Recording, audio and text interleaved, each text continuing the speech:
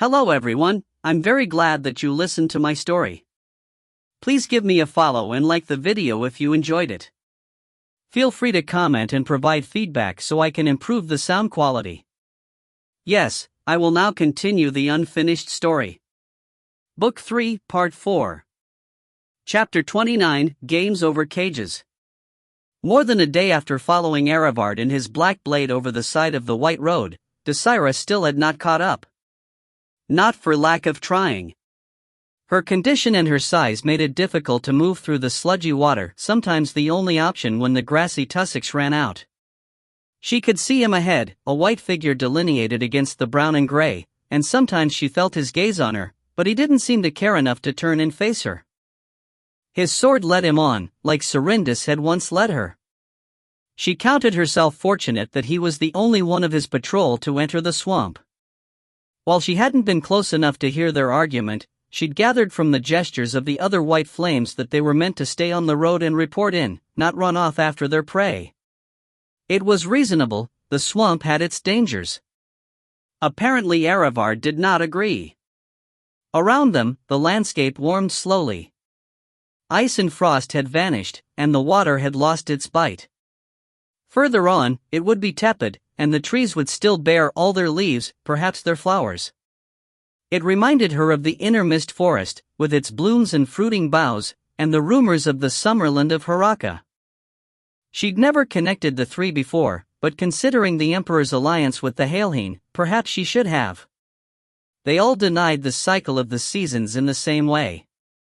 Except, not entirely. The mist forest had hosted birds, and according to Cobb the summerland had been full of animals of all types. Here there were no mammals, no birds, no frogs, not even insects. Just sickly-looking suruk trees, with their pale peeling bark and heavy leaves, and ghost reeds, and hair like swamp grass, and silvery soren and faint green young rainbowwood saplings. And fungus. White shell fungus growing on everything, plus tiny little whitecaps underfoot. Pikes, why am I thinking about piking trees and birds and whatever at a time like this? Think about the mission. Think about that bastard. Because he was taunting her. Had to be. He was keeping just in sight, moderating his pace, because he wanted her at his heels. He wanted. What? A fight? Obviously not. Answers? It wasn't like he couldn't turn around and ask. To see how far she would follow him? What did he know? She looked up from pulling herself onto another tussock, panting, and realized that he had stopped. He was standing there among a patch of suruk trees, his back to her, the sword lowered at his side. A bout of nerves clenched her heart. Had he lost track of Cobb? She considered holding her position, but practicality advised that she make up the distance while it was possible. Carefully, scanning the white-marked woods with every step, she crept closer to him, all too aware of the splish and slough of her boots in the muck. Serindis came to her hand without thought. His hunger tugged her forward. It had been a while since his last feeding, and she felt its lack as well. Her threads could only mend so much, and the supplementary energy the dagger provided would be welcome. Very soon now, she thought, though she could not put much confidence in it. She was a stone's throw away when he spoke. The red blade. I was trying to remember where I'd seen it. But I know now. She halted shin-deep in the marsh. He had not turned, yet his voice was pitched low, confidential, as if he knew just how far away she stood. Perhaps he could see through his white flame armor. It had many benefits, for all that it was a walking prison, but with the helm off she thought not. He was just aware, and calm, like the bait for a trap. Red light in the Badlands night, he went on, the black sword quiescent in his hand. All the way to the river. Are you Dari Trevere? Why do you ask? She said, though she knew well enough. He turned then, first just glancing back and then shifting to face her, his feet steady despite the slick-looking bank of moss beneath him. A hint of Serindis' red glow reflected in his eyes, but his expression gave away nothing. You're not him, but that is his blade, he said thoughtfully. Which makes you his inheritor? Or his new self? I have seen how faces change here. I'd never suspected. His tone was conversational, almost dreamy, and the hairs on the back of her neck went up. They had never interacted much in the Crimson Camp. She had stuck to Cobb's side and Arevard to Fendil's, their only social contact through their partners. But she had seen the violence in his eyes even then, and from what she'd heard after Cobb's escape, he'd been ready to boil over at any provocation. Conversion wiped away many things, but not anger. What does it matter? She said. If you're him, then you were there. In a blink, she saw it. The sword in her hand, Cobb's shocked face. Fendil, there at the periphery, unimportant except as an object lesson. Yes, she said. The only witness. Yes. You failed to stop him.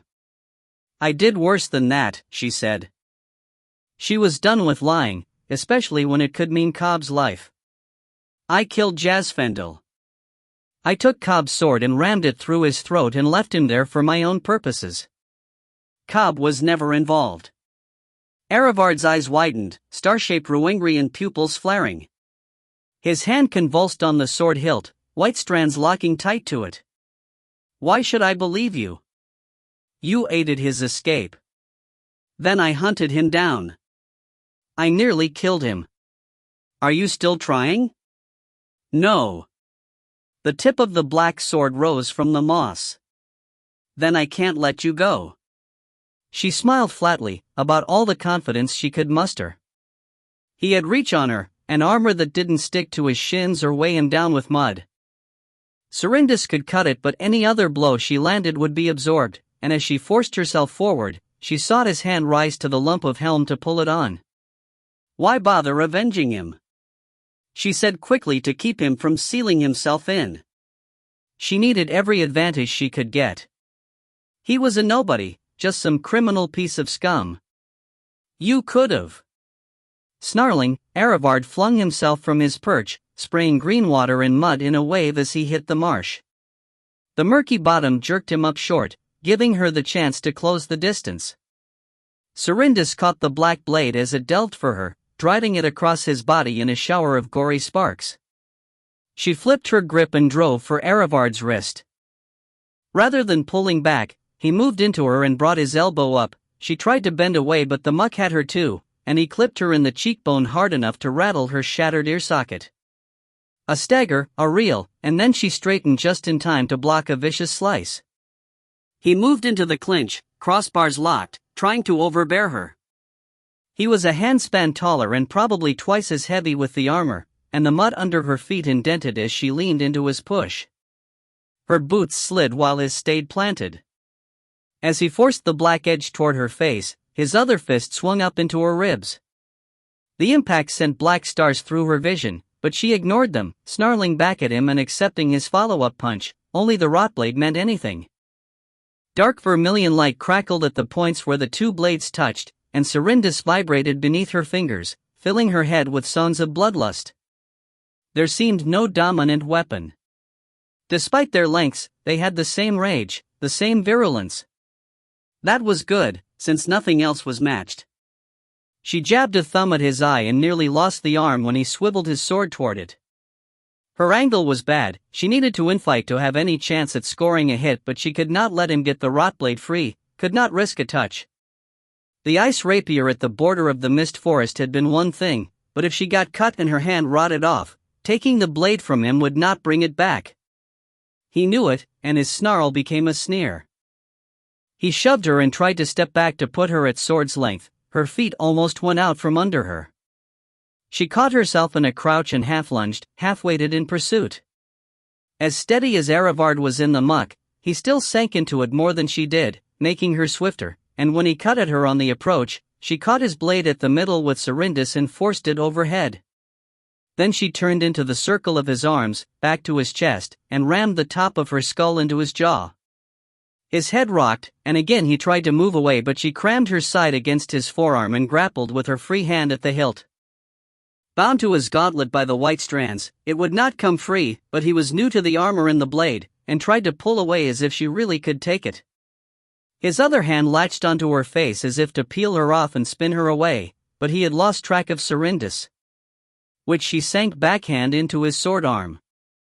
A shout, a shove, and she was stumbling through the mire again, spine prickling with the sense of impending stab.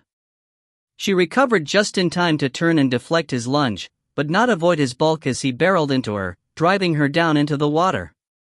She floundered, boots scraping uselessly against the slick bottom, and saw death in his eyes as he raised the black sword. But his shoulders spasmed, a dark red stain standing out on the whiteness there, and she managed to half-glide half-roll out of the way. A tussock loomed up beside her. She grabbed frenziedly at its slick leaves and managed to pull herself upright to defend, Serindas forcing aside the black sword right before Arivard rammed his shoulder into her face. Down she went, down and backward over the tussock, nearly nailing her head against a tree, and then the tree was falling toward her with black rot crawling up its trunk. It clipped her despite her desperate scramble, flattening her into the marsh. Thin reeds snapped beneath her, splinters puncturing her skin, murk and water trying to swallow her whole. As she squirmed out from under the trunk, she glimpsed Arivard pacing around from the other side, easy and sure as a hunting cat. "Trevere," he said, "or whoever you are, I would have thought you'd understand. Maybe you weren't as close to Cobb as I was to Jazz, but you kept coming back. Not even to talk, just to sit with him. Just to be there." She tried to ignore his words as she scrambled up, but they cut deep. They'd had something back in the Crimson Camp, her and Cobb, and it wasn't a romance, but it was more than she'd had in all her years. And she had murdered it. "Jazz and I thought you were good for him," Arivard continued, pacing her retreat, the point of his sword tracking her heart like a lodestone. "Whatever you were getting out of it, who knew, but he lit up when you were around.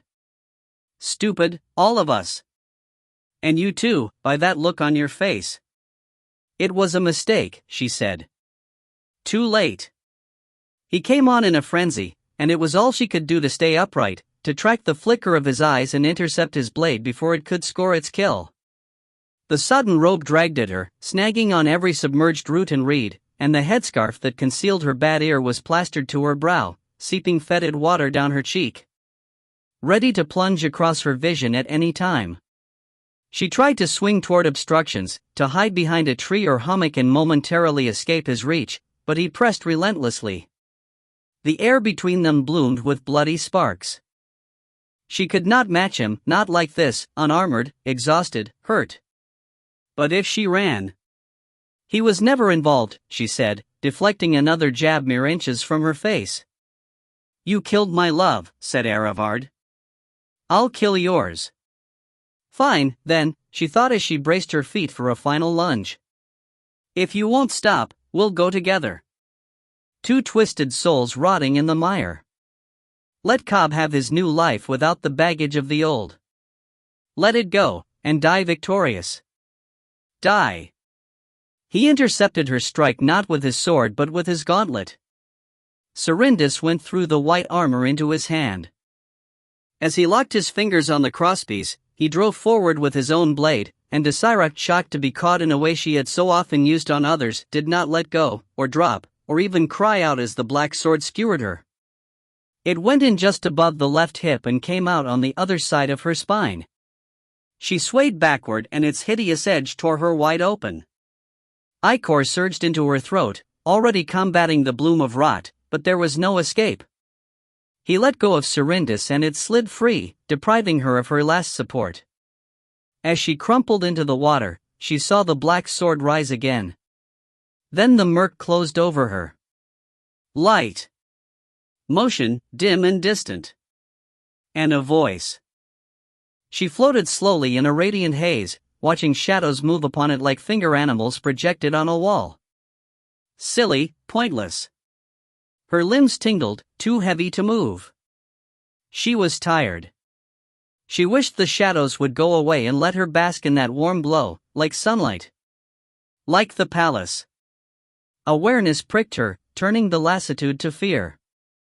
The pins and needles that defined her limbs became fiery nails, and she jerked against them, confused, frightened.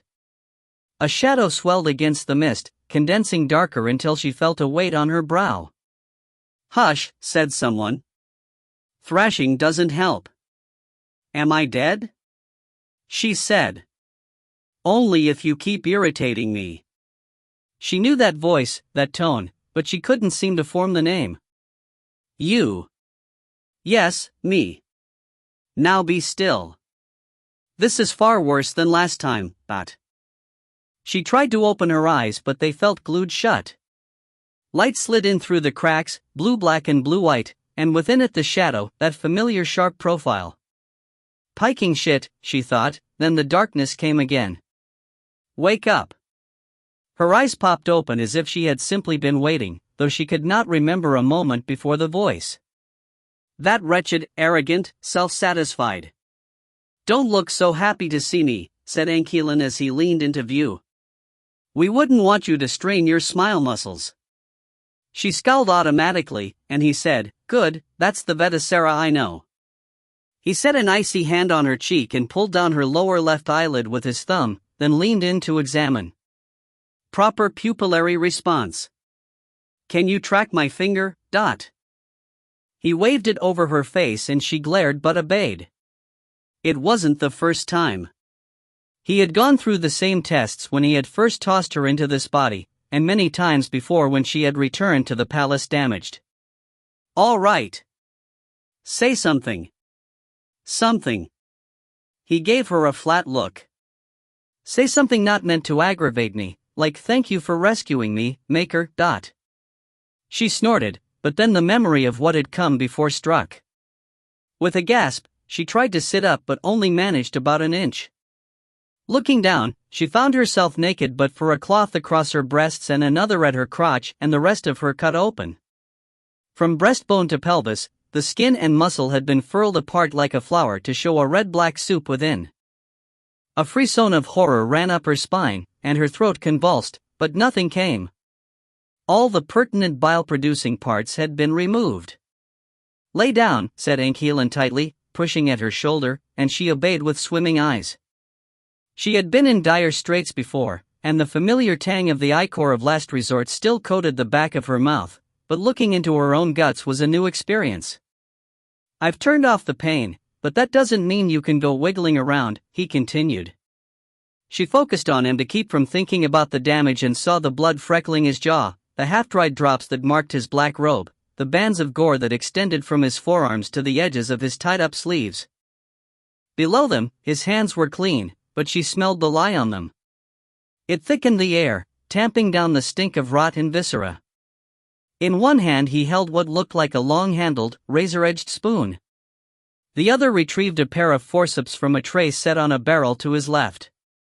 Both were bloody. More blood speckled the raw stone wall to her right, which loomed inordinately close for what she remembered of his workspaces. She squinted past him to a rack of surgical implements and the wall behind it, then craned her head to see to his left. What looked like a hoarder's hallway ran in that direction, barely enough space between the trunks and shelves and crates for a person to walk. Looking the other way was more of the same, all lit by the stark radiance of the runes on the walls. Where in Pike's name are we? She said, then tried to cough as a bit of ichor tickled her throat. All she managed was a spasming gurgle. Don't move anything below the ribs or I'll put you back to sleep. She grimaced and nodded. Faintly she could feel him prodding around with the forceps in the cavity where her guts used to be, but what exactly he was doing? I believe I've excised all the rot, he said. Do you feel an itching sensation anywhere? I'm feeling a lot of strange things right now. Yes, but are any of them an itch? If you mean do they feel like I'm being devoured by an acaridin rotblade, then no. Ile-Rien pursed his lips and scratched his chin with a thumb. His black hair was tied back tight, the unruly front strands pinned down by silver clips, and in this light his eyes looked more like metal than ice.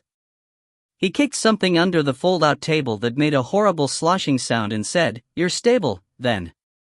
Next, we get you a new body. What? No. Pardon me? I have just excised 60% of your abdominal muscles, 80% of your obliques, several extremely important tendons, every organ from your liver to your ovaries, and don't get me started on the intestines. That doesn't mean I'm. The only reason I haven't cut into your spine is the automatic defensive wall your threads made." He took a theatrical breath, exhaled, and continued, "Vetisera. You have recuperated from many things, I realize that. In normal circumstances, I would have replacement muscles on hand to see you through, or your bracer could spin you a whole artificial torso. But I have recently jettisoned my stock, and you do not have time to regrow yourself." She glared at him, angry in her powerlessness, in her weakness and stupidity for running right onto Arivard's sword. "You put me in this one, so fix it. If this is a vanity issue, let me tell you, you're not pretty right now. Asshole, you. Why must people always argue with me?" He swept the air with the spoon-like implement, sending flecks of blood onto the wall. "Oh no, I can't possibly follow the rules or deal with the consequences. I'm so much smarter than the man who made me. I must whine and curse at him until he bends the laws of reality to obey, but you're a mage. That's what you do." "Yes, a mage, not a miracle worker. I cannot spin something out of nothing. And I don't have piking time to argue with you. I barely had time to get to you before the rot contaminated your threads, so how did you find me?" "I shaped you, Vetisera. I made your bracer by hand. You think I can't track my own work? And you just decided to show up right then? I felt you fraying and thought you might not want to die." She stared up at him, the childish, irascible man who had dragged her, ruined, from the palace's belly and sharpened her into a blade. The savior whom she resented, mistrusted, whom she had hated from the moment he released her back into the world. He was the reason she still had this sorry excuse for a life, the reason she had crossed Cobb's path and stumbled.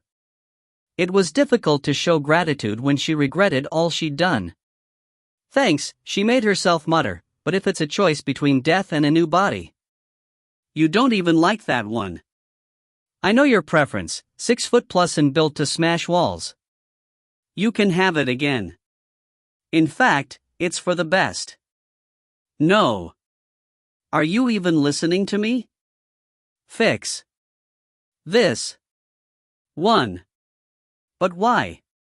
She opened her mouth, then recognized the words welling up and hesitated. All her life, she had striven to be independent of her family, of the will of the palace and the armies, but that had changed. It hurt her to admit it. "Cobb. He knows me like this," she said faintly. "He knows what I am, and how I work. If I get a new body, he won't be happy." "Are you sleeping with him now?" She almost spat. "What? Why else would your body? He knows I have to kill someone to take theirs." Ankeelan stared down at her, blinking slowly. "Oh. Morals. Yes, morals. I remember those. Well, I'll just transplant your face." "No. I promise you, I'm very good at reworking bone structure. Though actually, perhaps I should transplant the whole head." "No, you've got that cochlear damage." "The damage doesn't matter," she snarled. "He knows me as this. If I change, I'm on thin ice with him already. We're barely still friends. I don't want to." She swallowed and turned her face toward the wall. It was stupid to have emotions now. The threat had always been there, from the moment she became his keeper, that one day he would learn what she was and turn on her. That he would recognize her face for a mask and be horrified by the monster behind it. Even having it happen did not remove the fear of a final repudiation. He was the only thing that kept her here. For a time, all was silence. Then Ankeelan said, "You're tired, aren't you?" Tears stung her eyes. She bit her lip and said, "Yes. Tired of all this foolish business. This servitude. These endless years, caught in a trap of your own making."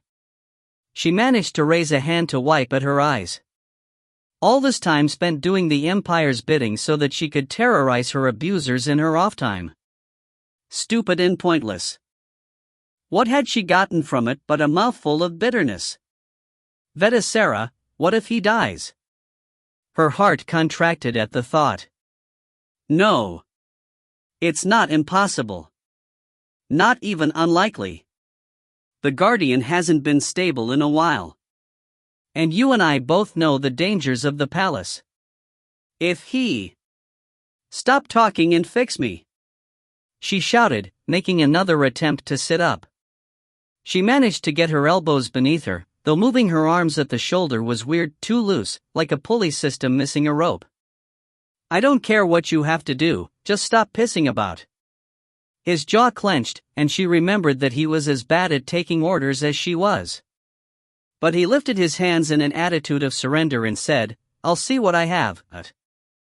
For a while, then, she lay bored as he trekked up and down the narrow chamber, rummaging through boxes and unsealing jars, rearranging stacks of crystals and unspooling wires and contemplating skeletal fragments. Finally, he pulled out another small folding table and placed a cube of obsidian the size of his head on it. I'm doing this with the understanding that you don't care how it looks, only that it works, he said. When she nodded, he tapped the top of the cube, and the obsidian rippled away to expose its contents. From the corner of her eye she saw them, writing and rising from their casing. White palace filaments seeking a host. I was using these for testing, he said, snagging one with his forceps and reeling it out, but all things considered, I might as well use them up. First, I am going to splice these to your current threads, which, I want to point out, broke themselves off short before they could be tainted, thanks to my splendid design. If the threads bind, I'll then build a framework for muscle, strengthen your diaphragm, maybe plate you internally. Though that might cause balance issues. Mental note to investigate lightweight armored organ surrogates. Focus, Ile-Rien. Yes, yes. Plucking the thread from the forceps with a smaller set of tweezers, he leaned into her open abdominal cavity, his other hand clasping over her bracer. The touch of his fingers sent an electric shiver through her entire being, and she clenched her jaw and struggled not to squirm as he sifted through her component threads. There, he said after a moment, and she felt a broken strand unfurl from where it had withdrawn into the muscles of her diaphragm. Dimly she wondered if this was what people with parasites felt, a strange tenebrous motion, unauthorized, uncomfortable. Should bind automatically, he mumbled. Something touched the raw edge of the thread. A sour taste bloomed in her mouth, a fizz of biological static, and then abruptly she felt the whole long reel of the new material, all its twists and coils and kinks. That's just the first one, said Ile-Rien, so keep still, it may take a while. You had to do this now, didn't you? So close to endgame, when I had so many other things to do. Her brows perked at endgame. Well, I apologize if this was inconvenient, oh great maker. I'll be sure to schedule my near-death better next time. See that you do. And what sort of game are you preparing for? I didn't think the Emperor approved of anything else going on during his holy festivals. Just a side bet. I'm not much for the festival myself. Though I'm concerned at how my game pieces have been dragging their feet. She eyed his profile. For all that he wore the appearance of life, she knew how much of an act it must be.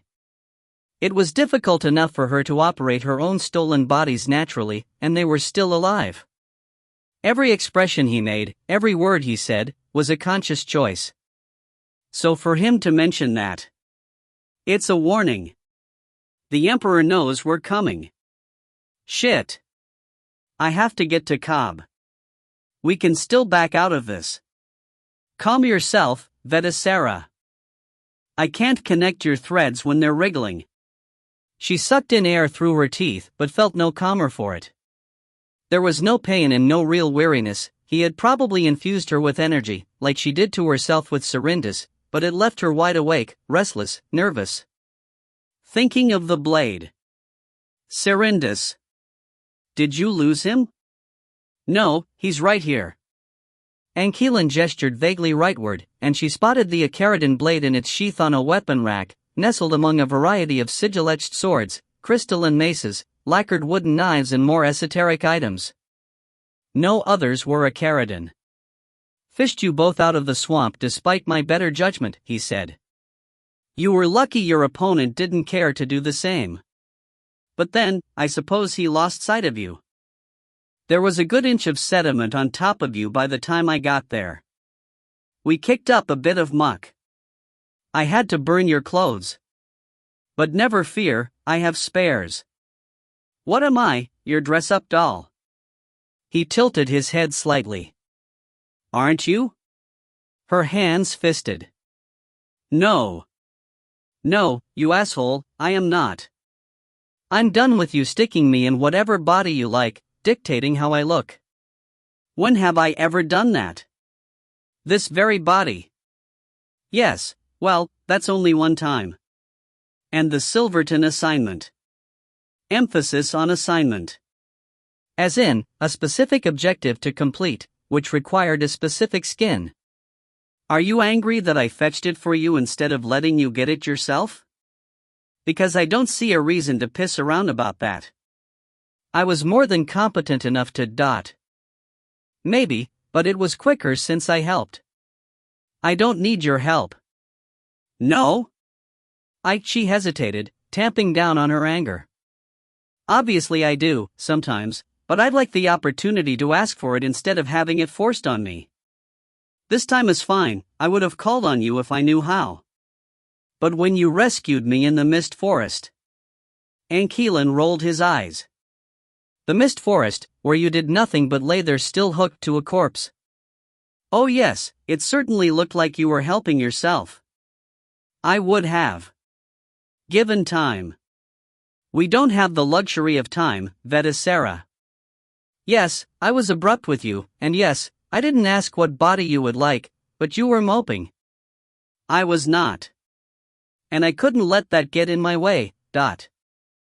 Fine, but you could at least have put me in a male body. I was thinking of Cobb.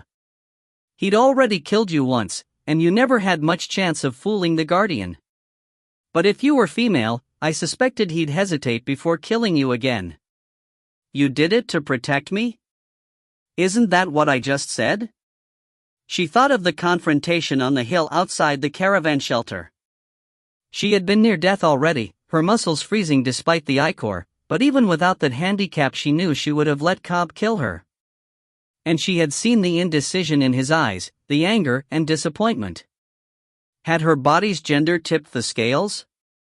We did the same thing when we chose Darilan, said Ankeelan. To be non-threatening to the boy. Pike you, she muttered. You're the one who refused a new body. He'd never forgive me. We can forgive terrible things when they're done by those we love. He doesn't love me. We're not even friends anymore, not really. Plus he's with that trifolder bitch. There's something wrong about her. Oh? About to launch into a tirade, Desira checked herself. She was speaking to the enemy. Even if he had come to her rescue, even if he was mending her, the whole point of this excursion was to find his true self and kill him, and Fiora was necessary to that. Whatever strangeness Desira saw in the girl's talents, she couldn't reveal them, it would endanger Cobb. It feels like she went for him deliberately, she covered lamely. Ankeelan arched a brow but did not comment, and she flushed, realizing how jealous she must sound. I just don't want him to get hurt, she said. Of course not. You think of him as a son. Her chest constricted, and she blinked rapidly. In a way, I suppose I do too, continued the necromancer. We made him who he is, you and I. By accident, by force, by example, we shaped that idiot boy, and what he does in the next few days is a reflection of us. I hope he's learned what I never managed to understand. I hope he lives. But I don't expect it. He sounded so subdued that she almost couldn't credit it. 45 years of working together and not once had she seen him sad. But the expression on his face was dead, not even trying, and his words held the weight of truth. You're tired too, she said. The brief, sober look he gave her was all the confirmation she needed. After that, they lapsed into silence, him working and her mulling over what this meant. She knew little of his life, only what Cobb had explained about the manor, a lost daughter, a dead wife, a vendetta against the world. How that translated into what he was now, she could not fathom, but 400 years explained some. For the first time, she wanted to ask. Not because it would give her some kind of advantage in the upcoming battle, but because he'd always been an enigma, first as a rescuer then as a distant employer, off in his own world. And she'd been tangled up in her own issues. Her petty revenge. Now he was the only one left. Her family had renounced her, and most of them were gone, the Ile-Rien clan now full of strangers. Her Lagalena's sisters were dead and discarded, except for Annie of Ile who hated her. Prince Ile-Rien, she had betrayed. Cobb, she had lost. Cobb's friends. Out of all of them, maybe Lark would choose her over him. But she couldn't drag that girl into her sordid life. Only Anquilin was here. Only Anquilin had ever saved her. She couldn't thank him. But she could end the pain. Finally, the last threads merged and Anquilin drew back with a sigh. Now we just let it synchronize and start recreating the muscle. The organs can wait, you'll be lighter this way. Desira eyed him. Will I be able to eat? No. Will I still need to eat? Yes. Then why in blazes would you? This is palace material, he said sternly. The more of it you contain, the more you're bound to its will. I am palace material, she said, raising her bracered arm. He pushed it back down, and again the electric tingle went through her, making her toes twitch. I crafted this carefully, he said. It has the minimum number of strands needed to let the palace recognize you, all the rest are of my own design. You are far more mine than his. I'm a prototype. I know. But you don't feel his influence like the others do. My work buffers you. Ile-Rien too, when I made him, I gave him the same gift. Maybe it was a curse instead, but if you take too much of this stuff into you, you'll be as tied to the palace as the rest of them. Her resolve wavered. To stay with Cobb, she needed to keep this body. But to keep this body, she would risk turning on him. I know how you feel, said Anquilin. But things change no matter how fiercely we clutch at them. The world doesn't wait for us. I've tried to fix what I did to make something better, brighter, beyond me yet still mine. But I failed. I failed, and I have to let go. And so do you. She swallowed thickly, remembering that day in Carindre. The crisp low country air, the quarry and its ramshackle bunkhouses, the guards. The bruise-eyed boy. She'd forgotten she had a heart until then. No, she whispered. Anquilin sighed. Then he said, I'll do what I can. As he bent back to the task, pulling more threads from the roiling sphere, she let her gaze roam ceilingward. Pike the palace. She would fight it as she'd fought it when it tried to swallow her, and they would survive, and she would walk out at Cobb's side. No doubts. No other options. Strands connected faster and faster. Her legs stung as normal circulation started up, the ichor that preserved them surging back to her bracer. She focused on wiggling her toes, flexing her feet and ankles and stretching her hamstrings to encourage the stuff to move out.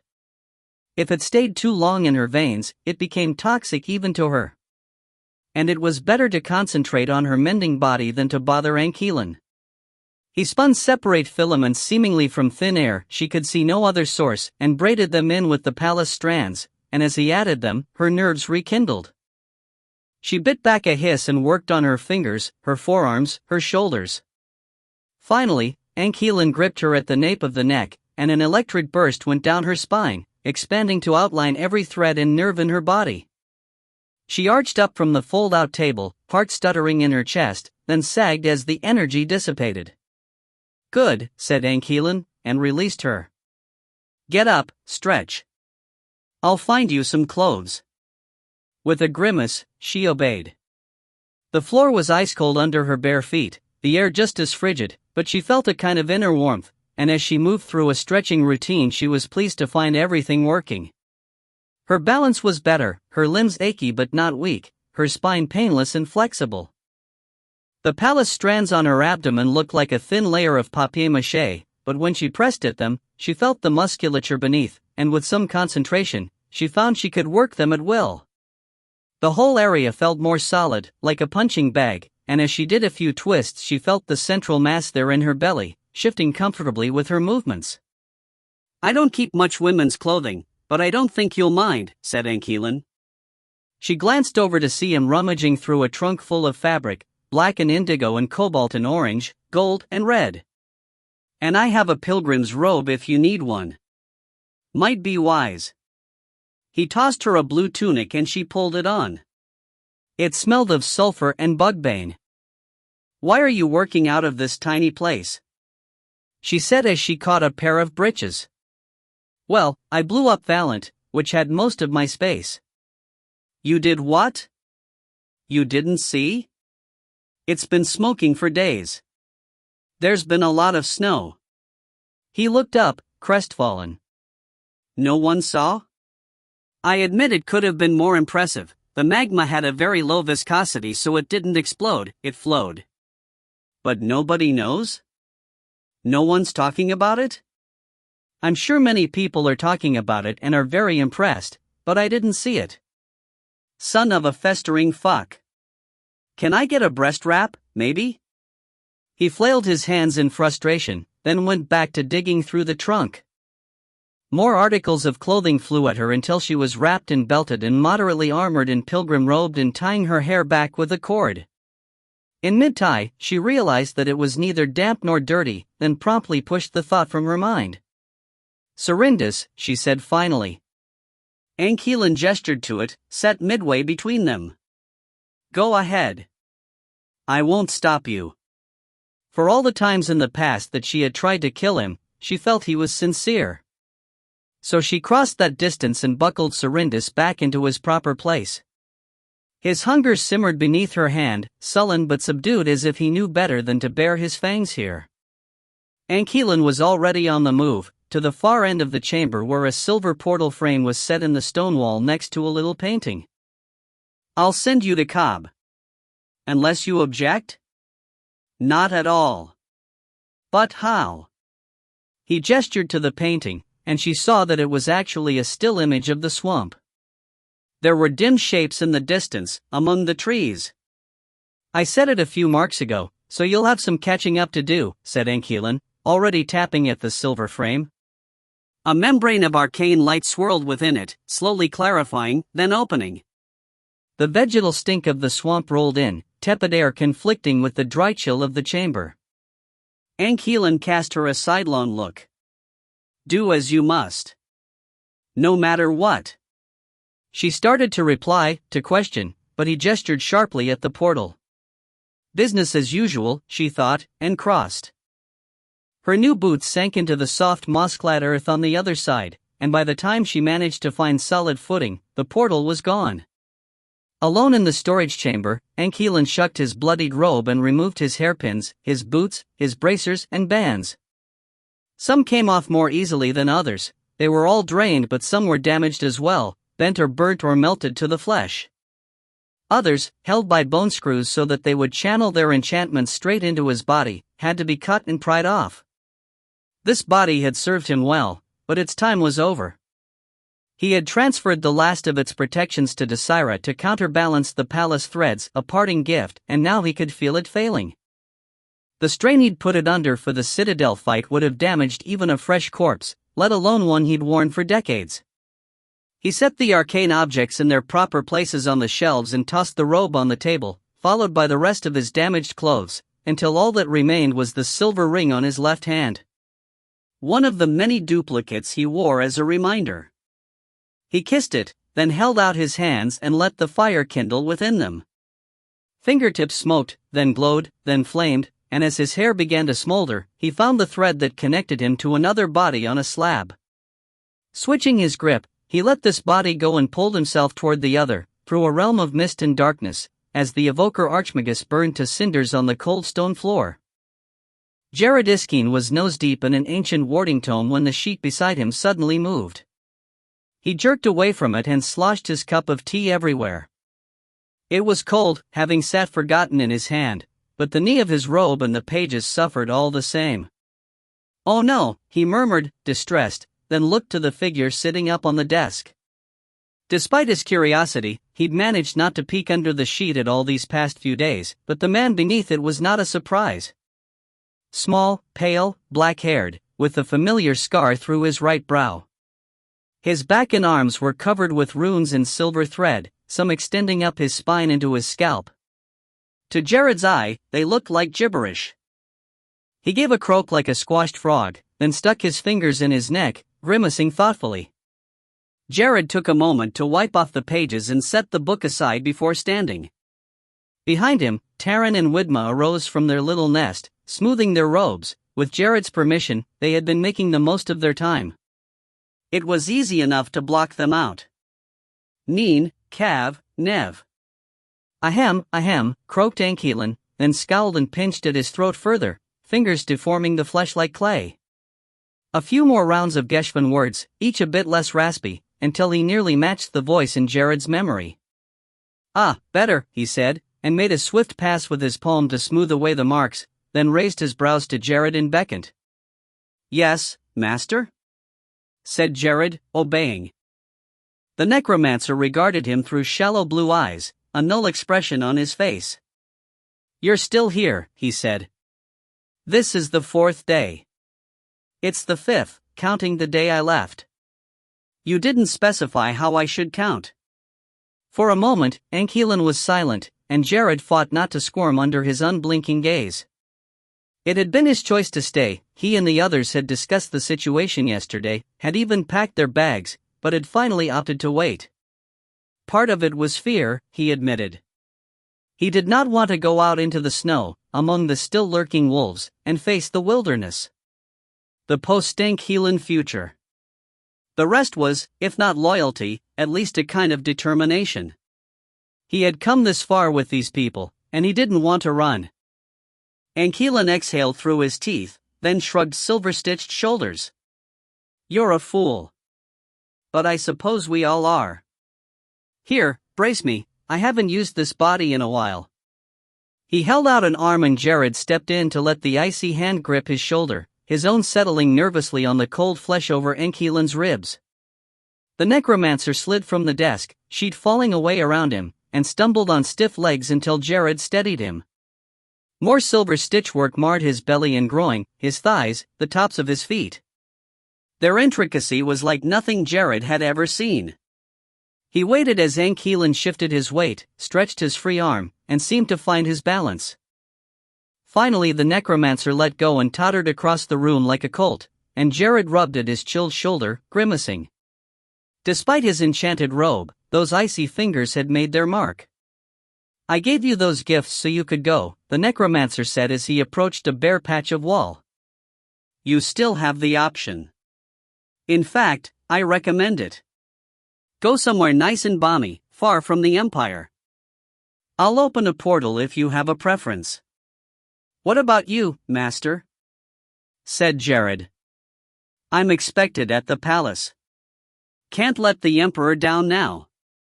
Jared stared at him as he scribed tandem runes on the wall with 2 fingers. One glowed orange, one blue, high and low energy, and as he drew a quick pair of sideways carrots, the basalt wall indented to reveal a silver portal frame. A prod with a finger, and in moments a wavery image of a dark room appeared where there had been bare stone. A mage light snapped into being, and the reflections cast back by 1,000 panes of glass made Jared flinch. As Ankelan stepped inside, the glitter dimmed, and Jared drifted to the threshold to peek. The chamber beyond was roughly circular, the walls gray granite, nothing like Valent. Stone benches and shelves filled the space, covered in tools and glass objects, and a great furnace stood cold at the far side. From the ceiling hung a fine web of chains covered in hooks and baskets, each of which held another glass bauble. Ankelan went straight for one of the shelves, on which stood rows and rows of prisms in all sizes and geometric conformations.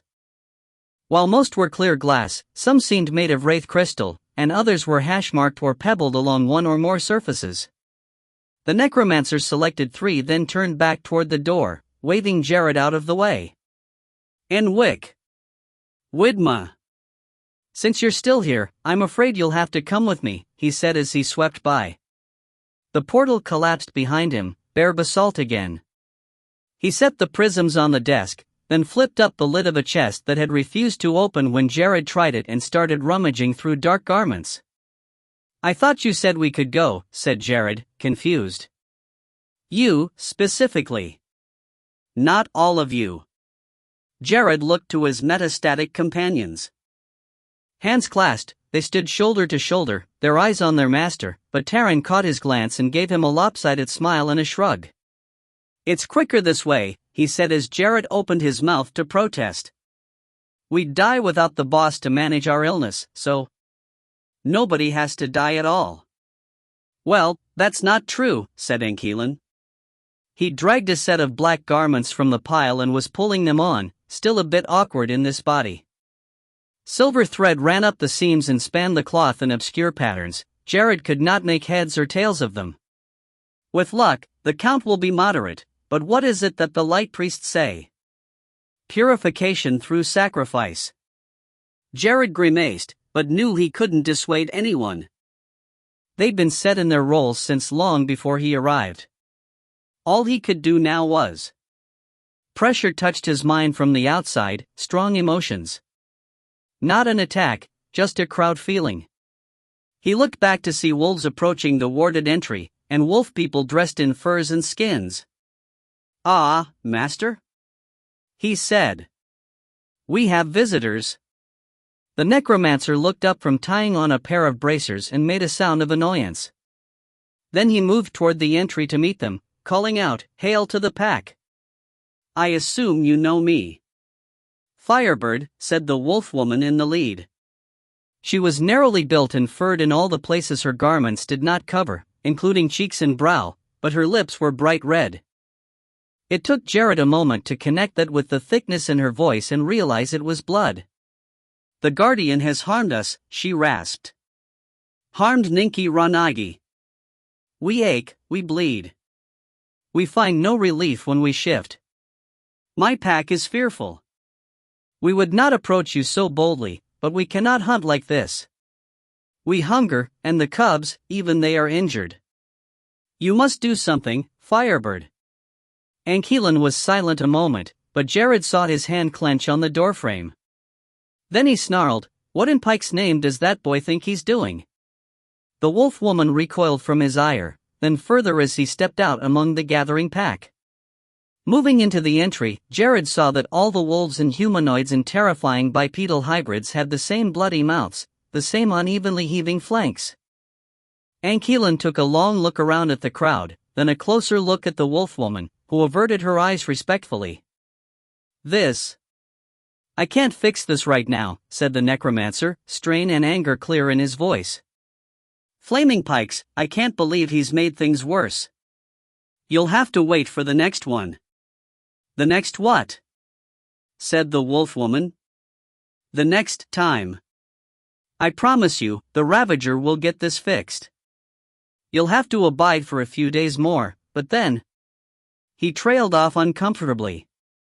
All around, the skin changers grumbled and shifted on their paws, and Jared edged back slightly from the door. "You make us wait for you so long," said the woman, "and now that we are hurt, we must wait more? Truly, I apologize, but I can't sabotage my work for sympathy. Blame me, blame us, the Guardian and I, but we have our greater tasks." The wolf woman growled low in her throat and backed off, her packmates assembling around her. Jared grimaced at the hostility emanating from them, but after a moment she jerked her head and started away, the pack wheeling in her wake. "We shall wait," she said over her shoulder, "but not long." Ankelan watched after them until his hands managed to uncurl from their fists. He came back through the door then, Jared stepping aside, and said, "Anything else I missed while I was gone?" His voice was tight and hard, his movements curt as he started slapping jewelry on. Jared started to shake his head, then remembered the elemental. "Ah. You had a visitor a few days ago, from the houses under the hill. A copper person. It wanted to know where you were and what you were doing, and I thought, since you married one. The necromancer went very still. Without turning, he said, "What did you tell it?" The chill in his voice sent a spasm of fear through Jared. His memory snapped to that encounter, but he couldn't see anything amiss any more so than talking to a living piece of metal should be. "I said, I thought you had something planned for midwinter, at the palace, but that I didn't know anything else." It seemed satisfied. Was that bad? For a long moment, Ankelan neither moved nor spoke, a black-garbed statue. Then he shook his head slowly. "It shouldn't hurt. Hopefully. In the future though, Iskeen, please realize that marrying someone does not put a person on good terms with all their kin. You're not allied with the Muri? They stole my child." "No, I am not. I thought." Ankelan cut him off with a gesture. "It will be fine." But his anger had not abated. As he turned, a white garment in one hand and the prisms in the other, his pale gaze passed over Jared like he was so much furniture. It stung. "In Widma, pilgrim's gear," he said, gesturing to the leftover bundles crammed in a corner. The metastatics went for them, and Ankelan moved to the portal frame again. "What about me?" said Jared. "You're not coming. You said I had a choice." "Not anymore." I'm sorry. If I did wrong, I didn't mean to. I swear. You're not a fighter. "Take these books, take anything in here," said Ankelan, gesturing blindly at the room, "and run away. You've done your part and now you're free. Do you understand?" Jared stared at his back, gape-mouthed. He'd struggled with this decision endlessly, stay or go? And always something had kept him at the necromancer's heels. Indebtedness, fear, curiosity, respect, and now a sense of hope that Ankelan knew something or would do something to free them from the Empire's cage. To be cast out at this point. "I want to help," he said. "You can't." The portal opened. A white span stretched out from it, bordered by the dark slashes of trees, the Imperial Road. Ankelan handed a prism each to Taran and Widma, who had pulled their whites on over their enchanted robes, and crammed the third in his pocket. Then, with great reluctance, he shook out the white garment and shrugged it on. It was an outer robe embroidered in the priestly style, heavy threads picking out the figure of the Imperial Phoenix in the same pallor as the cloth. Glints of silver showed through here and there. He crossed the portal, and Taran and Widma followed. Jared moved as if to pursue, but Ankelan cast a look back at him that froze him in mid-step. "Go," said the necromancer. "Reclaim your life." Then he touched the portal membrane, and it popped. Left alone in the cluttered office, Jared stared at the frame. Yes, he had options. There was the Silent Circle, and his patron Count Varen. There were his parents, still dwelling in Varen City, and his siblings scattered throughout Winden. There were his old familiar studies and all his new knowledge, his new connections. He could find Rien or maybe Cobb, and learn about this peculiar phase of his life from the other side. And yet he couldn't make himself go. The bared silver frame beckoned to him, not with the many vistas it could show but with the place it had just been. And when he turned his gaze to the chamber, he did not see the crates and trunks that lined the walls, or the bookshelves and pieces of statuary. He saw the notebook and carrying Ankelan had left him, and beside them, the knife in its sheath. He held his hand out above them. A legacy, an inheritance. Strange millennia of history at his fingertips, and magic, wealth, wisdom. Or the war. Half a mark later, the portal opened once more, and Jared Iskeen stepped through, knife in hand.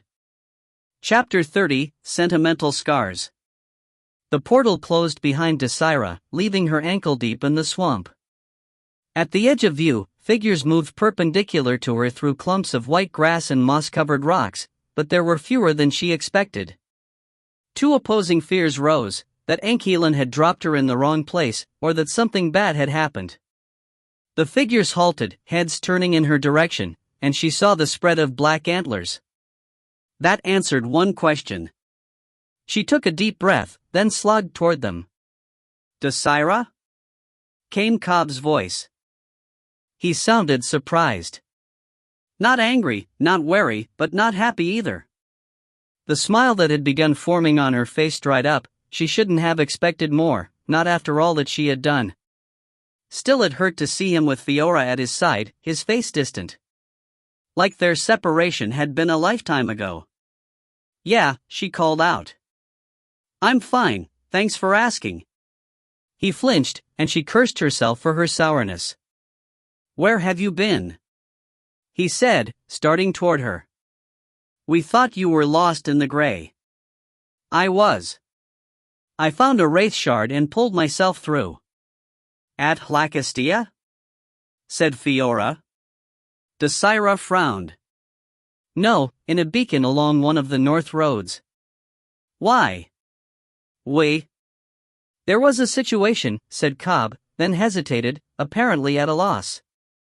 He still wore a pilgrim's robe, but it was so stained and tattered that it would never work on the white road.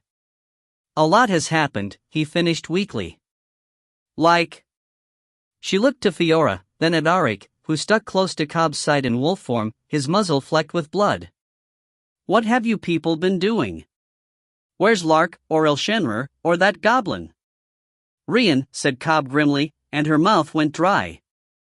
Like I said, there was Pikes, Das, I've screwed up. They're dead? Rien is. Ile-Rien might be. He gave himself up to his people. Lark left us at Finreden, said she'd find her own way home. That's for the best, right? She's been hurt enough. Wait. Start from the beginning. Well, As Cobb talked about it, the Grey, the Wraith Spire, the metal elementals and the woman who'd wanted the sword, Desira tried to keep her eyes off of Fiora. It wouldn't do to betray her anger. Perhaps the behavior of the metal elementals had an innocent explanation, perhaps the similarities between Fiora's rhetoric and the three women who had visited her in jail were simply coincidental. Then Cobb said, Fiora's pregnant. Later, after Desira had finished shouting at them, she turned to Fiora and said, not to disparage your faith, but I agree with Cobb. If it's at all possible to go back, you should. How many times have we argued this? Snapped the trifolder. We're too close, and there's no one else to wield the silver sword. It restricts the guardian and hurts you, and Arik is too injured to be sword-swinging. The two of you can go back together. Seriously, shut up. I agree with Fiora, said Cobb, with reluctance. This never been about us. Anyway, the moment we stepped into the shadowless circle, we dug our graves. If the palace is anything like the Thorn of Haraka, it knows we're here, and it'll get us. It hasn't yet, said Desira, then sighed. I'm sorry, that was contrary. You're right. It's not something you can easily escape. The Guardian's probably the only thing holding it off. Fiora gestured toward the spindly trees. I've seen movement at night. Flickers in the sky. We're definitely being watched, but as long as no one confronts us, we could still have a chance, if the plan still relies on stealth. My goddess has blessed me, said the girl stiffly. I can do my part. You remember Arastoya. Desira opened her mouth to cry hogshit, or claim vindication, or condemn her as a secret cultist, but she couldn't decide which. The words tangled in her throat, emerging as a snarl that narrowed Cobb's eyes and made Fiora's hand rise toward her sword hilt. You can't seriously expect that to work here, she tried instead. What god can intrude on the risen phoenix's domain? Don't they have rules against that? The Emperor's not a real god, said Cobb. He's the outsider, And his grip on this land constricts the Guardian's powers, right? Who's to say it won't do the same to the Trifold? Pikes, who's to say that either of you can use any power within the palace? Cobb and Fiora looked at each other, stricken. Fiora was the first to rally. The blessing has already been placed. Perhaps I will not be able to call upon my goddess for aid once inside, but surely it can't undo what has been done. I dunno about the guardian, said Cobb. When we were trapped in Aristoia, the best it could do was keep me alive. But I was heavily bound then, and I've learned some tricks in the time since. Worst case, the guardian can flee. Are you sure? It fled Haura. He smiled grimly. I found her here, alive. It wasn't pleasant. Dunno how eaten up by the palace thread she was back then, but I don't think they can hold the guardian, just block us off from the earth. And the three of you were just going to get back on the road and march into the palace? 4 of us now. Right? Desira grimaced and looked away, but couldn't refuse. If it was what Cobb wanted, she'd see it through. We'll need new robes. There's villages that branch off from the road.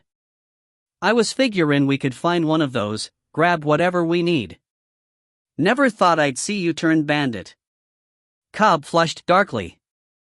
I don't want to, but we got no other option. And, I want to see these villages.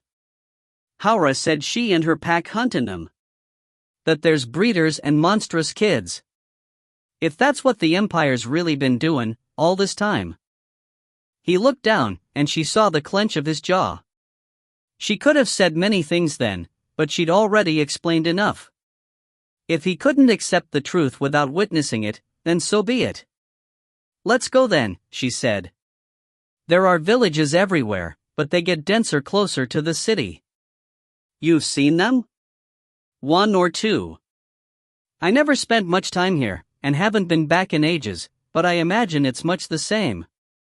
If not more so. He didn't ask, just stared at her with those dark eyes, and she was struck again by how old he suddenly seemed. Like he'd aged decades in the course of days. Look, we should get moving, she told him. Eravard is still on your trail. I managed to get ahead of him, but he's a persistent bastard.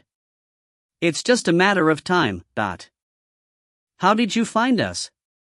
Said Fiora, narrow-eyed. Desira feigned a smile and patted Serinda's hilt. Same way he's tracking you. These blades can tell. Fiora made a sound of distrust, but Cobb just nodded. It was a lie, of course, Acaridin blades were made for killing, not marking. That the rot blade had left a trace of itself in Cobb's flesh was a result Desira doubted its creators had anticipated. Still, it was better than telling them about Ankelan. They moved off through the mire, separate but linked. In this area, the trees were thicker, the hummocks smoother and flatter but still not trustworthy. Pallid moss draped from bent branches and coated earth and murk alike, making it difficult to tell how any step would fall. Desira took care to avoid any patches of grass or fern, and warned the others likewise. They too were bleached white, and could well have been palace threads. If they were, she wondered why they did not simply reach out and drag them all down. Perhaps, like the ones filling her abdomen, they were too distant or detached to be truly aware. Or perhaps they were biding their time. It took marks, but eventually the white road came visible through the screen of trees. It was a good 5 yards higher than the swamp in this area, and made a formidable-looking wall. Keeping some distance, Cobb veered north, the rest of the mud-spattered quartet following in silence. Desira kept an eye on the road, and saw when it began to bend into a village offshoot. Veer further, she called softly, and Cobb obeyed until they were walking nearly perpendicular to their former path. The village offshoot loomed higher and higher as they eased near, then abruptly subsided away into the mire like a tangle of roots. Halting, they squinted up at the highest point. The white material had spread out into something like a plateau, with strange growths rising past the canopy of trees. The rootfalls themselves were structured like buttresses, with a few notched into stairs. Paths for the villagers, Desira opined. I don't like those big roots. They look like they could move. But any of it could move, right? Said Fiora. Well, yes. Cobb started toward the nearest stair. Hoy! Fiora called after him. Shouldn't we discuss what we're doing, Dot? As if on hearing, he began to climb. Under the mud, his feet were bare, and Desira experienced a lurch in her chest. All this time, he'd been leaving himself exposed to whatever tendrils lurked in the mire.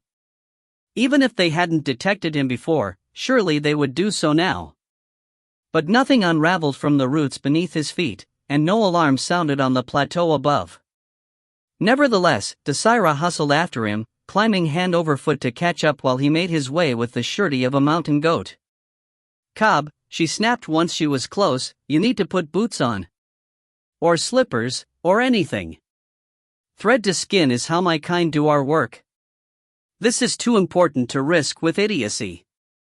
He paused long enough to give her a cold look, and she wished she could retroactively bite her tongue. "Lost boots," he said, then kept going. "Someone has to have something," Desira muttered, but followed. Soon they had all struggled up the ropey walkways to the plateau's edge. The last to arrive was Arik, bloody tongue hanging in claws clad in torn threads. For a long moment they just stared around at the peculiar structures, then Fiora said, "Where is everybody?" The village wasn't large, consisting of only a few dozen egg-shaped structures extruded from the plateau. Most were squat nubs suitable for a single person or perhaps a few in very close quarters, but the central 6 rose to 3 stories before flowering open at their peaks in coral-like protrusions. No doors or windows showed on any of them, nor any sign of individuality. As they stepped forward, their footfalls sent faint vibrations through the fibrous street. "Careful," said Desira. "I've never seen a village closed up like this. Maybe it's the season, everyone's probably at the palace." Fiora gave her a doubting look. "Not everyone, surely." "Why not?" She gestured to the structures.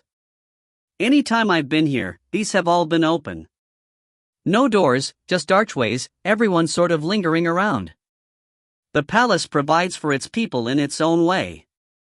They don't have to do much beside." She trailed off, not wanting to state it. Swamp hunts had been her most hated task, but not because tracking down interlopers was like looking for a blade of grass in a plainsland. The avid-eyed women who populated the chambers reminded her too much of her Lagalena sisters, and the pallid evasive children like fellow body thieves, only worse. Because they hadn't been converted. They were born that way. And there had been soldiers visiting every time. Breeders, indeed. "Well," she said flatly, "it's much like the women's quarters in the Crimson. Only for the white flame." She saw Cobb's face darken. He turned slowly, taking in the view, then said, "Let's go." "We can't. Not if there's no one here to steal from. You need a robe, Cobb. Cut your way into a house and get one. They're not houses." She grimaced. "I've glimpsed the insides. They're all downy, pillowy. The walls, floor, all of it. Nothing there but the occupants, so unless the occupants are sealed inside," her heart lurched at the idea. "Look, there's another way. Fiora, give me your robe and I'll go mug some passing pilgrims." Fiora blinked, then started squirming from her robe. Cobb, shaking his head, said, "I don't want you to hurt anyone. Right now, I don't care what you want." Cobb reddened and started to speak, but Fiora swatted him with the robe. "I hate to take her side, but I've told you the same blasted thing. It doesn't matter if they're villains or victims, once we've done what we came to do, they'll all be harmed. That's what happens when you bind yourself to a monster like the Emperor. You need to accept that." He looked away, face clenched, and Desira took the robe from Fiora with a raised brow. The trifolder girl inclined her head sharply, expression just as firm as Cobb's. For a moment, Desira almost approved of her. Maybe the problem is that we're too much the same, she thought as she shrugged into the robe. Both bound to a psychotic version of our deity. If only she knew enough to expose the girl as a cult extremist. But maybe it didn't matter. They were here on the word of the Ravager, with the help of Ankelan and information provided by Jared the Mentalist, all in the hope that the Guardian could stand up to the light. They could be making a terrible mistake. Wouldn't be the first time. Come on, Das, you've a job to do. But seriously, Cobb, at least wrap your feet, she said, then started into the village. It wasn't a long walk, not with the spring of the white material beneath her feet, but it drained her nevertheless. Low winter light threw blue shadows from the egg-shaped buildings, adding a hint of chill to the generally tepid air. At the corners of her eyes, both walls and shadow sometimes shivered as if alive. It was in her mind, she knew, unlike the palace, which filled her with angry tension, this place just felt haunted. She clenched her hand around Serinda's hilt for the dubious support of his presence. Soon the plateau narrowed and the structures thinned. She stepped out from among the last few with a sense of relief. The white road was visible from the village's edge, pilgrims advancing along it like pieces on a game board, with no cover between here and there. She felt a bit like a deer emerging from the woods. In the northern distance, the architectural foothills of Decius City rose faintly, half obscured by trees. There was a sense of greater whiteness beyond, towering up toward the sky, but it was hard to see from this vantage, as if draped in veils. How long had it been since she'd last walked this path and seen the palace's public face? At least a decade, and things changed so swiftly in this place. Swallowing her trepidation, she focused on the intersection with the road. The stream of pilgrims stretched endlessly in both directions. She wasn't sure of the day, but guessed that the festival was already in progress. The portals within this city would be closed, forcing even a general to take the road. Don't want to end up mugging a Ile-Rien, she thought. Find a human, extend a few needles and help them off the road once the dosage overpowers them. That would work. As the intersection came closer, she slid 2 fine strands out from under her fingernails, then urged her bracer to produce the obedience toxin. Even before the Crimson Camp, when she'd been obligated to use it on Cobb, it hadn't been her favorite option. After the Guardian learned to sweat it out, she hadn't bothered again. Now, though, it would work to allay suspicion. Her gaze flicked over the approaching pilgrims, lips curled slightly to help catch the scent of abominations. If she merged with the crowd at the south end of the intersection, she could pull a victim out at the north without it looking too odd. Something caught her eye from the north. She almost didn't look, too fixated on her task. But a little signal in her mind said red glass, which triggered an image and a fear, so she gave it a glance. And froze. The red glass protruded over the shoulder of a white armored figure stalking in her direction, pilgrims flowing away to either side before him. A handful of white flames jogged at his heels, but all she could see was his face. Crown Prince Ile-Rien. Her legs said run. But she dared not. Instead she adjusted the hood of her robe, hoping that perhaps he was looking for someone else, perhaps she could blend in. But his gaze swept across the village path, then came to rest on her, in her muck-spattered robe, and even at this distance she saw the narrowing of his eyes. Piking shit, she thought. And bolted. Cobb put all his attention into wrapping his feet with strips torn from his mangled robe. He'd seen enough of this place already. The sooner it was behind them, the better. If he looked up now, a superstitious part of him knew that he would see his mother's shadow. Not the one that came to him in the dark, even after everything. He refused to believe that was her. Not the one that had been in his flying dream either, though of all of them that was the one he wished he'd see. No. In this place, among these cell-like capsules, he felt like he had in the doorway of the women's barack, watching her figure twist on the rope beneath the rafters. It was the same, and had always been so. The quarry, the house in Felon, the Crimson Camp, and here, inseparable, for links in a chain that bound the whole of the empire. That had bound him, first in guilt and now in vengeance, to this treacherous faith and these terrifying people. His mind hadn't changed, he still couldn't blame the imperial citizens. He doubted they knew any more than he had. But their masters, oh. Anquelan might not be guilty of what he had originally been told, but he had much to answer for, and Cobb did not intend to ask. If he had rationalizations for his horrors, he could take them to his grave. They all could. The Emperor, the generals, and Das? What's wrong? He looked up at Fiora's question to see Desira hustling toward them. "We need to flee," she barked. "Get back down into the swamp." "Pikes, you got spotted?"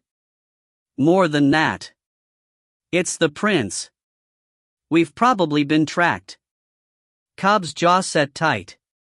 He remembered seeing that man amid the shattered remains of the wargate, while Ile-Rien forced him down behind the spars of a fallen watchtower. Resplendent in his red and gold, he presided over Cobb's entire time in the Crimson, from Journeyson to Savonner to Baller to Felon, the pure embodiment of imperial glory. Crimson General and Crown Prince, the heir to the throne. "I'll face him," he said, rising. Desira shot him a horrified look. "No, we need to go." Ignoring her, he stepped forward, his antlers crackling into place. The reformed staff in his hand did not feel as powerful as the tectonic lever, but it was more alive, more malleable. Perhaps he could use it more wisely. Ahead, pale shapes moved among the buildings, drawing closer. A hand gripped his arm and he jerked away automatically, annoyed. Desira eyed him. "You can't fight the prince," she said. "You don't think I'll win?" He frowned. "Or is this personal?" "You were close." She cut him off with a sharp gesture.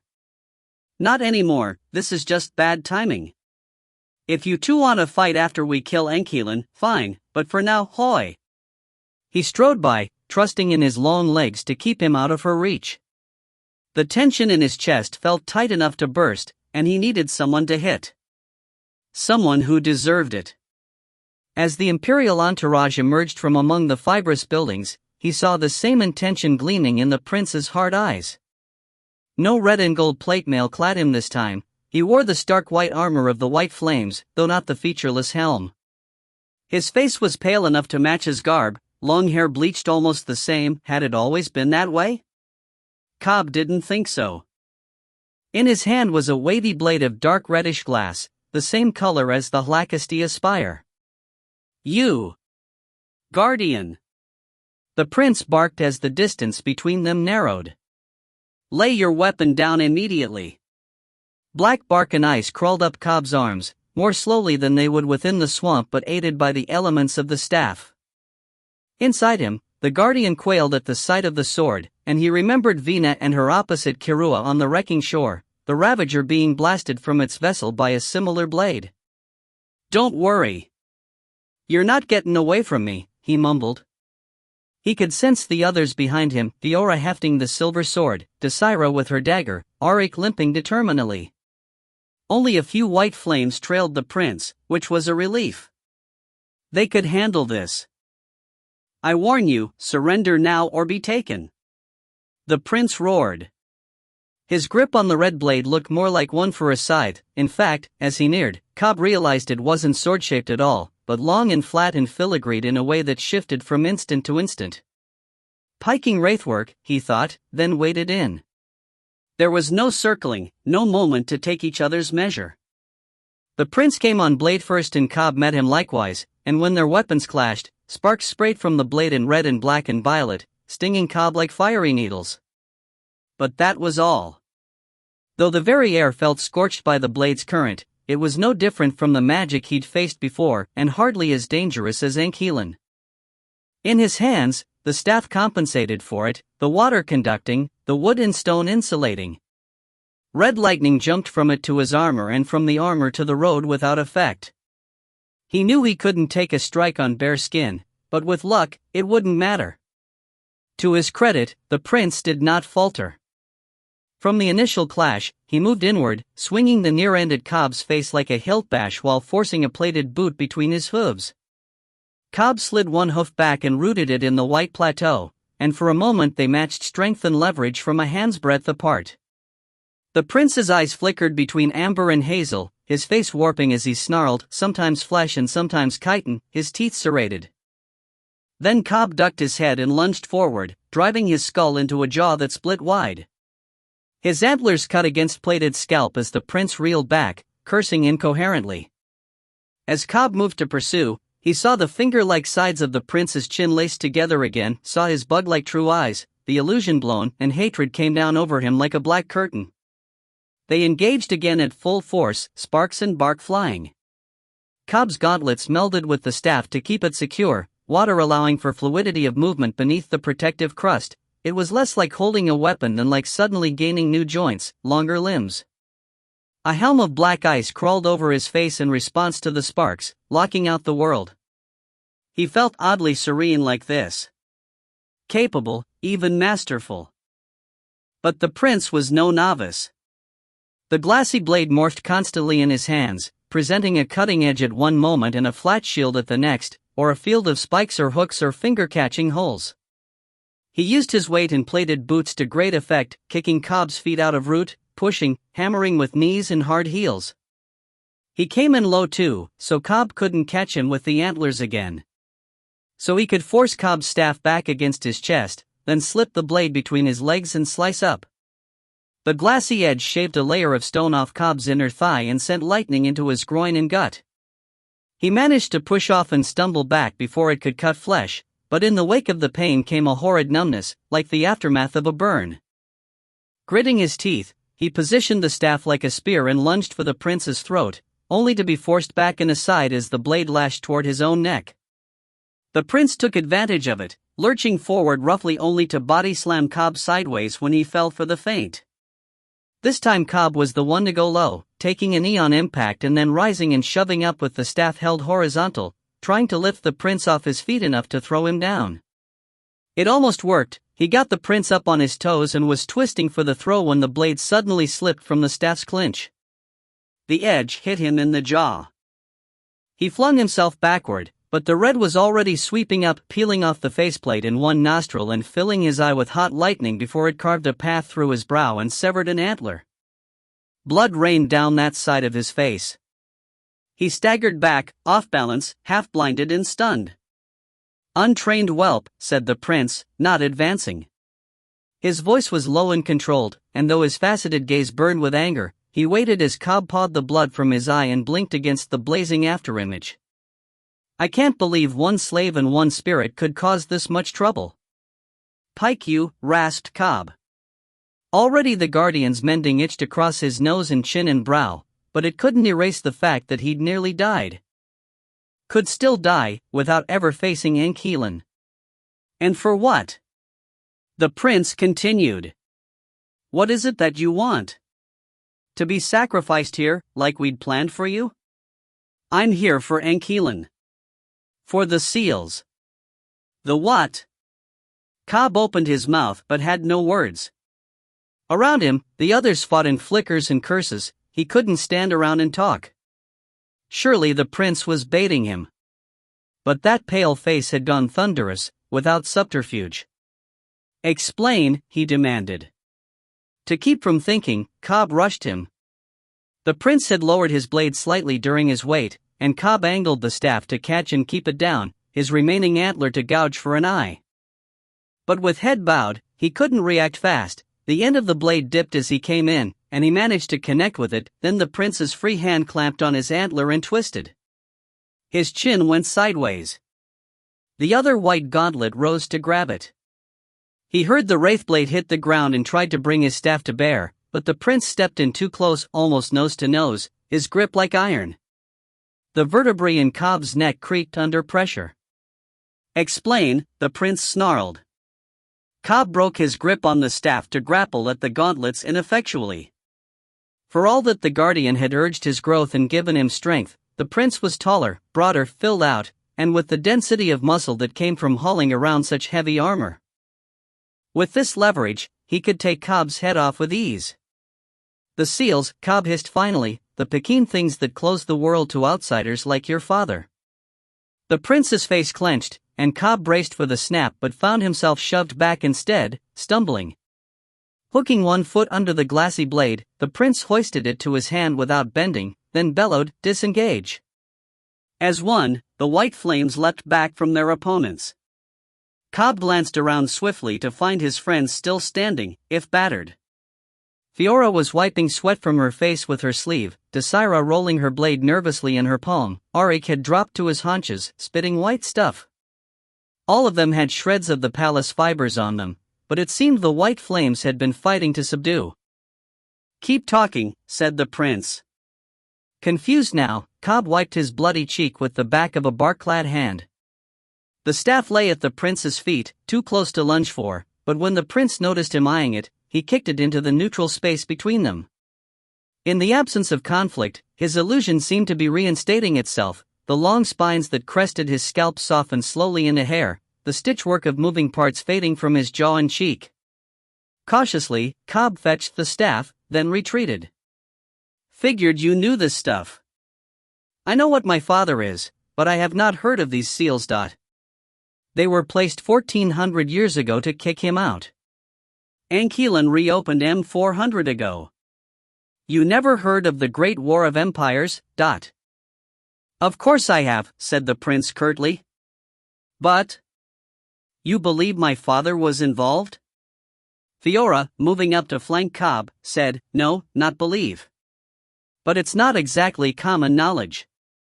Watching conflict cross the prince's face, Kade realized for the first time that he'd been privileged to have the Guardian's memories. Despite all that they'd obscured from him, they hadn't lied, and through their eyes he'd seen more of history than any scholar. Starting from ignorance had made Kade believe everyone knew more than him, but now that wasn't true. The prince shook his head, then focused on Desira, who blanched and quickly sheathed the seething blade. "Vetisera," he said in a tight voice. "You knew?" "I know," she said. "Cal, I had no idea until recently." "Then why did you leave me?" Her mouth opened, but no sound came out. "She was assigned to me," said Kade, drawing the prince's eye back to him. "We became close, all right? Things happened. Is that why she's a woman now?" "You shut your piking mouth, Cal." Desira took a step forward, hand still on her blade's hilt. "It was never like that with us, so don't pretend you're jealous. I left because I couldn't handle Ile-Rien shit anymore, or the plans we made for Kade. The me you knew was an employee, not a friend, because that's all I could be. You could have brought your concerns to me." Desira barked a laugh. "What would that accomplish? No one listens to you, not your father, not the field marshal, not Ile-Rien. How long have you spent trying to reform the Crimson Army, only to have them spit in your face whenever you..." "He reassigned me." "What?" "He gave Rakmar the Crimson." "Festering shit, Cal, I'm sorry." "You should be. It's your fault, you and this boy and..." "Ours?" "It's your father's and Ile-Rien's. They're the ones playing us all for fools. And it was your choice to ignore your father's and Rakmar's commands. I never told you how to lead.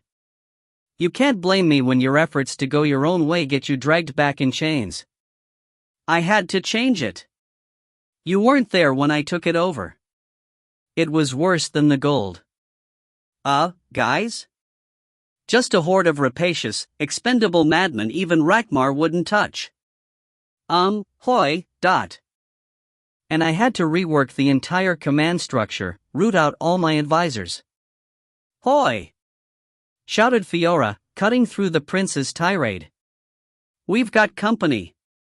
All eyes snapped to her, and she pointed vigorously past the prince to where new figures moved among the strange buildings, more white flames and mages, a veritable tide of them, led by a bulky figure in vestments as well as armor. "Rakmar," the prince said like a curse. He turned a torn look to Kade and his friends, then jerked his hand in a shooing motion. "Go. We'll finish this later." Said Fiora with markedly less confidence, and Kade followed her gaze to find more white flames coming up the vine paths that bulwarked the village platform. "I think later is now." The prince and Desira traded glances. Kade couldn't read them, and that unnerved him. He'd always been able to read Darylyn's moods, to catch his gist by the slightest sidelong glance. It was like these two had switched to their own language, barring him out. As they turned to face the approaching crowd, he felt a twinge in his heart, the realization that he wasn't the whole of her world, and that he missed it. "Well now, this is an interesting collection," boomed a jovial voice. "I wonder what our most holy emperor would think." "Field Marshal," said the prince. "As you can see, these are my prisoners." "Are they?" The voice belonged to the man in the lead, grizzled and heavy-set, his shoulders broad enough beneath his armor to suggest ogre or bear blood. A white grin flashed out from the dark forest of his beard, and his gaze roved over Cobb and the others before resting on Desira and her black dagger hilt. "I see you've retrieved some of our missing assets." "Yes," said the prince. The red glass blade shivered in his hands. Even from behind, Cobb could see the tension in him. The white flames that had accompanied him were moving to stand with the new arrivals, their loyalties plain. "I suppose you'd like to march them off to your father," said the field marshal. His smile and tone made him seem amused, but his eyes were the coldest Cobb had ever seen. The prince nodded sharply. "That is what we'd planned, correct?" Though Cobb couldn't see his face, the tightness of his voice and stance made it obvious that he expected to fight no matter how this discussion went. Raising a brow, the field marshal mused, "Is it?" Then he swept a hand toward the white flames, who parted to allow figures from deeper within the entourage to step forth. Many were in white, but some wore plainclothes, and one was in black, one in orange. Cobb's mind locked up. Dimly he knew he should have expected this. He'd seen the visions in the arrowhead, the conversions. But he'd never imagined it would be like this. One by one, they arrayed themselves at the field marshal's command, Alti Horam, his horrid old tentmate, Maver, looking wearier than he'd ever been in the slave camp, Weshker, bruised and subdued. Vreen Damiel, mouth fixed in a motherly smile but eyes blank, Amala Cray, inhumanly beautified by her conversion but still recognizable in her pride and anger, Nana Cray, barely a husk, and Lark. Poor nearly escaped Lark. And there were more. People he recognized only dimly or by their clothes, the carter who had driven him from Cantarin, the caravan woman who had brought him dinner. Other caravanners, including children, foothill townsfolk and their wolf wool, the elderly pilgrims, even Yendra and her nephew. Behind them were others he didn't recognize, Ilanites and Ammons, Riddish and Winds, from all the places he had been. "Did you think you were invisible?" said the field marshal, black ice gaze fixed now on him. "Gallivanting through our empire with your band of renegades and fools? We have eyes everywhere, Guardian." Guardian, such a name for an entity that can barely save itself. "See how well you've guarded these folk?" He twitched a finger, and the crowd jerked as one, mouths wrenching open to emit a wild chorus of screams. Brine rose thick in the back of Cobb's throat. His heart hammered on the inside of his ribs, every nerve screaming for him to fling himself at the field marshal or run. But there were enough mages there to slow him down, and under his hooves he felt a subtle writhe in the white flooring. If it rose against him too, he would find himself in a cocoon just like Ankeelan's. "What d'you want?" he growled. The field marshal smiled. "I want you to kneel at my feet so that I might sever your head from your neck. Whatever that little shit intends for you, I won't let him do it. He has undermined me for the last time." "Go pike yourself," he wanted to say. Even better would be to unleash the bellow and drive his staff through this bastard's throat. Free everyone, right here, right now. Perhaps the prince would help him. Desira, Fiora, and Arik certainly would. But the white flames had only multiplied, ringing them now like a collar. And some, maybe even most, of those hostages could never be freed. Guilt closed on him like a fist. He tried to fight it, but Rakmar was right, he'd been running around without consequence for too long. Everyone else had suffered for knowing him, for even coming into contact with him, and for what? No grand prize for their patience and help, just this wretched end. Conversion and death. He'd wanted both those things, once. Maybe he'd been right. Here they were, not even at the city's doorstep, nowhere near the palace, and his journey was done. His choices came down to his own execution, or the torment of those who trusted him.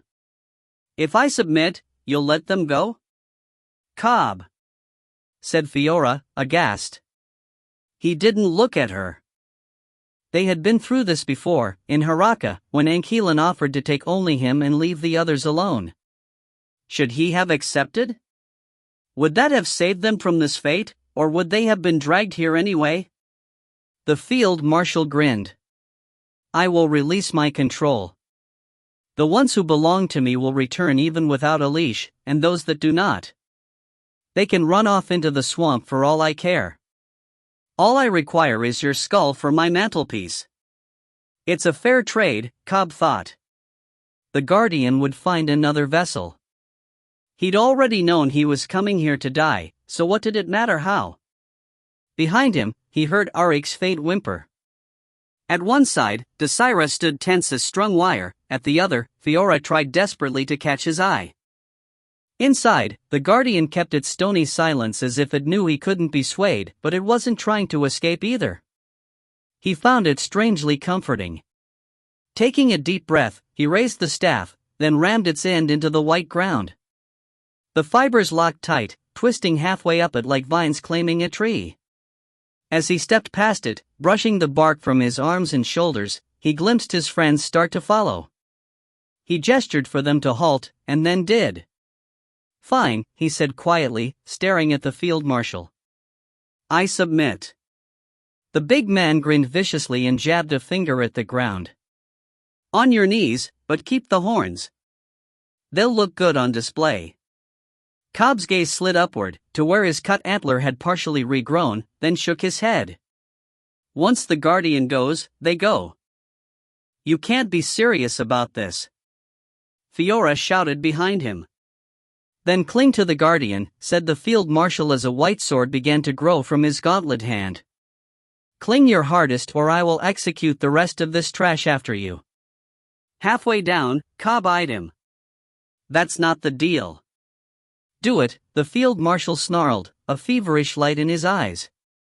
Cobb thought to lunge, to gore him with these antlers he seemed to admire, but the man had been wise enough to keep his distance and already the white fibers were rising from the ground to fix Cobb in place. He could shred them away, but not quickly. In his chest, the Guardian shifted uneasily. It didn't seem afraid of the white sword, and for that he was glad. As much as they'd fought, he didn't want to be the cause of its destruction. But when he went to swipe the bark armor from his neck, it grew right back. Stop it. Escape like you always do, just leave me the antlers if you can. A shiver went through it, but if anything, it gripped him harder. He thought of his father in there, and the sense of obligation and of love that had brought it to him in the first place. Then a hand gripped his good antler, pushing his head down, and a great white shape loomed over him in triumph. Coming through. A wave of yelps and curses accompanied the call. The grip on his antler jerked, and he managed to look up enough to see the field marshal's attention on the crowd, his face gone crimson with rage. A gap had formed among the troops and hostages, with several on the ground as if shoved away and a few half-tumbled into the others. Striding through the gap came Ile-Rien, hands raised to divide the way, white robe hanging open to show the black beneath. Go away! The field marshal roared. This is my victory. And you didn't invite me to the celebration? I feel scorned. You should feel my blade in your throat, you wretched traitor. Perhaps you will soon. Ile-Rien halted a few steps away and planted his hands on his hips, looking up at the field marshal with a sly little smile. Oh, you think so? He was dressed more neatly than usual, hair pinned down by clips, lacings tight, buttons correct, and by the wealth of silver embroidery on every layer. He was either headed to a grand ceremony or a war. Despite his smile, his eyes were as cold and hard as his opponent's. I know your tricks, snarled the field marshal. It is no coincidence that you've shown up now. Come to rescue your precious game piece? What, that one? Ile-Rien gestured negligently at Cobb. He's a pain in my ass. I just wanted to verify that the Guardian had left, so I could hunt it again. You mean conspire with it? The field marshal yanked the antler hard enough to make Cobb grunt. Do you think me an idiot? No matter what pandering display you put on for the court, you are still the Ravager vessel. You are still yourself, the man who betrayed our god. The necromancer smirked. Me, the Ravager? I subsumed that petty little spirit centuries ago. I'll take this one too, if you don't mind. I see it's still in there. He reached toward Cobb, but the field marshal raised his blade in the way. Keep your distance. Why? You've caught him. You win. I can't have my consolation prize? As they argued, Cobb, still on his knees, slanted a look toward his friends. His head was twisted in such a way that he could just barely see Desira, who stood with her blade drawn but held downward, her face turned away as she talked quietly to someone out of sight. The white flames had drawn in close to hold them all at sword point. He couldn't begin to count them. The guardian remained in place, listening. On his other side, Cobb glimpsed the red light of the prince's sword slowly coming near. If he released the antlers. If the prince attacked the field marshal rather than him. Look, Argus, said Anquilin, sounding exasperated, you have no use for souls. I do. If you insist on killing him here, at least let me grab the spirit. You get your trophy, I get mine. And allow you to continue this farce? I don't know what you mean. This game you play. All of your petty revolutions and temper tantrums and sabotage, all the damage you've done to my armies and our supporting forces, it is a distraction. I know about your other projects, your spies, your sleeper agents. I have Blaze Company under lock and key, and now I have you. White flames stepped forth to menace Anquilin from all sides, but the necromancer never looked away from the field marshal. A strange smile quirked the corner of his mouth. Blaze Company? That's interesting. Not your best gambit, the field marshal sneered. Perhaps you have others up your sleeves, but I won't let you use them. You will attend the midwinter rites at my side, and then. Argus, really? If you wanted a date, you could have just asked. Cobb saw the field marshal's hand rise, heard the smack of metal against flesh, but couldn't credit it, couldn't believe his eyes as the necromancer reeled sideways, the white flames shifting out of his way as if afraid to touch him. He stayed half-bent for a moment, black-gloved hand pressed to his cheek, then straightened slowly. I'm sick of your smart mouth, snarled the field marshal. You lack respect, loyalty, honor, and even the most basic, do not laugh at me. But it's so difficult, the necromancer teased, a malicious glitter in his eyes. He held his other hand down and back in a way that Cobb guessed was hidden from the field marshal. Between his fingers, a spark formed.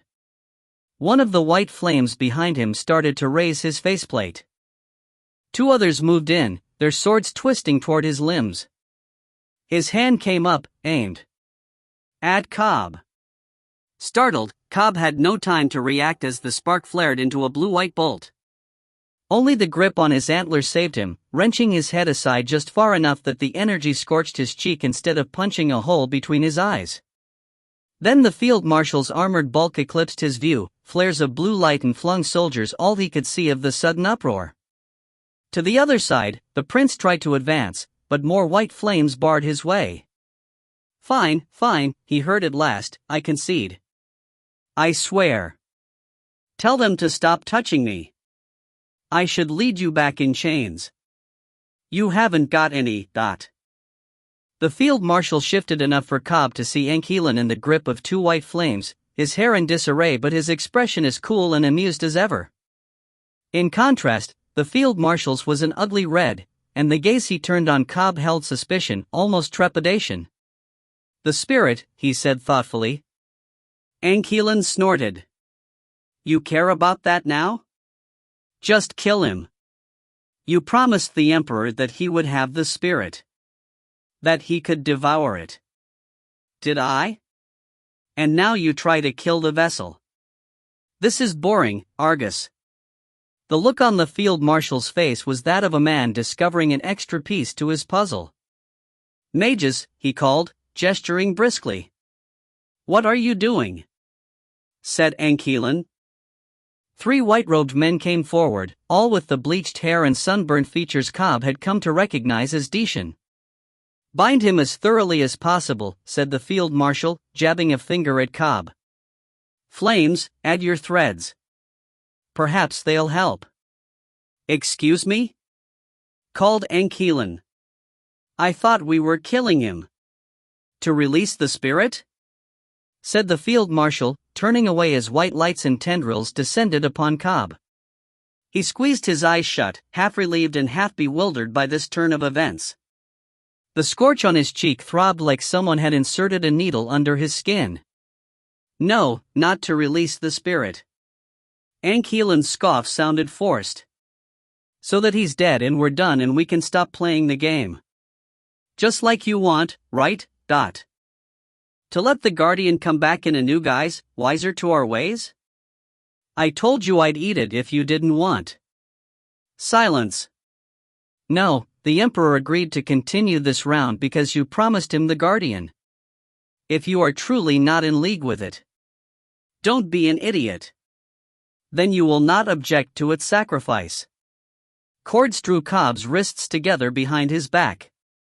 Arcane energy skated across his shoulders, sloughed off, then tried again and again until it caught like hooks in his skin. The Guardian trembled in his throat as if prepared to leap away on his breath, but something made it stay, until the mesh of tendrils bound his jaw shut.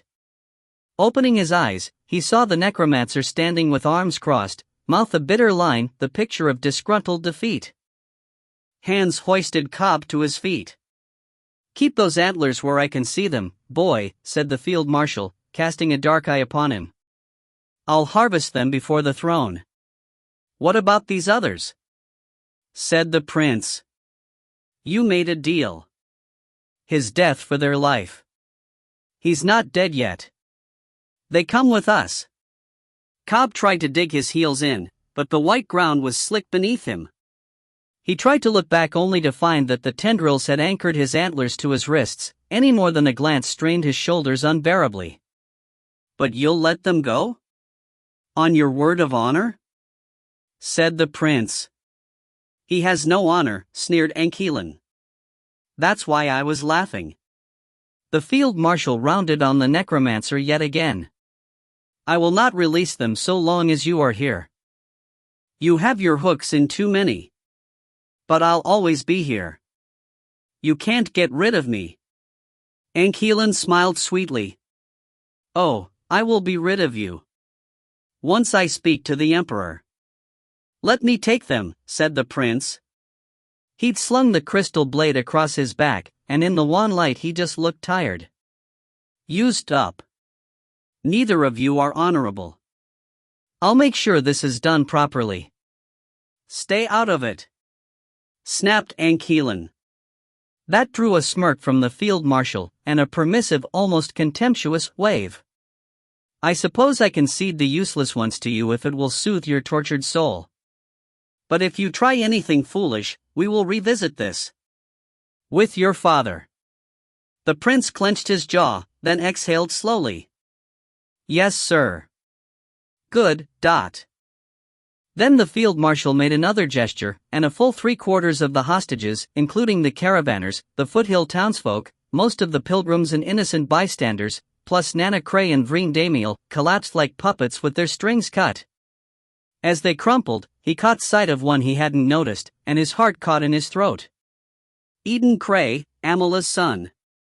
She was there, still standing among the fallen, and he closed his eyes to avoid hers. To avoid Lark's too, and Weshker's, and all the others who hadn't deserved this. The white cords tugged at him, and he let himself be led. Desira watched them go and cursed herself for not running a different way. Perhaps she could have drawn their pursuit elsewhere, or at least not stood helpless in the aftermath. At the head of the remaining soldiers, Crown Prince Kelcherin stood grim-faced, watching the soulless husks of the fallen being drawn into the substance of the road. Not many hostages remained, Lark, fortunately, and a man Desira recognized as the former Maver, plus a few unknown women and confused men. The others she'd recognized Weshker, Horam, had been drawn along with the field marshal's entourage. By the prince's expression, he had no idea what to do now. Kel, she hazarded, drawing his stare, you have to pick a side. I know how much you hate your superiors. It's time to act on that. He blinked slowly, then scowled. Despite the illusion, he looked haggard. My superiors? You mean those two and my father? He waved to the white flame soldiers. I have no power here. Even this lot barely obeys me. But will they impede you? Why? Desira glanced around, meeting Fiora's eyes, then Arik's, then Lark's. The shadow girl had Maver by the sleeve, which was curious, but gave her a firm nod. Nothing had changed there. And the white flames had made no move, just listening through the blank plates of their helms. We have a mission. You heard some of it from Cobb. To kill Ankelan? To do something with these seals? To close them. We know where his real body is. Interjected Fiora. All we need to do is access it, but it's hidden behind the throne, so we need to follow them. And Kelcherin gestured at the trifolder, still watching Desira. Who is this? With a sigh, she said, Kel, Fiora. Fiora, Kel. She's right, we have to go after Rachmar's lot, so we can get to Ankelan's body before they kill Cobb. Because he's important to you? He is, all right? She said, tired of that look on his face. I won't apologize for choosing him. You and Ankelan didn't give me many options. If you cared for me, you would have captured him as ordered, he said coldly. Her hands fisted. Stepping forward, aware that this was unwise but incapable of keeping it in, she snapped, I always cared for you. But this has never been about you, don't you see? Neither the good parts nor the bad. It's been Ankelan against the Emperor this whole time, and the rest of us are their game pieces. Me against Cobb, me against you, Rachmar against you, them against us. Everything you've gone through, everything you've struggled for and suffered, everyone you've loved and lost, it's all been orchestrated. You know that. He blanched. We have to stop it. She continued, still approaching. Those two bastards have twisted every aspect of our lives, and we never had a chance before this.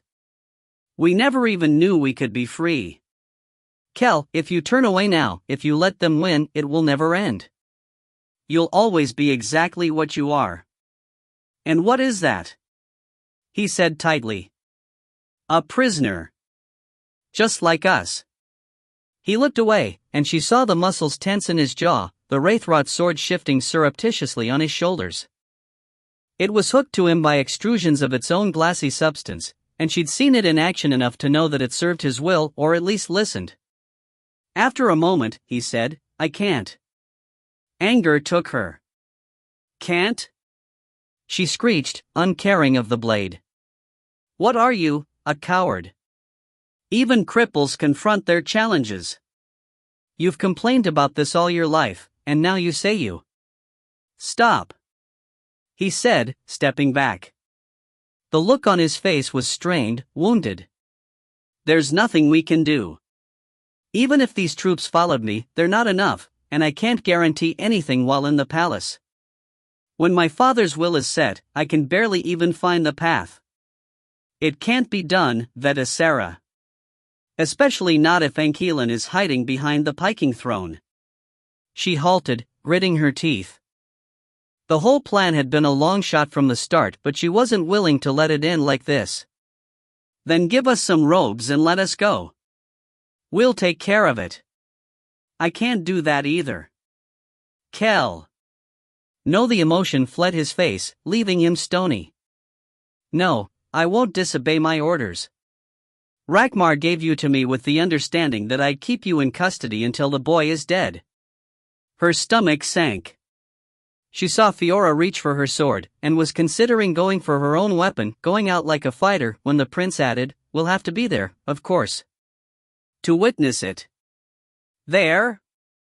She echoed, signaling Fiora to halt. In the throne room. She could have laughed, but it would have been telling and perhaps hysterical. So you've deferred the choice? Prefer to wait and see if it's even possible? I suppose I can't blame you. Not all of us, though, she tried. It will be crowded, and some of these people are already converts. Untrustworthy. We shall see. She nodded, and was about to acquiesce when she heard a growl from behind. Looking back, she saw Auric staring off the plateau the way they'd come, fur hackled with stubby half-formed quills. The white flames there were parting warily, as from one of the root-like staircases came another white figure bearing a black sword. Her mouth went dry, and she drew Serendis. All around, the white flames immediately extruded their weapons. One grabbed Fiora by the sword arm and yanked her off balance before she could draw her own.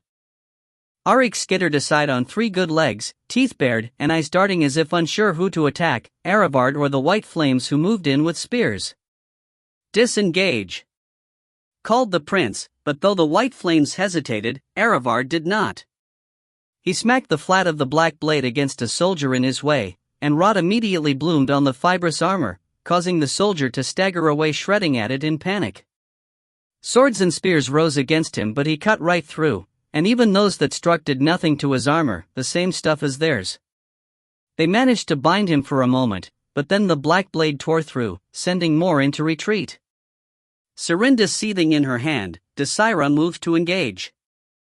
Erebard owed her a bellyful of guts, not to mention his threats against Cobb, and she felt much healthier now, much more assured, with no swamp to suck at her legs and no dizziness. Vermilion glass intruded between them. "I said disengage." The prince barked, and Desira shied away from the shivering resonance of the wraithblade, not willing to argue. Erebard was not so easily thwarted. He backstepped, then lunged for the prince, blade aimed at his chest, extended as Ile-Rien was, it might have caught him. But quick as thought, the red crystal flowed from overlong sword into Whirl's shield, and on impact the black blade blew from Erebard's hand in a shower of bloody sparks. "Kill him!" Desira shouted. The prince hesitated, and she had a moment to realize perhaps he'd never done that before, never cut down one of his own. In that brief moment, Erebard snatched his sword up, then veered wide, swiping out with it to drive the white flames back as he dashed away. A hand clamped on Desira's shoulder, and she realized she'd started after him.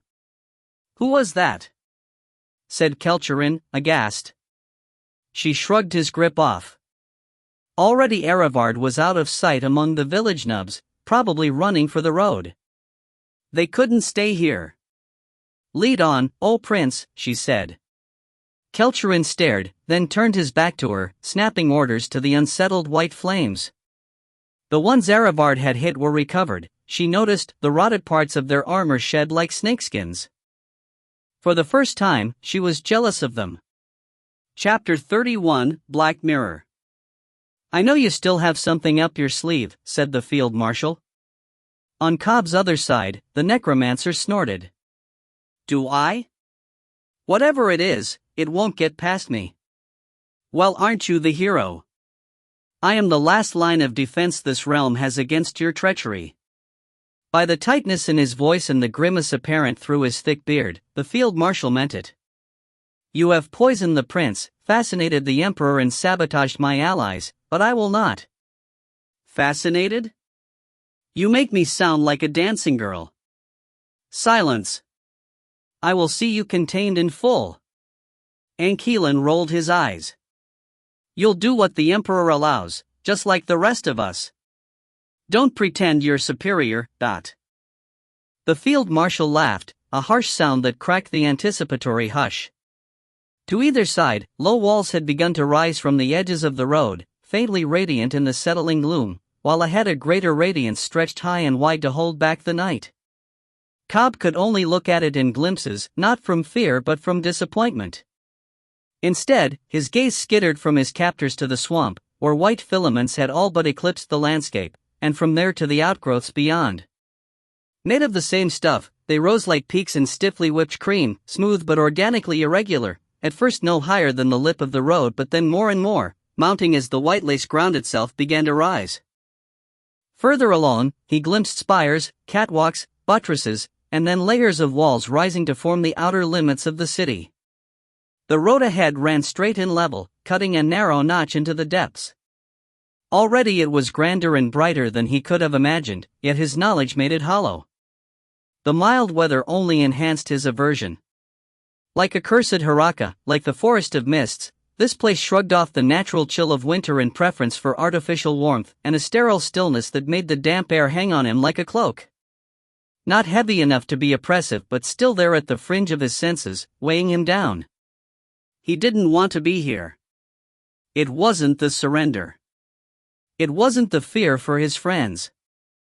It wasn't the sensations or the threads or the uneasy shifting of the guardian in his chest, still somehow here with him despite everything. No. More than that, his heart hurt at the idea of stepping into the palace, of finally seeing the glory he'd longed for all these years, and knowing it for a lie. Had he always been on this road? Always been destined for disaster? It hurt to think. He was almost glad his captors couldn't stop bickering. The Emperor is on my side, snapped the field marshal. Is he? He rewards those who have proper respect for him. Proper faith. I am his High Templar, his standard bearer, his fist around the throat of the unbelievers. You are a throwback piece of spiritist filth, and your time is over. Really, Dot. I don't understand why he ever favored you, but I'm glad you've spurned him. You could have been at his right hand, ruling over all, but you've pissed flames upon everything and now you will burn with it. And I will take your place. I will be the servant he smiles upon, the voice he attends to, the visionary who guides his. Daddy, Daddy, look at me, aren't I a good boy? Ankeelan's falsetto drew a garbled roar from the field marshal. He swiped at the necromancer like a bear after a bee, light-footed. Ankeelan dodged away. Unfortunately, the white flames had him surrounded. In a moment their threads had caught him again and forced him back into the field marshal's range. From the shadow of his antlers, Cobb watched as the field marshal grabbed the necromancer by the jaw. The disparity between them was startling. Rackmar more than half a foot taller and twice as broad, his gauntlet big enough to cover Ankeelan's face. For a moment, florid anger matched with bland, almost mocking indifference, then the field marshal gave a sound of disgust. I'm tired of your taunts, he said. If they are all you have, I should remove your tongue now and spare the Emperor the irritation. Do you really think that would stop me? Perhaps not, but it would be satisfying. Go ahead then. Stick something in my mouth and see what happens. The field marshal's face twisted, and Cobb saw an opening. The white flames' helms were focused on the pair, even those who held his shackles, so if he struck now, he could take them off guard. Hit them with a bellow and the heavy aura, shuck the tendrils, then run. He raised his fists and saw Ankeelan's gaze snap to him. Pain flared in his right cheek, digging into his jaw and teeth and eardrum like a million needles. His lungs seized up, his legs unhinged.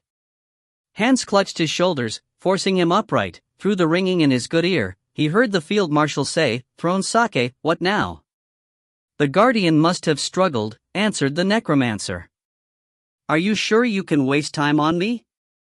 Cobb tried to shake his head, but it made him woozy, nauseated. His right eye glittered with pain stars.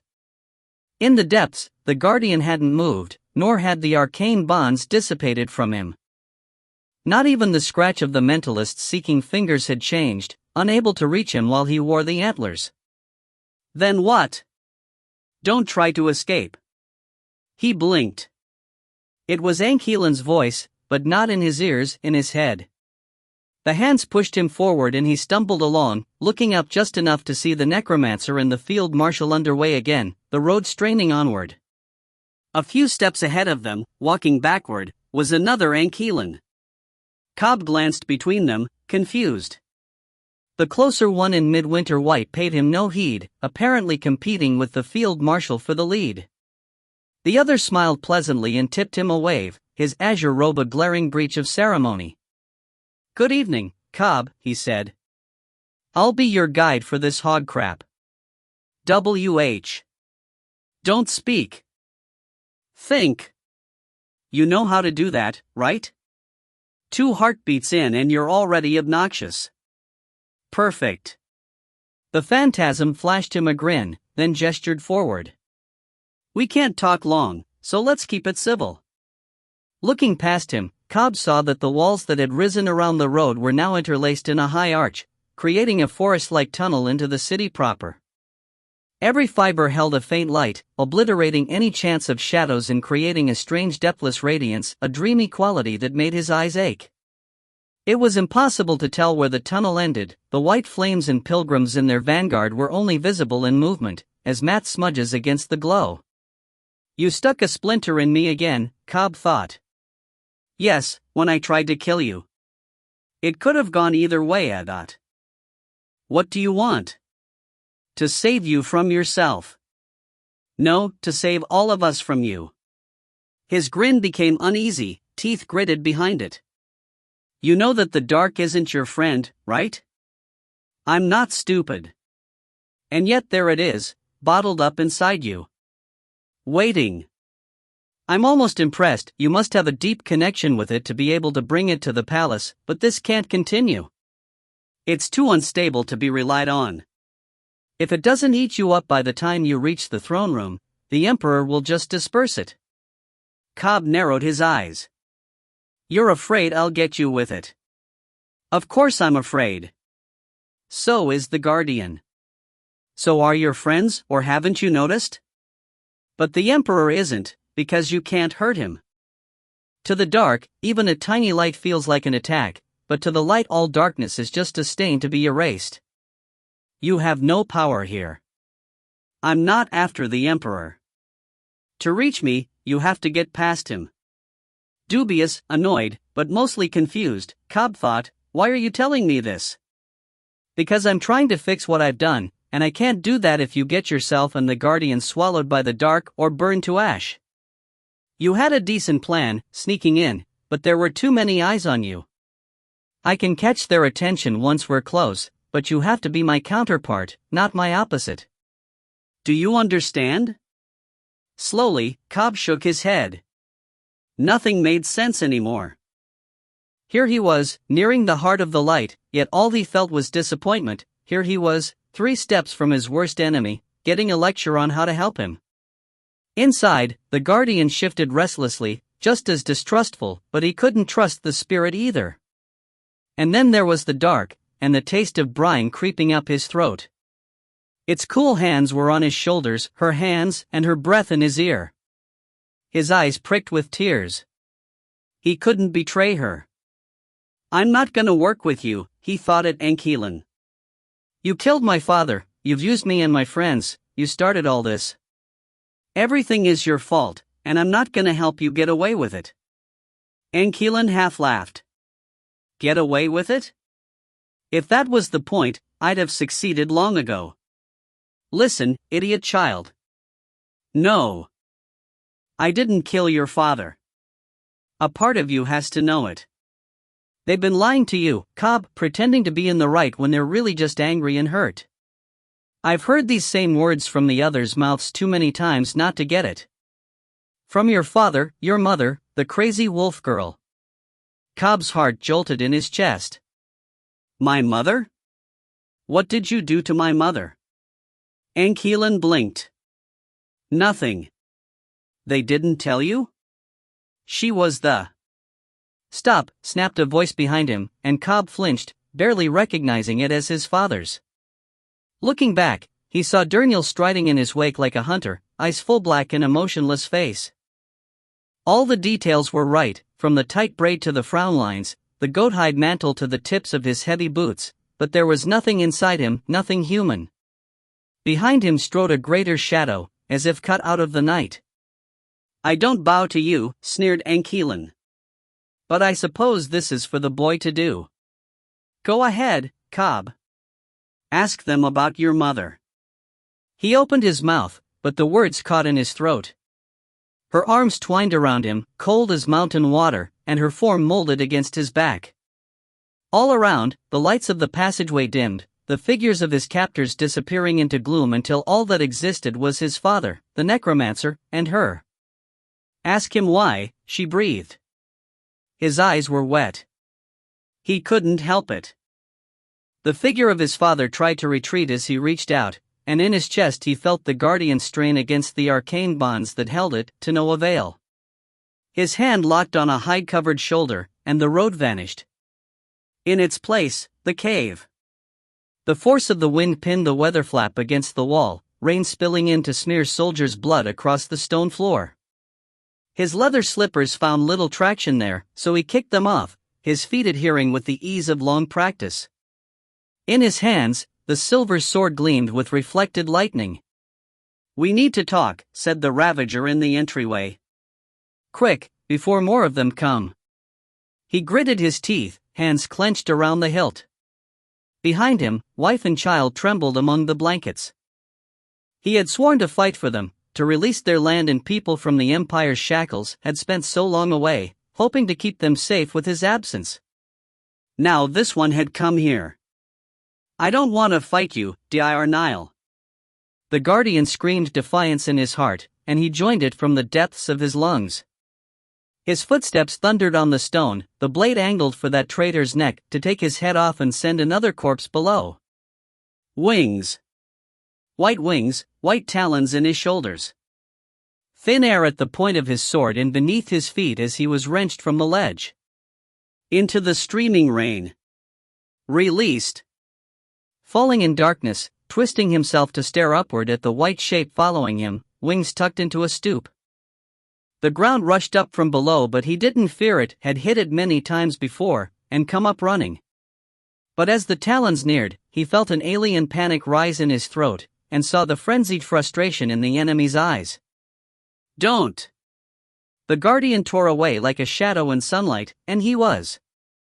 "No," said his mother in the sudden darkness. "Not that memory. Remember me." Under her hands, his skin was numb. He swallowed thickly, the salt burning his throat. There was no sense of surprise now, no shock at the Guardian's flight, and he supposed a part of him had already known. Had known since Erosei's casual remark of being thrown down a mountain, his own comfortable connection with the earth. His father had trusted the Guardian, and it had abandoned him. "Remember me," she hissed in his ear. Her nails bit into him like icicles, and there was no more light, no ground. Just the rough goat hide under his fingers and her cold, cold flesh. With a convulsive jerk, he pulled himself into that hide mantle, into his father's skin. Sound, sensation and emotion hit like hammers, sending fractured ripples of an unfamiliar life through him. A smile on his mother's face, a glimpse of clouds from a summer hillside, a running battle in a snowstorm, a game of stones with himself, terribly serious at 6 years old, seated on the other side. Affection, stilted by absence and reserve. Love like a vice, too painful to be away but too dangerous to stay.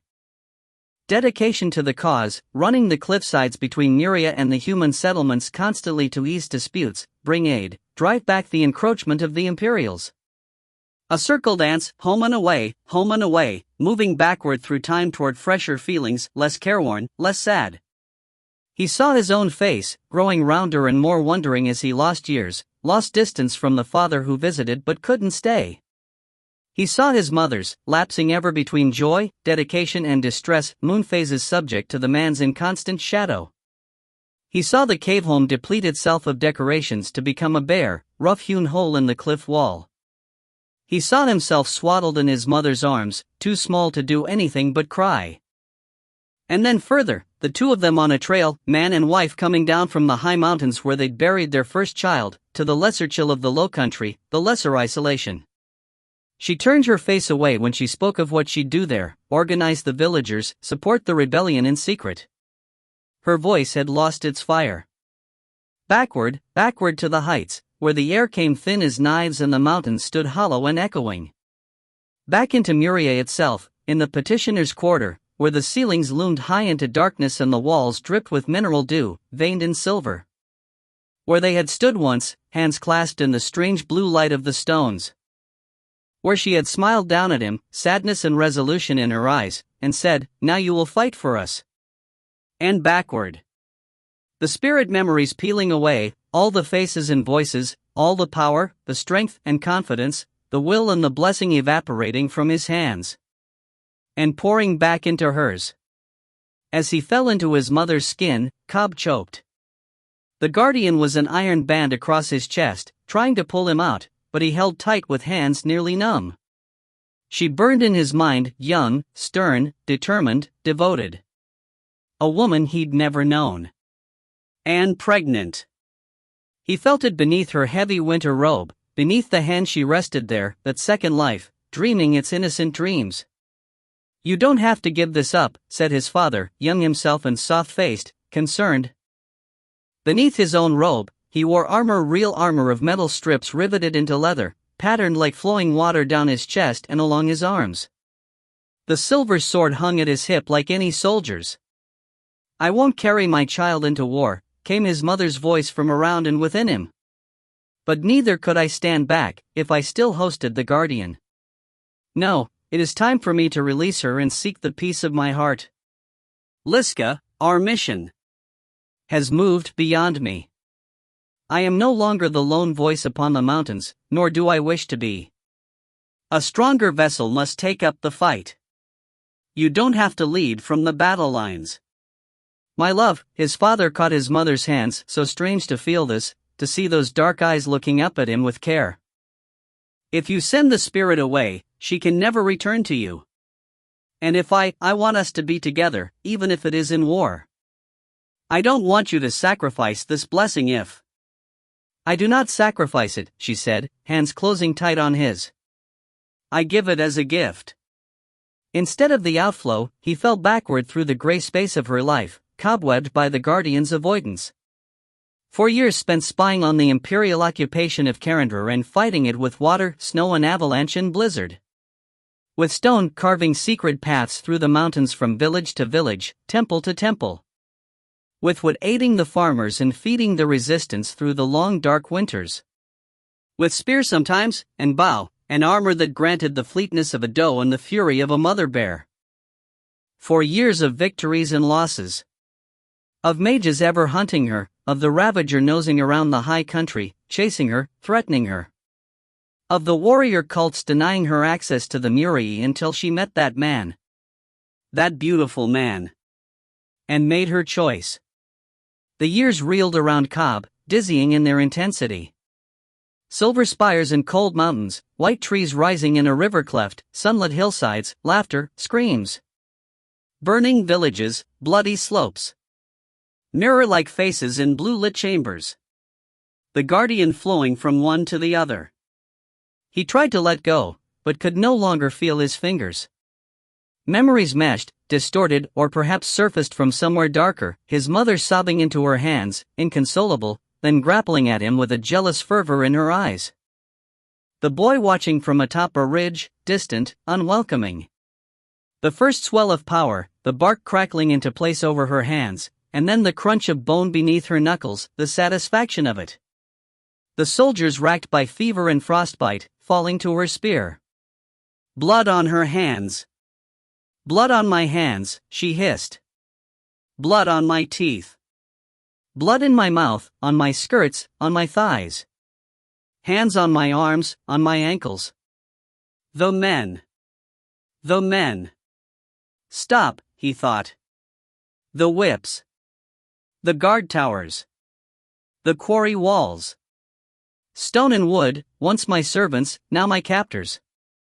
Dir Nile, why have you fled from me? Stop, mother. Ile-Rien, what have you done to me? Her hands on his head pried his face up to hers. She loomed above him in the night, black hair floating in a fibrous cloud, lips rimed with frost, and everything she touched went numb. Her legs twined with his, her dress engulfing him, devouring him, rejoining him with her. "What have you done to me?" she whispered against his lips. He saw himself reflected in her eyes, a child of 12, bruised and bloodied and contemptuous, speaking of the light. Praising it. And in him, the echo of his father, always gone. Pulled away by purpose, leaving her to rot. Stop. Please, he thought. She grinned at that, a soundless laugh parting her mouth. There was nothing inside it, only darkness. The black water swelled Cobb's lungs in answer. No, he gurgled through it. Mother, stop. I didn't know. You knew, she whispered, black eyes reflecting the night. You saw, even then. And you became one of them. Like Ile-Rien, running toward the war like the men, their mouths full of scorn. I. And now you have seen the guardian's true self. Coward, fool, neglecter, abandoner. I prayed for its return, holy spire, I begged it to claim one of the slaves, the other women or you. It could not re-enter me, but it could save us somehow. But no matter how I called, it never came. And then you spoke to me of the light, she spat the word like poison. My son, my legacy. My only inheritor, kissing the feet of the enemy. You could not understand. I never knew you. He shouted, trying to pull free of her hands, her swarming hair.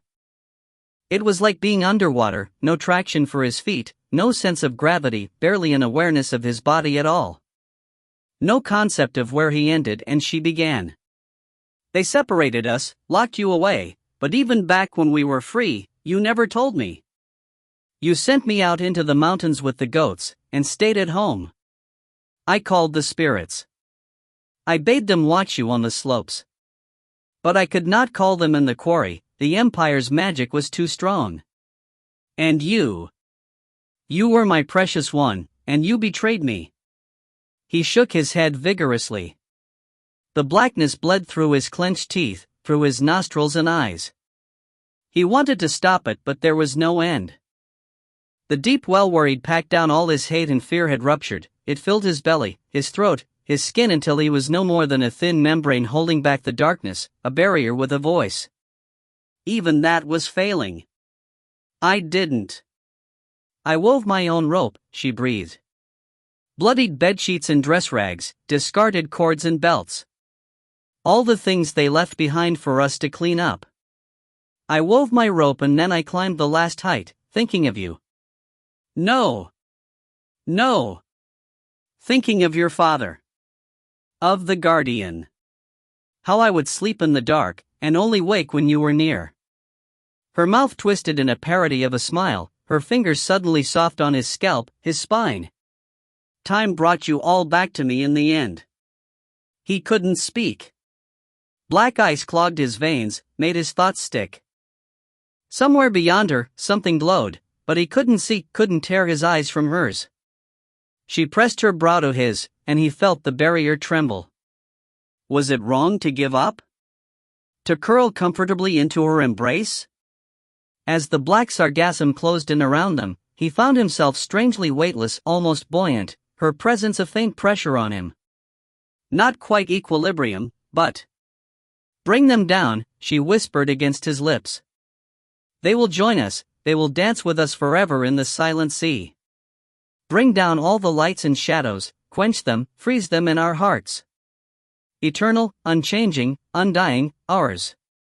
Begin with the guardian. At its name, he felt the spirit suddenly like a tether in his gut, straining against her undertow. He grappled at it, whether to drag it down or to free himself, he wasn't sure, but at his touch, a flare of pain radiated out from it, delineating every muscle in stark relief. Separating him from the black mass of her. He spasmed helplessly, spine bending as the grip clenched tight in his stomach and yanked him up, through the dark foliage of fingers and weeds. As he rose, something fell toward him, a figure, black-eyed, wide-mouthed.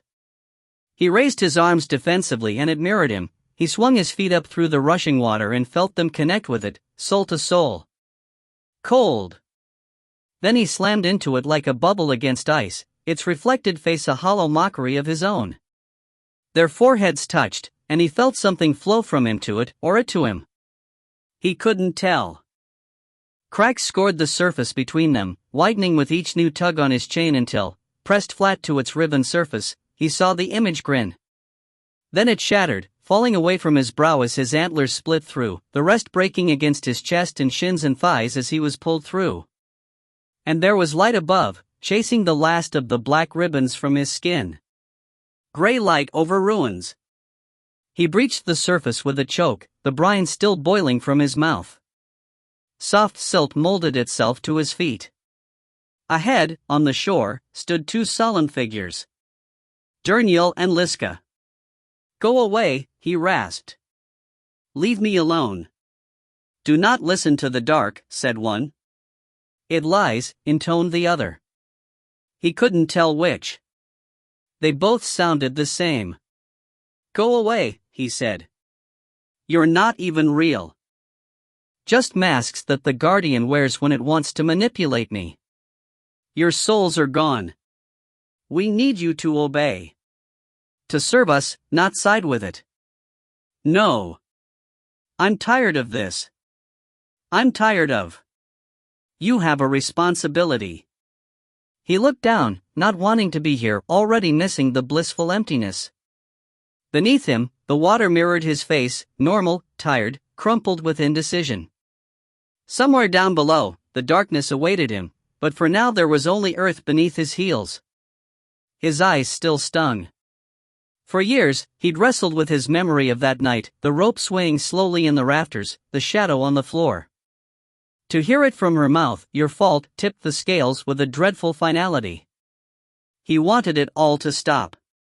To reverse, to find some point where he could have changed things.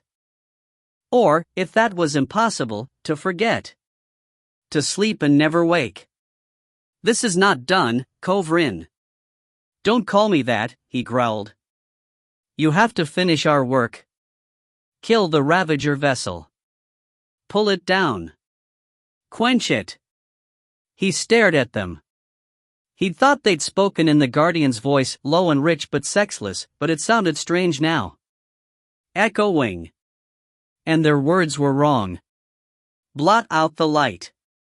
End the Empire. Bring them down, bring them all down to me. He looked again to the water and saw his empty face staring back at him, mouth moving, words ringing in the still air. Bring them all and we will save them, we will keep them. Still and perfect, untouchable, unharmed and endless. Brine surged from his mouth. He tried to bite it back, swallow it down, no longer sure why it mattered, why he struggled at all. But it wouldn't stop. It forced apart his teeth, not just water but black fronds like seaweed pouring out from his throat, staining the clear water like a toxin. He looked up to see his parents' figures distant, small. The shore had receded, leaving him knee-deep in the shallow sea, nothing between him and them but inky waves that seethed like snakes. No ruins, no fallen trees, no old debris. Behind him, the great deep oceanic darkness. Stubborn, defiant, he waded forward, but the weeds coiled thick around his shins and dragged at his heels. The seabed felt like broken glass, biting at him with every step, the cold sapped at him like never before. And from the shifting, rippling waters came the whispers, sourceless, endless. Come. Join. Stay. Sleep. A black frond coiled around his hand. Delayed by weariness, he didn't snap it away until it had been drawn down and almost engulfed, even broken. The dark material clung for a while before falling off in single strands. He couldn't look down or see that hollow face, couldn't look up without despairing at that unreachable shore. Finally, desperately, he closed his eyes and gripped his antlers with both hands, as if they could anchor him to reality, bring him home. Something tore in his skull, like roots being pulled from rock. A crack in the sky, a sudden light. An itch in his head, burrowing into his mind. Wings. Hold him up, hold him up. Hands on him. Gauntlets, agreeably solid. Whiteness. He's having some kind of. It's called a seizure. Keep him up, it's already passing. What now? Boomed the field marshal's voice, distinct and dire. If this is a trick. Oh yes, my famed life-threatening brain spasm trick. Cobb, are you in there? Cobb? Something impacted his cheek sharply. His skin buzzed, eyes full of sparks, body heavy in the grip of his captors. The air came thinly to his lungs, his head a lead weight on the weary column of his neck. You call that a slap? Said the field marshal. Limp wrist, little prick. Stand back and be silent. Cobb? Pike sake, Cobb, can you hear me? He felt the Guardian withdrawing from his limbs, collecting at his scar, hiding from both him and the magic that pinned it in place. Immediately his right arm began to itch, and he jerked at it, desperate to scratch.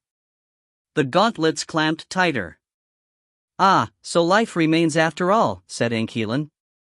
A few blinks and he regained enough sight to make out the necromancer's silhouette, the field marshal looming over his shoulder like a cliff. "He's conscious?" "Pupillary reaction is back, at least." The necromancer passed a hand before his face, then nodded. "He's there." "And the guardian?" Ile-Rien's eyes narrowed slightly as if in thought. Behind him stood his blue twin, the same expression on his face. It attempted to escape, which caused the seizure. "But it remains trapped?" "You, mages, report." "The bonds are unbroken, sir," said an unfamiliar voice, "but that assurance is not absolute. We are no spiritists, we cannot see it, only." "Ile-Rien, you can see it, yes? Make it raise its antlers again." "I don't think it has the strength just now." "Then give it the strength." A moment's silence, during which a vicious little smile spread across Ile-Rien's face. He turned to regard the field marshal. "You want me to feed energy to the guardian?" The big man's face darkened at his mistake. "I know. Not until we stand before the throne." "You're certain?" "We still have some walking to do." Lifting his head slightly, Cobb saw that it was true. Though the tunnel was gone, they stood now within a vast expanse like a white caldera, laced with lakes and bridges and delicate canals, low ornate buildings and distant towers. Ahead, the imperial palace rose in splendor like the brow of a crown, its great spires so high and fine that they seemed to disappear into the frozen sky. Its doors stood wide, admitting all manner of pilgrims, petitioners and servants into its vast heart. The field marshal blared balefully at the necromancer. "Yes. I'm certain. As you say." The procession resumed, but the necromancer's blue twin didn't move. His face had gone from thoughtful to resigned, and as Cobb was pushed closer, he said, "I'm sorry. You've become too dangerous to use." "Guardian." Inside, he felt the spirit rise in response, flooding upward to the spot on his cheek where the splinter had pierced his bonds to get in. The phantasm's fingers entered that point, kindling a blue light and an all too familiar sense of attenuation. Then the phantasm walked through him, bearing the guardian away. Chapter 32, Midwinter Rites. Lynchard raised his head from the bucket, swallowed, then grimaced and spat another bilious mouthful of saliva down with the rest. "Water?" he croaked. A tin cup intruded into his peripheral vision, and he took it. A heavy hand rested briefly on his head. "It should ease soon," said Rallant. "I had to use too much to bypass the inoculation's resistance. But don't worry. It will be better next time." Wiping the sick sweat from his face with the back of his hand, Lynchard gave no answer. The inoculation had made him queasy for an evening, but this was full-on puking, plus constant sweats and tremors, wobbly vision and a persistent feeling of seasickness. Now he knew how the brother islanders had felt. And beneath it all, a craving. The subtle knowledge that all these side effects would vanish with another shot of that sweet venom. He swished the water in his mouth, spat, then rose shakily, ignoring the throb in his stitched-up toes. The two of them were on the bunk side of his office as always, the lantern on the folding side table casting their paired shadows against the privacy screen.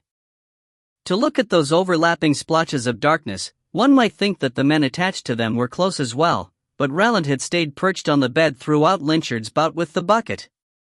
Now, sharp fingernails traced the sweat-damp skin of his back and came to rest at the nape of his neck. "You're sure you'll last?" said the Sendraka, very close. It took all of Lynchard's strength to shrug him off and step away. "I'll be fine," he mumbled. "Nothing left in me. Only we can't have you puking during the ceremony." "I know. I won't." "You're absolutely sure? Are you concerned for me or for your piking reputation?" he said caustically as he flipped up the lid of his footlocker. His dress uniform was in there, new, crisp, and tailored to fit during one of the few down moments he'd had since arriving in Baller. The lieutenant's fledges gleamed in silver thread on the shoulders and above the heart, making the jacket alone the most expensive thing he'd ever owned. He hated the idea of wearing it now, but protocol demanded either a dress uniform or a worshipper's whites during the midwinter ceremony, especially since tomorrow was Darkness Day. The temperate Atlantic weather made it feel weird to be celebrating. He was used to seeing snow up to his eyebrows at this time of year. But then, there wasn't much to celebrate. Behind him, Rowland said, "For you, of course.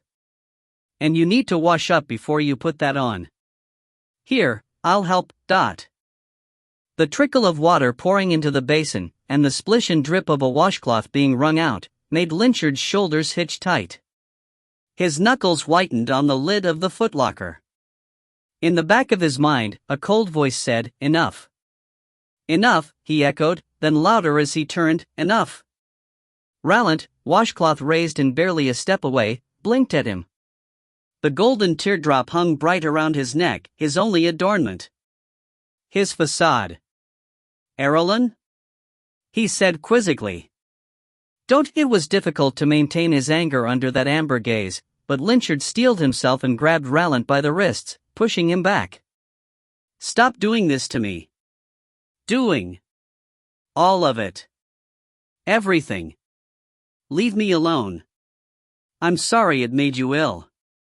"It's not that, Then what?" If the grip bothered Rowland, he didn't show it. He moved unresisting with Lynchard's push. "What have I done?" "You controlled me. You thralled me." Rowland smiled sadly. "Oh, Ile-Rien, I did that to protect you. To protect us. You didn't listen when I told you to run, and that could have killed us both. So I had to hide it. Thralls' minds are too difficult for mentalists to penetrate, so that was my only choice. Don't you understand? We're gonna die anyway." "No. You will be converted." "I will," he trailed off, gaze drifting away. "I will be rewarded or punished at my master's whim. I don't want to be converted." "You have no choice. Though perhaps, if I am rewarded, I will be granted a request." He twisted a hand from Lynchard's grip and reached out to trace fingers along his stubbled jaw, ignoring his scowl. "Your thralling was temporary, but it can be made permanent. You need not go to the palace." Lynchard ground his teeth. "I don't want that either. I don't want any of this. Since when has that mattered? We are tools in the hands of our lords and leaders, and that will never change, no matter who they are.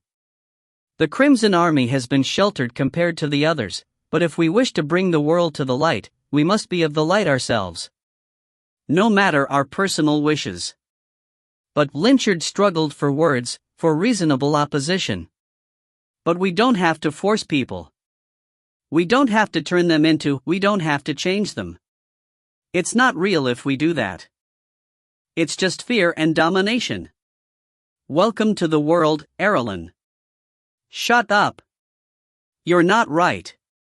I don't know why you believe this shit. The light I was brought up on is sheltering, protective, kind. It's not this. Rowland caught his gesturing hand and tried to lace his fingers with Lynchard's, but Lynchard wouldn't let him. "It is," he said. "It always has been. No. It always will be. I refuse to believe you. You don't need to believe, because soon you will know. You will know as that little wretch Wesker now knows." "What?" "And your good friend Vislin should be learning it as we speak. There is no escape from the light, Ile-Rien. Its gaze is everywhere, its beneficence and its castigation both without limit. Soon the Crimson Army will be cleansed of its flaws, and we will hammer down the walls of those dark lovers and false light heretics that would keep us out. We will bathe all the world in the purifying flame of our faith, and remake it in our God's image." Staring into the fevered gleam of Rowland's eyes, Lynchard felt his heart creep into his throat. He'd hoped that there was something to salvage in this man, but this was a level of madness no less than that of messenger courtiers. Wasn't it? Cruel and manipulative as they were, they couldn't be right, could they? You should accept my offer, said Rallant. Thralls lose much of themselves when they are made permanent, but it is far safer than the conversion. Only 1 in 10 survives without being primed, and only the Maker can do it right. We seem to be clashing with him, which bodes ill for the converting. What? Rallant smirked. How many men took the messenger up on his offer? 11, including your Vislin? It's possible they're all dead by now, especially the weak or faithless. Vislin is probably a mindless husk, or fodder for the Ile-Rien, unless they don't even bother converting him and just feed him to the hounds like that fool Serenelle. Until that moment, Lynchard hadn't thought he had it in him to strike a lover. Even as he yanked from Rallant's grip, even as his fist connected, a part of him still couldn't believe it. The way Rallant's head snapped to the side, the way his eyes flew wide, he wanted to take it back. Instead he committed to it, and stepped in to deliver the second punch. Rallant was faster. Snake-like, he lashed a hand out to clamp on Lynchard's upper arm, nails biting in hard. His other latched onto Lynchard's throat just under the chin, and though Lynchard managed to get his arm locked over it, he couldn't twist away.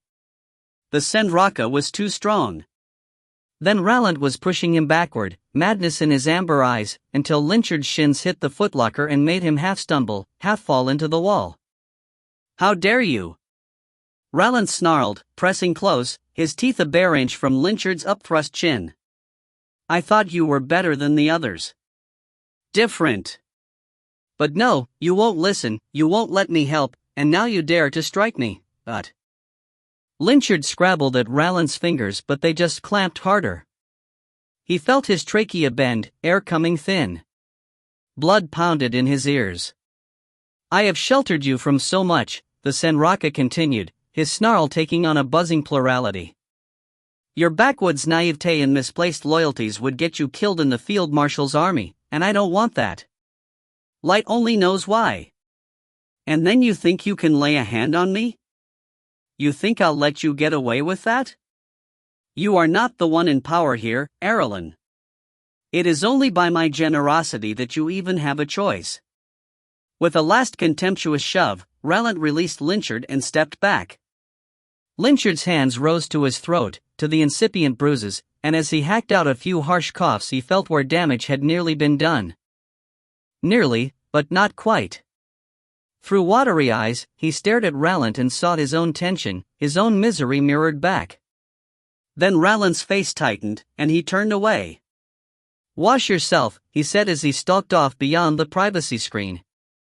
Lacking any better option, Lynchard obeyed. Captain Saravi looked up at the sound of a slamming door. Above the stairs where he stood was the balcony that led to the command offices, storage, and meeting room. Lieutenant Lynchard stood there outside his own door, dressed in uniform red, with Lieutenant Rallant at his side in white like a couple prepared to enter a ballroom. An unhappy couple, to judge by the nascent bruises on both. Saravi exhaled through his teeth and beckoned at both to come down. Rallant reacted first, and for a moment Saravi feared he was in control again, but then Lynchard looked over as well and he realized it wasn't control that fogged the man's gaze, but defeat. Though he felt the same, it pained him to see it. He wanted desperately to act, but there was nothing he could do now that would make things better, and so much that could make it worse. The colonel had already condemned Blaze Company, but there was still time left for suffering. As the two descended toward him, Lynchard's gaze slid away. His face had assumed a mask of weary indifference, so different from the concern and engagement Saravi was used to that he seemed a different man. Saravi opened his mouth, trying to find words for this, an apology maybe, or a demand for resistance, but nothing came. They passed him in silence, Rallant with the poise of a longtime courtier and Lynchard heavily, obediently, to take their positions on the steps below him. Lieutenants Vralik, Kor, and Herrick made room for them. The latter two had only been in their roles for 2 days, Kor replacing his own lieutenant and Herrick pulled from the specialists to lord over Arlen's infantrymen. And lord he did. Saravi had lost count of the men Herrick had dragged into the yard for a whipping, for Arlen had been well liked by his platoon and Herrick had no social graces at all. There might have been a mutiny already if not for the fact that it was midwinter.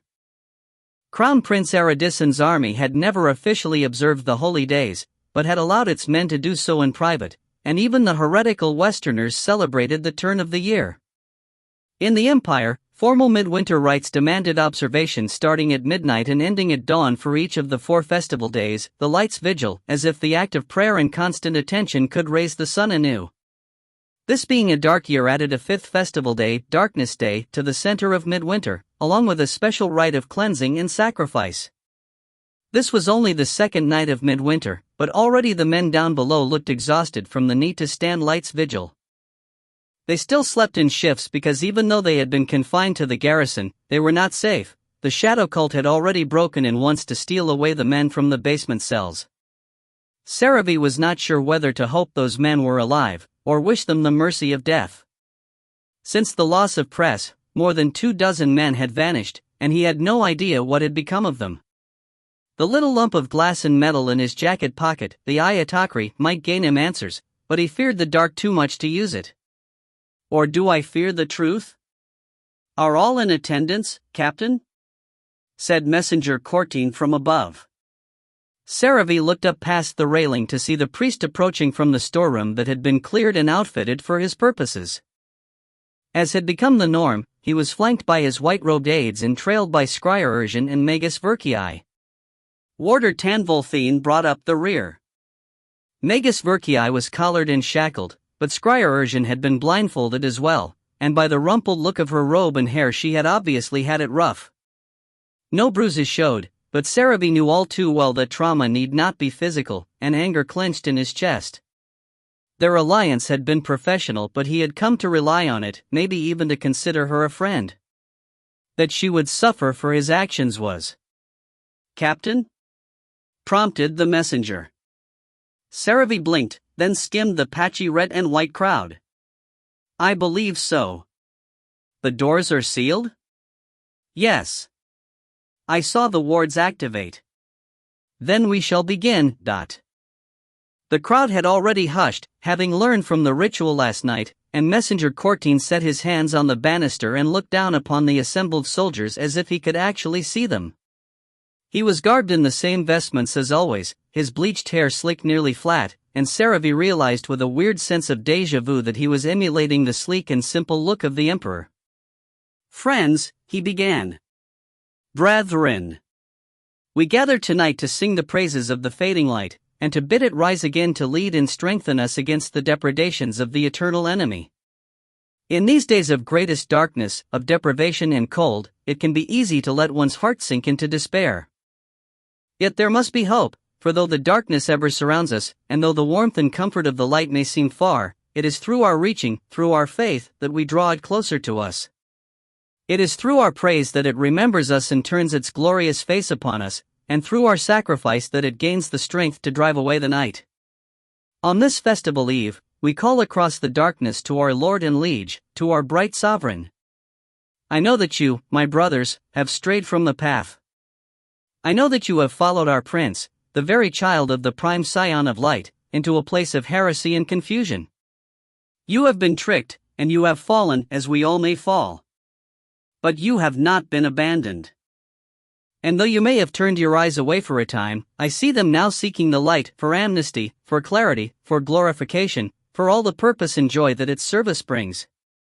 And you will find those things, for when the light rises again and you are bathed in its great radiance, you will be freed of fear. You will be scoured of your crimes and emptied of all your torments, and you will know peace and grace as you are remade in the image of our God. This I promise you, that there is nothing you have done that cannot be forgiven, and no harm done to you that cannot be made whole. This is a night for praising, a night for raising yourselves up from the mire of dark thoughts and desires. We shall begin with the morning chant, How Lost in Deepest Night, and then through the dirges to the paeans as before.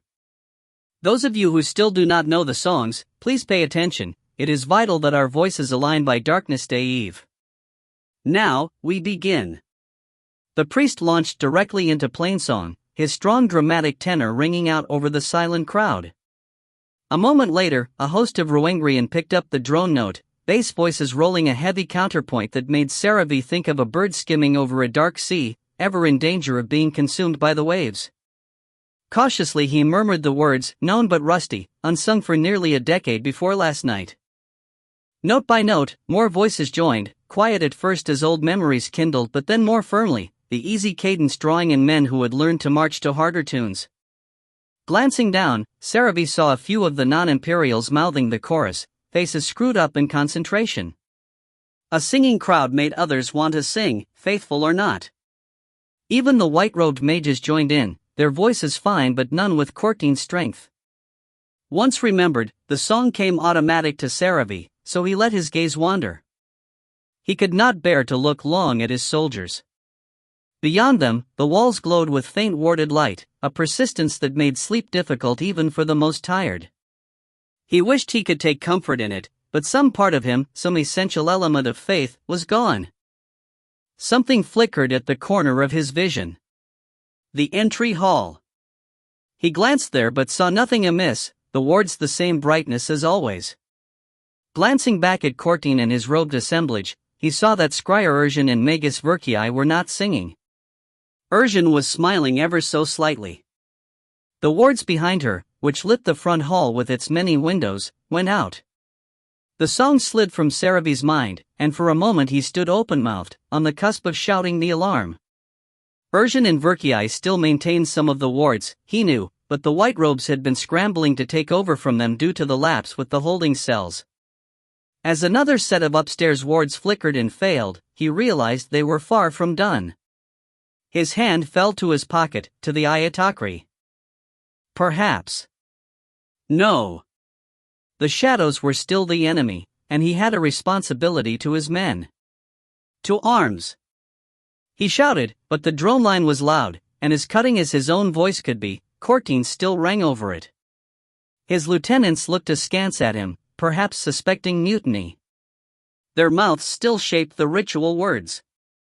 A set of wards on a wall in the assembly hall went out, and his fear painted an image of his men swallowed before him. It gave him all the drive he needed. To arms! He shouted again, moving up the stairs at the same time, and glimpsed heads turning, heard voices falter. Up to the balcony he went, toward his door, his sword and shield half turned all the way to roar, all to arms. The shadow strikes. Courtine's song broke. As he pushed into his office, he heard the priest say, "Captain, you are not excused." Then came a roar like wind in the throat of a chasm, and a shaking, a rending, full of the sound of shattering timbers. Voices rose in surprise and fear.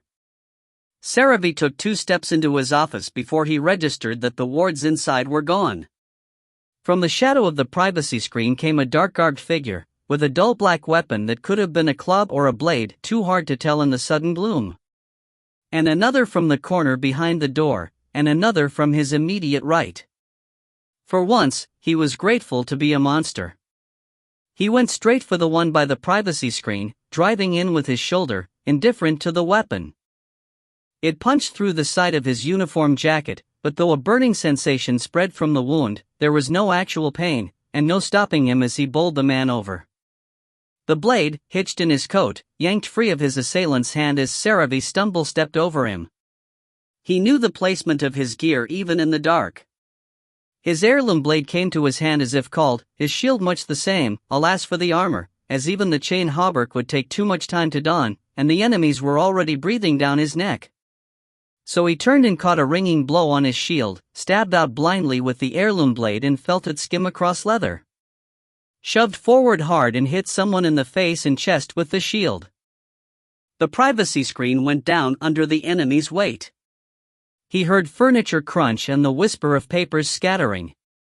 The other shadow moved in on his right, trying to take advantage of the gloom, but the fall of the screen had let in enough light to cast him in silhouette, and Saravi hacked without finesse until his vigor drove the shorter-bladed cultist out the door. The others were getting up. He swatted his shield into the face of the one who had brought down the screen, but the other came at him from low and aside, and he felt a blade carve his leg. The burning erupted there as well, and he half turned to guard himself as he stepped through the doorway. On the balcony, all was chaos. He could spare only a glance for his surroundings, but to his right he saw straight into the midnight street. A massive portion of the building's facade had been torn away, including all the windows and a chunk of the hall, and there were figures out there, limned by lantern light. Figures with crossbows. From the other direction, by the meeting room, emerged a band of cultists from a wide black hole. Down below, soldiers milled by the doors of their bunkrooms, at least one of which opened into nothing, the entire chamber torn away. At the banister stood Courtine, keening a wordless song, Tanvolthine, spellcasting, and the white-robed aides staring fixedly at Ile-Rien and Verkii. Ile-Rien had torn her blindfold away with her thumb and now stared back with equal force. Then Lieutenant Lynchard was there at the top of the stairs, armorless and weaponless, and cutting between Saravi and the approaching cultists as he made for his door. Saravi saw their crossbows rise. "Drop down!" Saravi snapped, moving forward like a broken marionette, his stabbed leg dragging, the other blade still hanging half in him. Given the chance, he might have tried to slew off whatever toxin the cultists had hit him with, but this was not the time for experiments. To his credit, Lynchard obeyed without question, without even looking. Bolts flew true only to clatter off the shield as Saravi stepped over his lieutenant. In his wake, Lynchard half rose and shoved open his door, only to have someone grunt on the other side. Lynchard cursed. "Wear shadows," said Saravi. "No shit, sir." Normally Saravi was not one for sass, but it was a welcome sign that the man was under his own control. Tucking his shield in, he grabbed the transfixing blade's hilt with that hand, yanked it out and dropped it at his feet, then kicked it back toward Lynchard. "Sword," he said, and heard the scrape as the lieutenant took it up. Another volley scattered off his shield, one bolt taking him in the knee. It felt the same as the other cuts, the burning and a sluggishness in the affected part, but nothing worse, nothing that mattered. At his back, he sensed Lynchard rise, and heard a door swing open. "Pikes," swore the lieutenant. Blades clashed behind him, and Lynchard cursed once, twice, then rapid fire, as if it was another weapon against the horde. He dared not step away and leave the man's back unguarded, but the crossbowmen were not approaching. They seemed happy to stand in that corner and shoot, their escape route right at hand. So Saravi retreated, bumping against Lynchard and turning his shield to guard the man's flank. The lieutenant made a sound of alarm but caught on quickly and shifted, letting Saravi take his place at the doorway. Two cultists lurked there, faces black-streaked and aspects fierce, but as he filled the doorway with his shield they fell back a step in caution. Magic flashed, Tanvolthine, perhaps. Another set of quarrels peppered him, the shield no longer in line to save him. Down below, the sounds of confusion had become shouts and clashing steel, and the sweet poison scent of controller's power wafted up on the night wind, laced with the tang of blood. Courtine's song rose suddenly, like a clarion, and then light. A great flare cast his shadow before him and made all the crossbow wielders flinch, their black portal vanishing at their backs. Others cried out, and he heard Lynchard's exclamation of victory, heard steel and flesh. The cultists in Lynchard's room recoiled, hands rising toward their eyes, and Saravi almost pursued, but clamped down on his instincts and stepped back instead. If they wanted him, they would have to come out. The reprieve let him swing his shield forward to block the visibly frustrated crossbow wielders. One had discarded her weapon and was advancing, two forearm-length blades at the ready. He recognized her, the one who had put a bolt in his face at Old Crown. Then the cultists from Lynchard's room were on him again, leaving no time for thought. He had not fought in such close quarters in ages, nor ever been without armor in battle.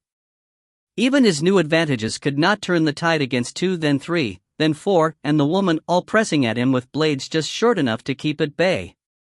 He would have liked to step forward, to push them back into the bottleneck of the hall. This balcony area was wider and it was all he could do to keep them from circling him, to keep their blades from his sword arm and the very real possibility that they could slice it off.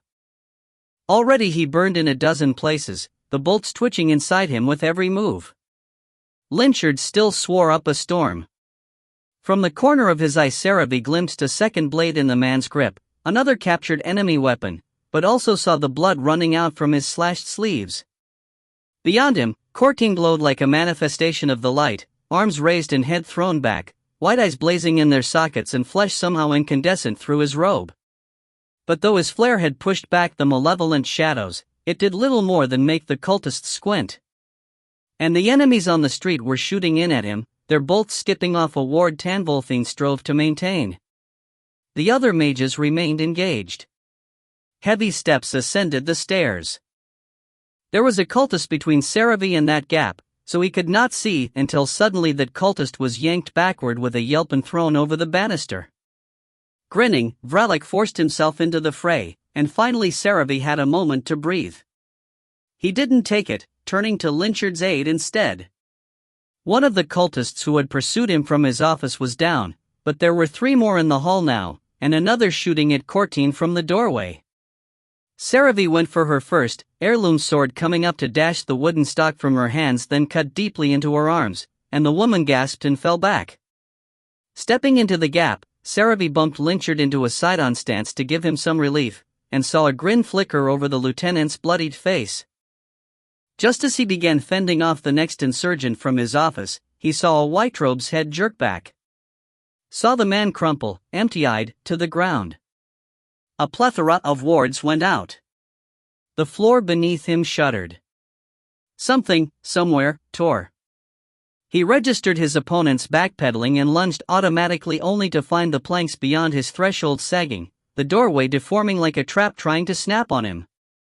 He lurched back just fast enough to avoid going down the hole that opened in the floor, and watched in shock as his desk and chairs, maps and papers, footlocker and bed and armor stand slid down into a widening black gullet.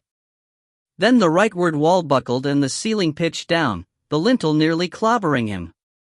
He backed out and felt the hallway sag beneath his feet, heard the stairs popping from their moorings. Out! Out! He shrieked, but could barely hear himself over the din. Then the whole world went wrong. The hallway bucked, dropping him to a knee and canting him sideways toward the gaping maw. He planted the hilt of his sword on the boards and tried to pull up, but the burning in his limbs hampered him. Lynchard was scrabbling for purchase at the banister, one sword gone, bloody hand gaining little grip. Behind him, Vralik roared like a maddened beast. Splinters filled the air as woodwork failed, the load-bearing walls bitten through by the essence of hunger and night. He caught sight of Ile-Rien and Verkii fleeing toward the gap into the street, the other white robe fallen beside the first, and Tanvolthine frantically building panes of light on which to stand. From down below came a host of screams. He dared not look. Instead he forced himself up, shaking loose from his shield so that he could use his good arm. Nothing near the stairs was stable except Tanvolthine's wards, and they already held him and Messenger Courtine. Further on, though, the gap into the street was not yet crumbling. On a sudden insight, Saravi jammed his sword into himself in order to free up his other hand. There was no pain, and squeamishness didn't matter anymore. Digging fingers into the splintering wall, he grabbed Lynchard by the belt and pulled them both toward the street. As they approached, he was heartened to see the fighting continuing out there, the ranks of crossbows already broken by the rush of escaping soldiers. Something else was happening, though. There weren't just black-clad enemies but others, in paler garments or gleaming metal, holding torches and chanting. At the sound of those voices, the fire in his wounds burned hotter. Messenger! Warder! He shouted at the lingering pair. Get out and aid the men! Tanvolthine signaled his understanding, but Courtine did not move, still radiant, keening enraptured somehow.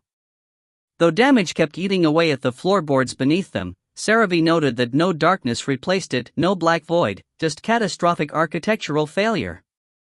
He was suddenly, horridly reminded of the crushing of the Shadowland. This is our comeuppance, is it? He thought as he hauled Lynchard to the gap. The lieutenant was trying to help, but a glance showed dark stains on his chest and thighs and one forearm, his uniform stuck to his wounds.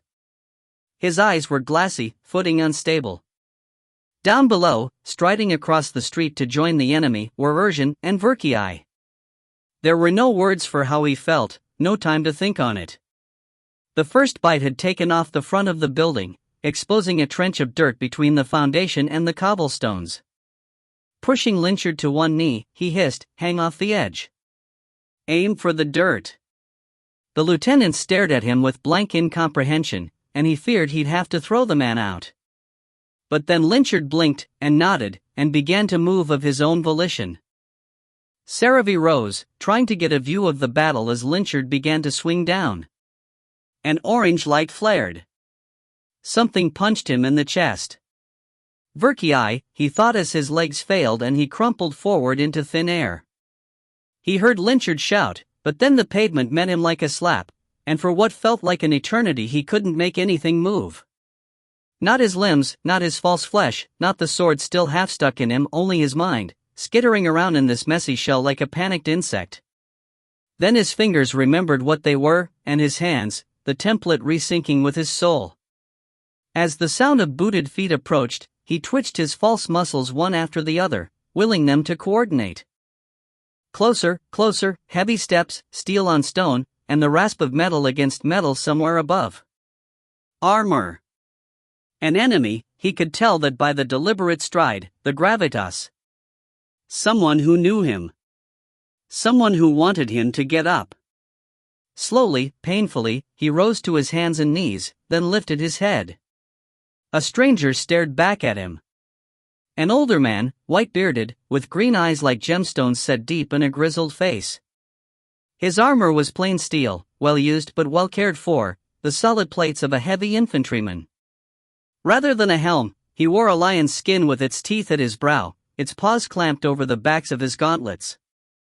The great hammer in his grip looked like it could dash Saravi to bits with little effort. Saravi squinted. There was nothing familiar about the man, not the smallest hint as to why he was here. Cautiously, gaining his feet, he said, "Who are you?" The old man's brows rose. There was a hardness in his eyes that Saravi recognized. No doubt it had shown in his own when he brought the executioner's sword down upon the necks of those men. Gwydrain Greymark. What are you? That's a good question. A mirthless smile creased the old man's features. He gave Saravi a slow look over, brows quirking a shade higher as Saravi drew the heirloom blade out from himself. Ankeelan's work, he said.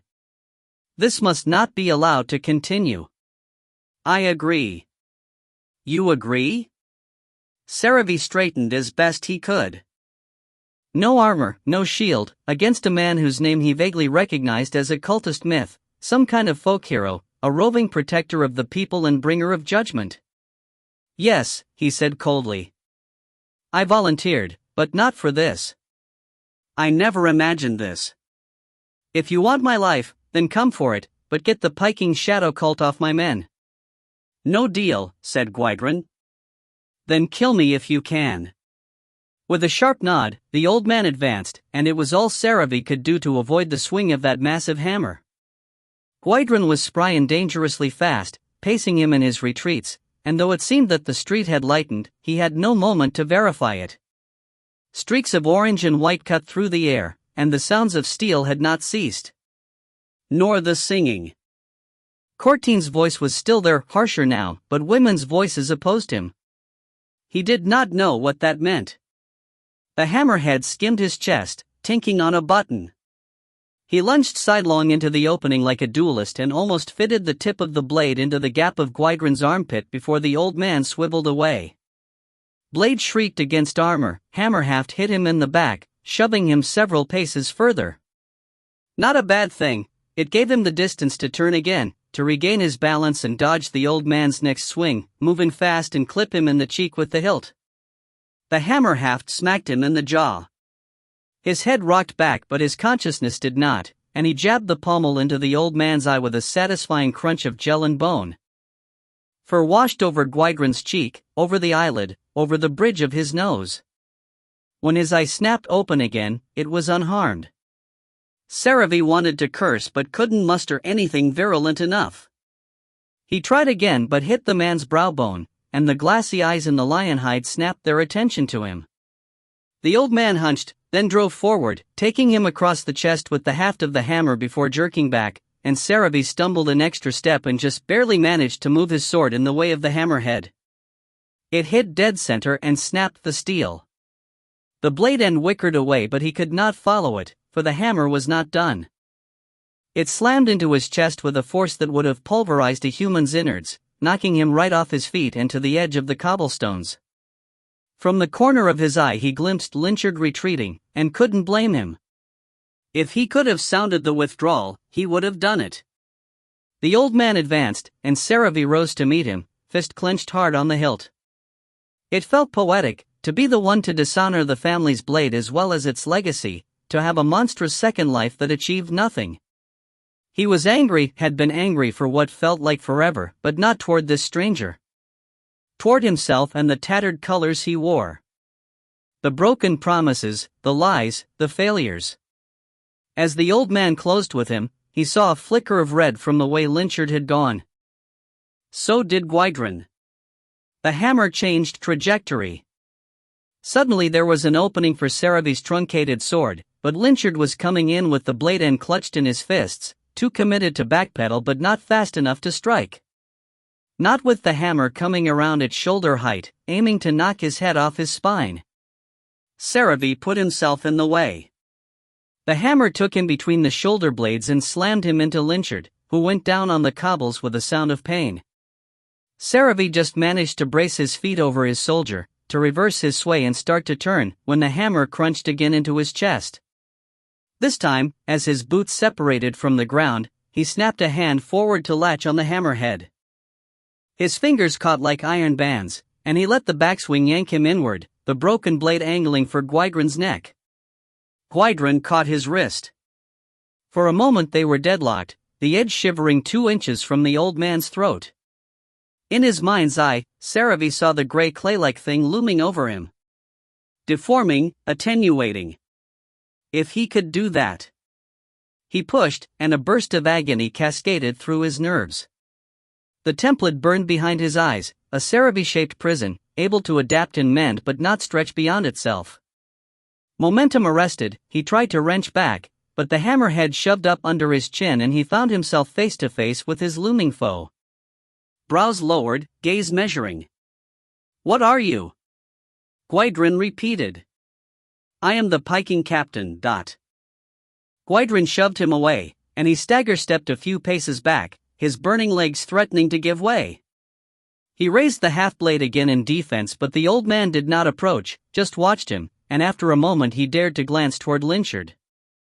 The lieutenant was on one knee, head bowed, hands tucked against his chest. In the street nearby lay the blood-edged shard of sword. "Lynchard." "Status?" he called. "Not good, sir." That was an understatement. Just looking past him to the rest of the fray showed Seravy how piked they were. Smoke coiled up from several places within the half-collapsed garrison, and the men on the street, in whites or uniform red, not a single one in armor, fought with fists or improvised weapons, only a few with blades.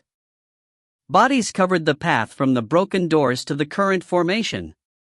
The shadow cultists, as always, were not engaging them directly, they stuck to the alleys or the windows of neighboring buildings and shot as the strangers in armor did their level best to mash Blaze Company into the pavement. Quite a few of the enemy fighters were female, braids flying and war cries shrill against the counterpoint of the Ruingrians' roars, and Seravy caught a glimpse of Urjan and Verkii in an alley with that dark woman and another figure, a man. Press? Still, the Ruingrian were holding their own, and the sweet toxic miasma of the controller's power filled the air. He spotted a few Trivestians and Riddish fighting with knives they should not have been wearing to a religious rite, but he could hardly blame them now, and the others had clumped into their practiced formations, shoulder to shoulder with their remaining comrades.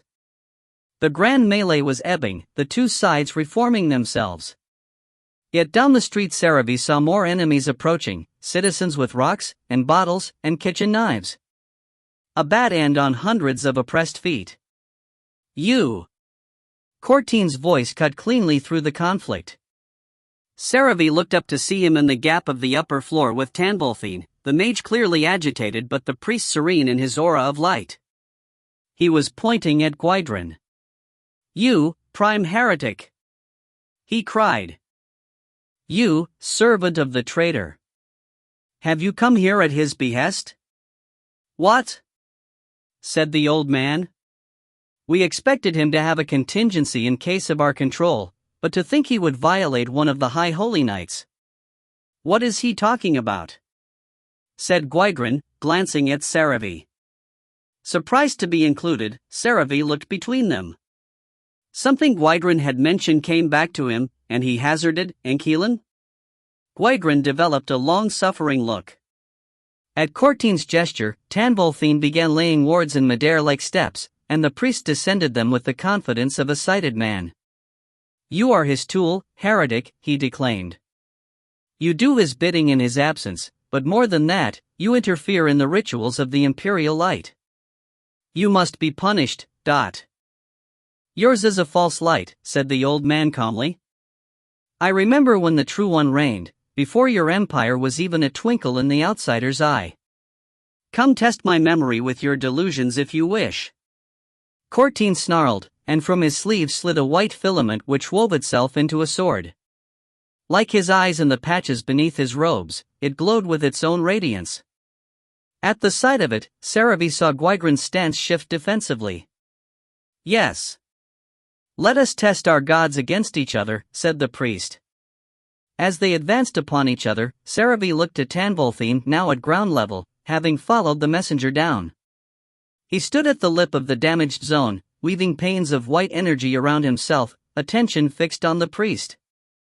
On the other side of the street, Urjan and Verkian priests appeared to be arguing amidst a crowd of cultists. Saravi wanted to go to them, to demand why they had turned on him, but he already knew. He had turned as well, he just had not the strength to act on it. He wanted to go to his men too, but how could he face them after surrendering them into the hands of his wicked commanders? Cortein and Gwydion Greymark faced off in the space between him and the rest of the company, while the stable stood not far from his back, and he felt a sudden fierce pull that way. To grab Havoc and just escape. But Lynchard was at his left hand, bleeding, and the citizens were all around, their approach slower now as the two powers clashed, but no less vengeful. And he could not deny that vengeance. He was tired of pretending to be in the right. Gwydion took the first swing. Saravi could see that it was meant to take Cortein's measure, to make him dance back and show his mobility, his visual acuity with those radiant eyes. But Cortein did not retreat, instead taking the blow in the middle of his forearm, and white light flared beneath his sleeve to lance up as high as his shoulder. The hammer rebounded, leaving him utterly unmoved. This is the measure of mine, said Cortein. Now yours. He struck forward wildly, indifferent to style or technique, a raw amateur. Yet his fervor drove Gwydion a pace back, forcing him to block and divert with the hammer haft as the white sword needled toward his face repeatedly.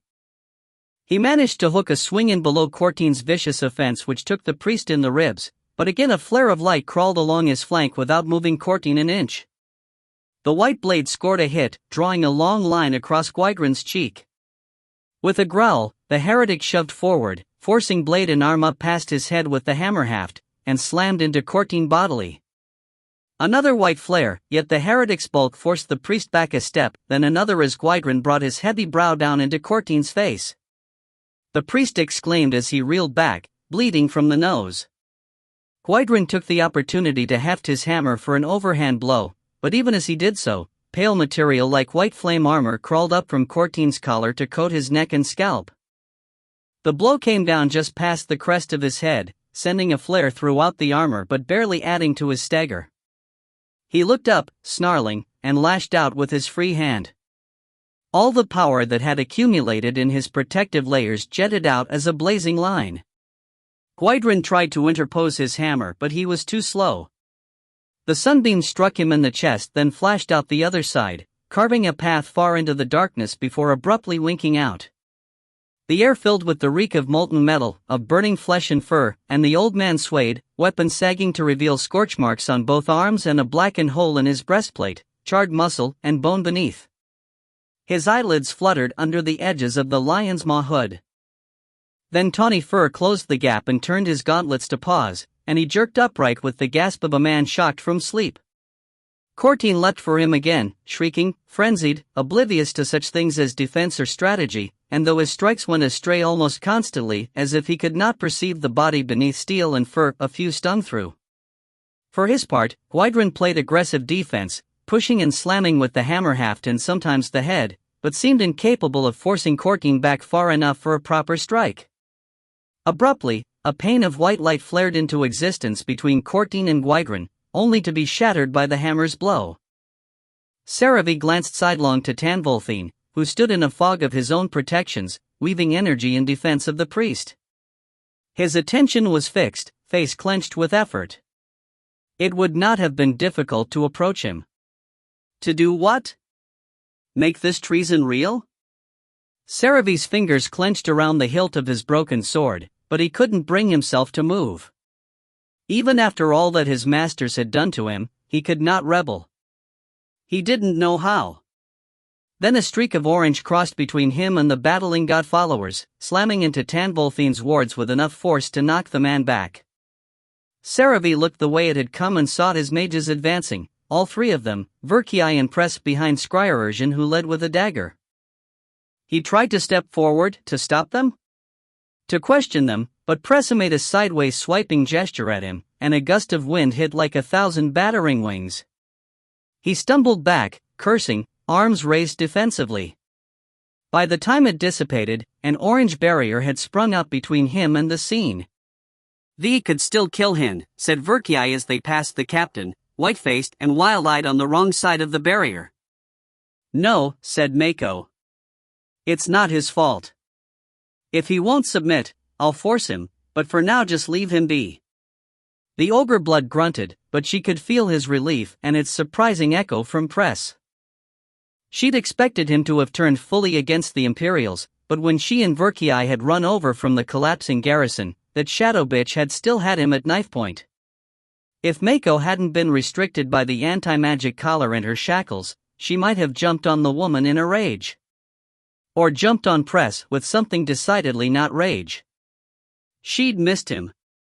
As it was, she'd restrained herself. She'd used too much mental energy to overcome her captors and couldn't afford to waste it on petty mind slaps. And the woman had been reasonable.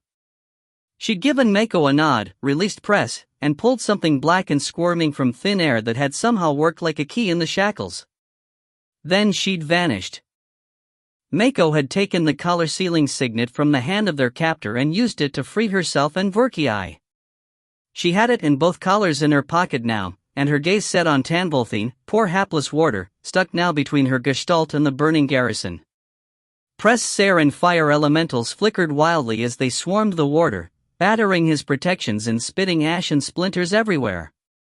Behind her, Verkii chanted softly, one hand rising now and then to make a crushing motion to implode another white ward.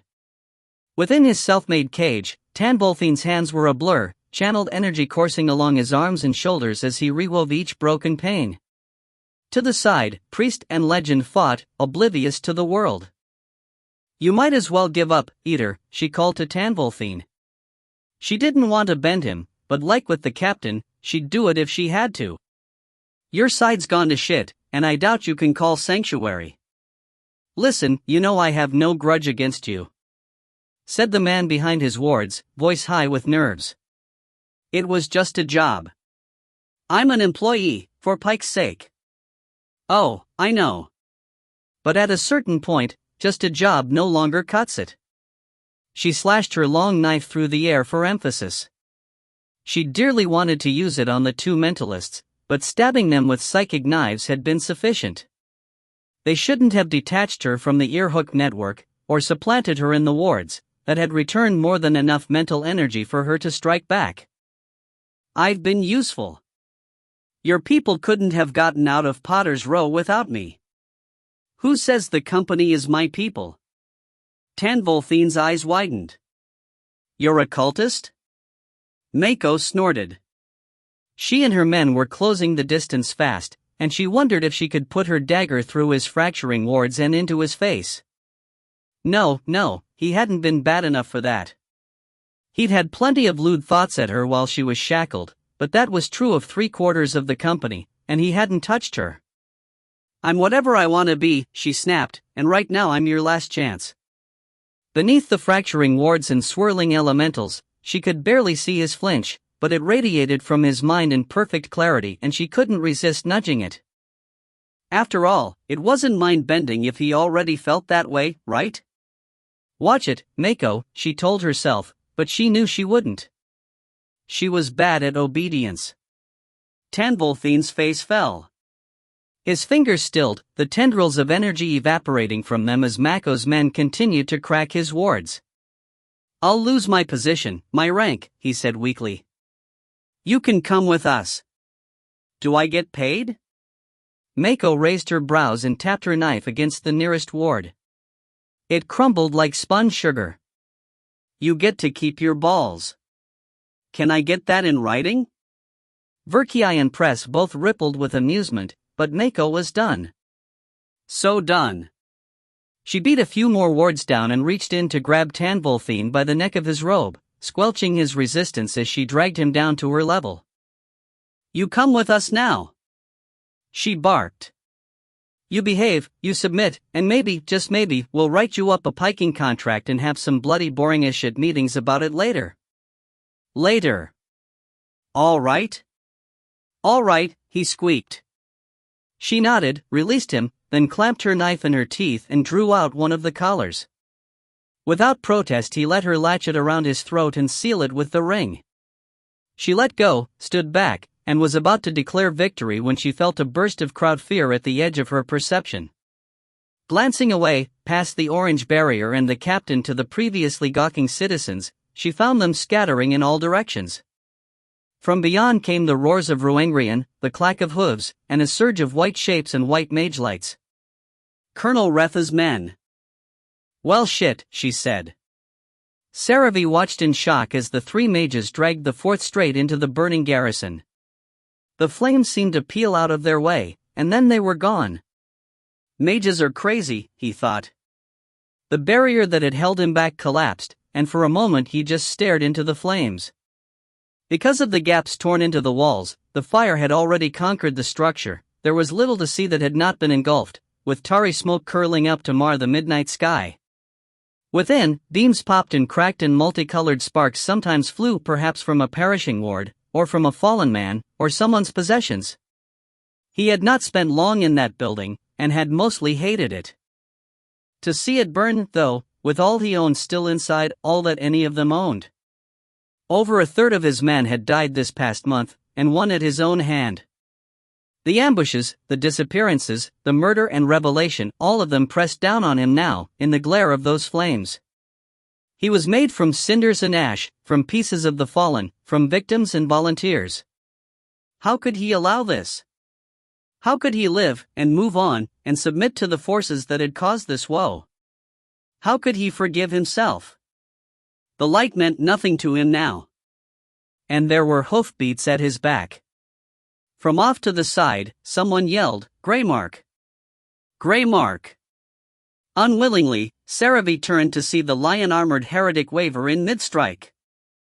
He and Courtine had been at their vicious dance all this time, radiant filaments versus fur and steel, but when the cry came again, the heretic retreated, with Courtine darting after him like a shooting star.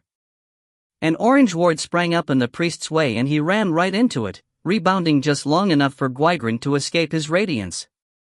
2 steps into the shadows and the old man seemed to fall through the very street, darkness swallowing him up with all his allies.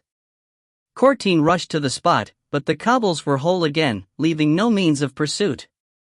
Saravi saw his hands fist and a visible tremor run through his white cladding before it started to peel away like old skin.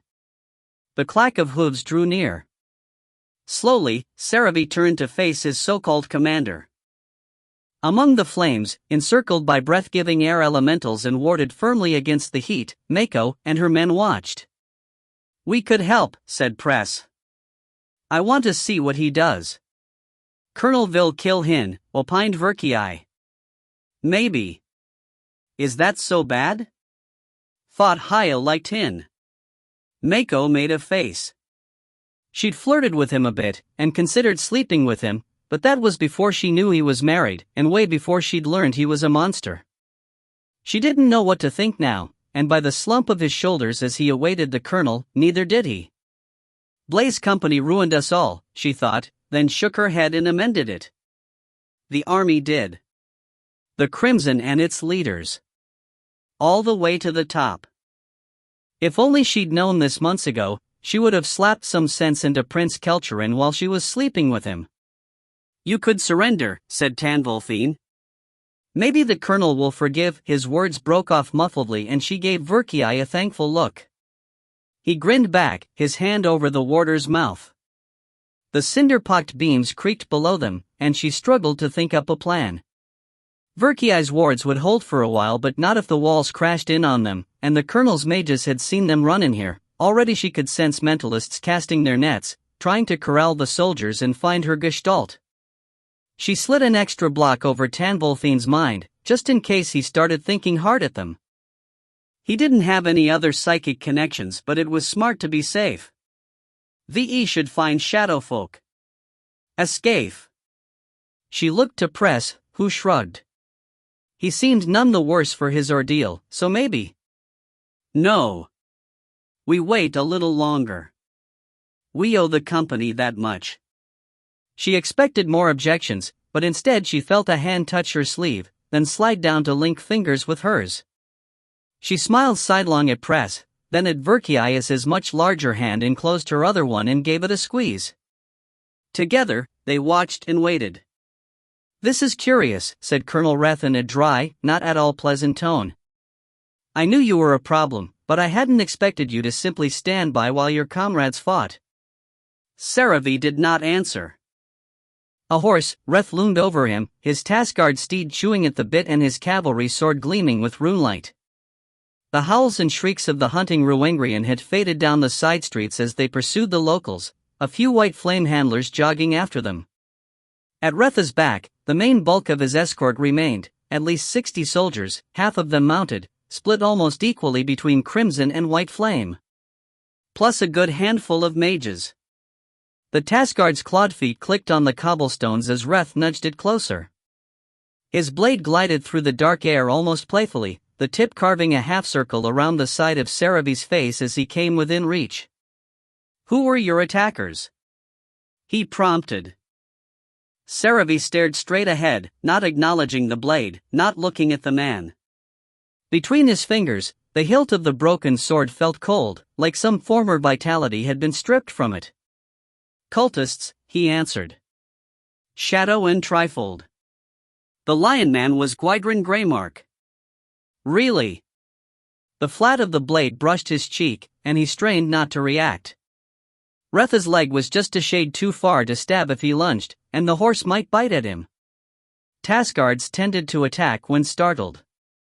Cultists and heretics in Gwydrain Greymark within reach, and yet you do nothing. Saravi was silent. "Enlightened messenger," called the colonel. "My deepest apologies. If I had known that I'd put your safety in the hands of such a coward." "Enough, Colonel," said the messenger from close behind. A moment later, he passed Saravi to stand third in their triangle. His white armor had receded beneath his robe, but his eyes still glowed faintly, even through his eyelids. "By now, the captain's inaction is no surprise." A smile drew across Colonel Retha's mouth like a razor gash, and he turned the edge of the sword to Saravi's cheek. "Then we might as well execute him, No.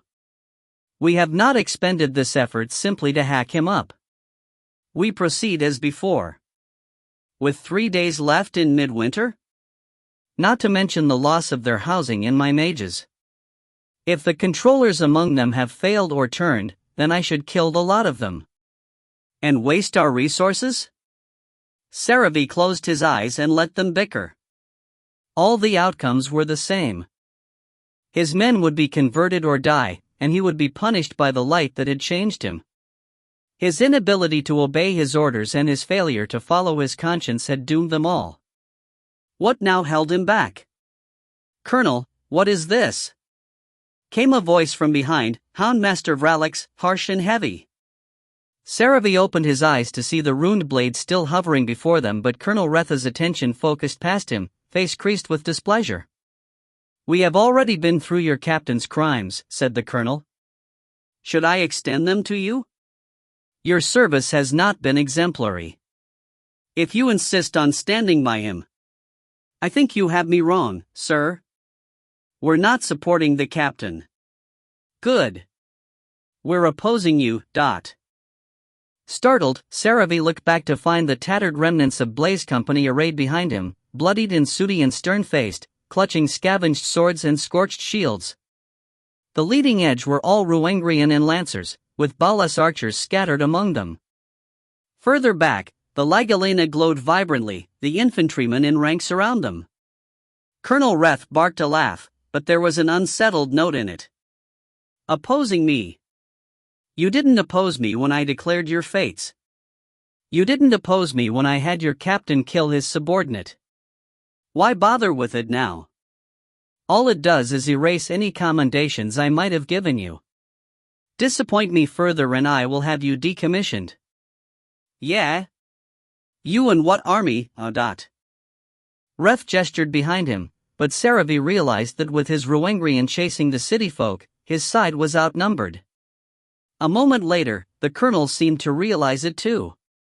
Snarling, he said, "Don't think you can menace us and live.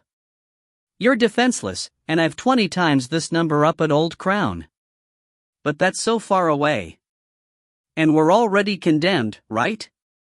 Vralik grinned, hideous and stitch-filled. "How about we see how long it takes me to eat you?"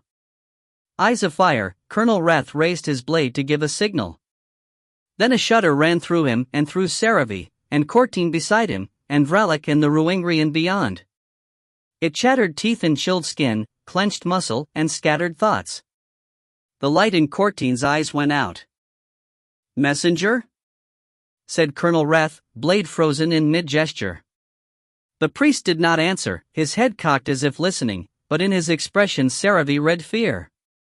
From her bubble of whispering shadow, Arden watched the shiver pass through the gathered soldiers. Not all of them experienced it, but the central knot, the officers, including the captain who wouldn't die, all did, then fell eerily still. She raised her hand, thinking to give a signal but not sure what it should be, then realized that the Ayats were not attending to her. Their beady little eyes had turned elsewhere, ignoring the tableau in the street and the other nodes on the umbral wall to stare, roughly, east. Frowning, she snapped her fingers at them. None turned. Then, suddenly and en masse, they began to hiss. Chapter 33, Terminus.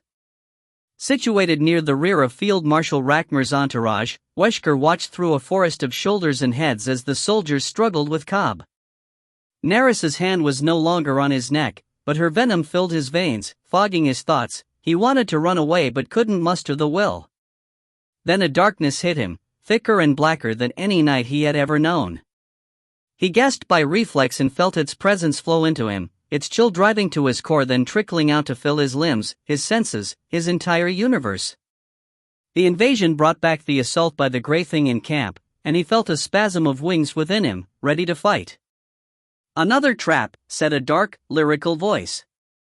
"A compromise." Fainter, sharper and speaking quickly, "He bears my mark, yes, but his patron Tokiel hates me as much as you do. Besides, what other option do we have? This is my last chance, Ezengat. So you would make it mine as well? Needs must." Wesker tried to speak, but his lungs were locked in terror. It didn't hurt, though. In fact, nothing hurt, which was unusual for his life at this point. This will just be another Ile-Rien. I certainly hope not. Where had the world gone? He felt suspended somehow, free-floating in a crowd of crows, encased by darkness.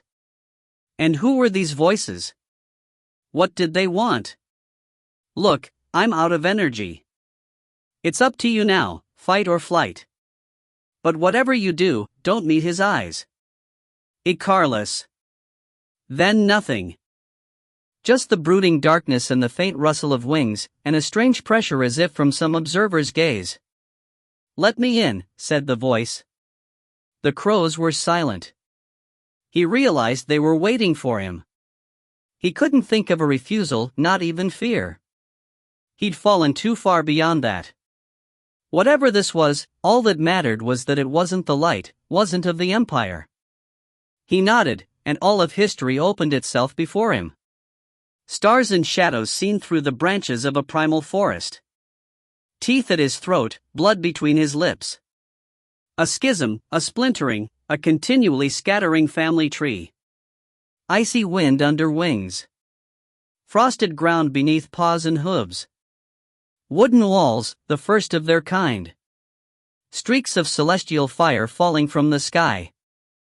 The killings, the death cries of spirit children.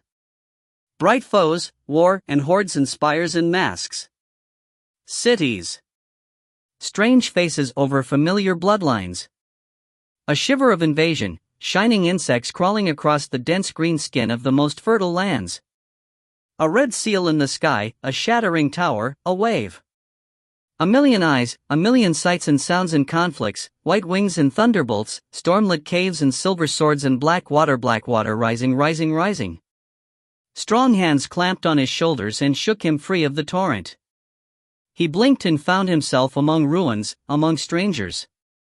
Water lapped gently against his ankles, and in the distance rose forested foothills capped by sharp white peaks, the Kiliokils. His homeland. Around him, a fox-faced woman with sand-colored fur, her blades the striated red obsidian of the far south.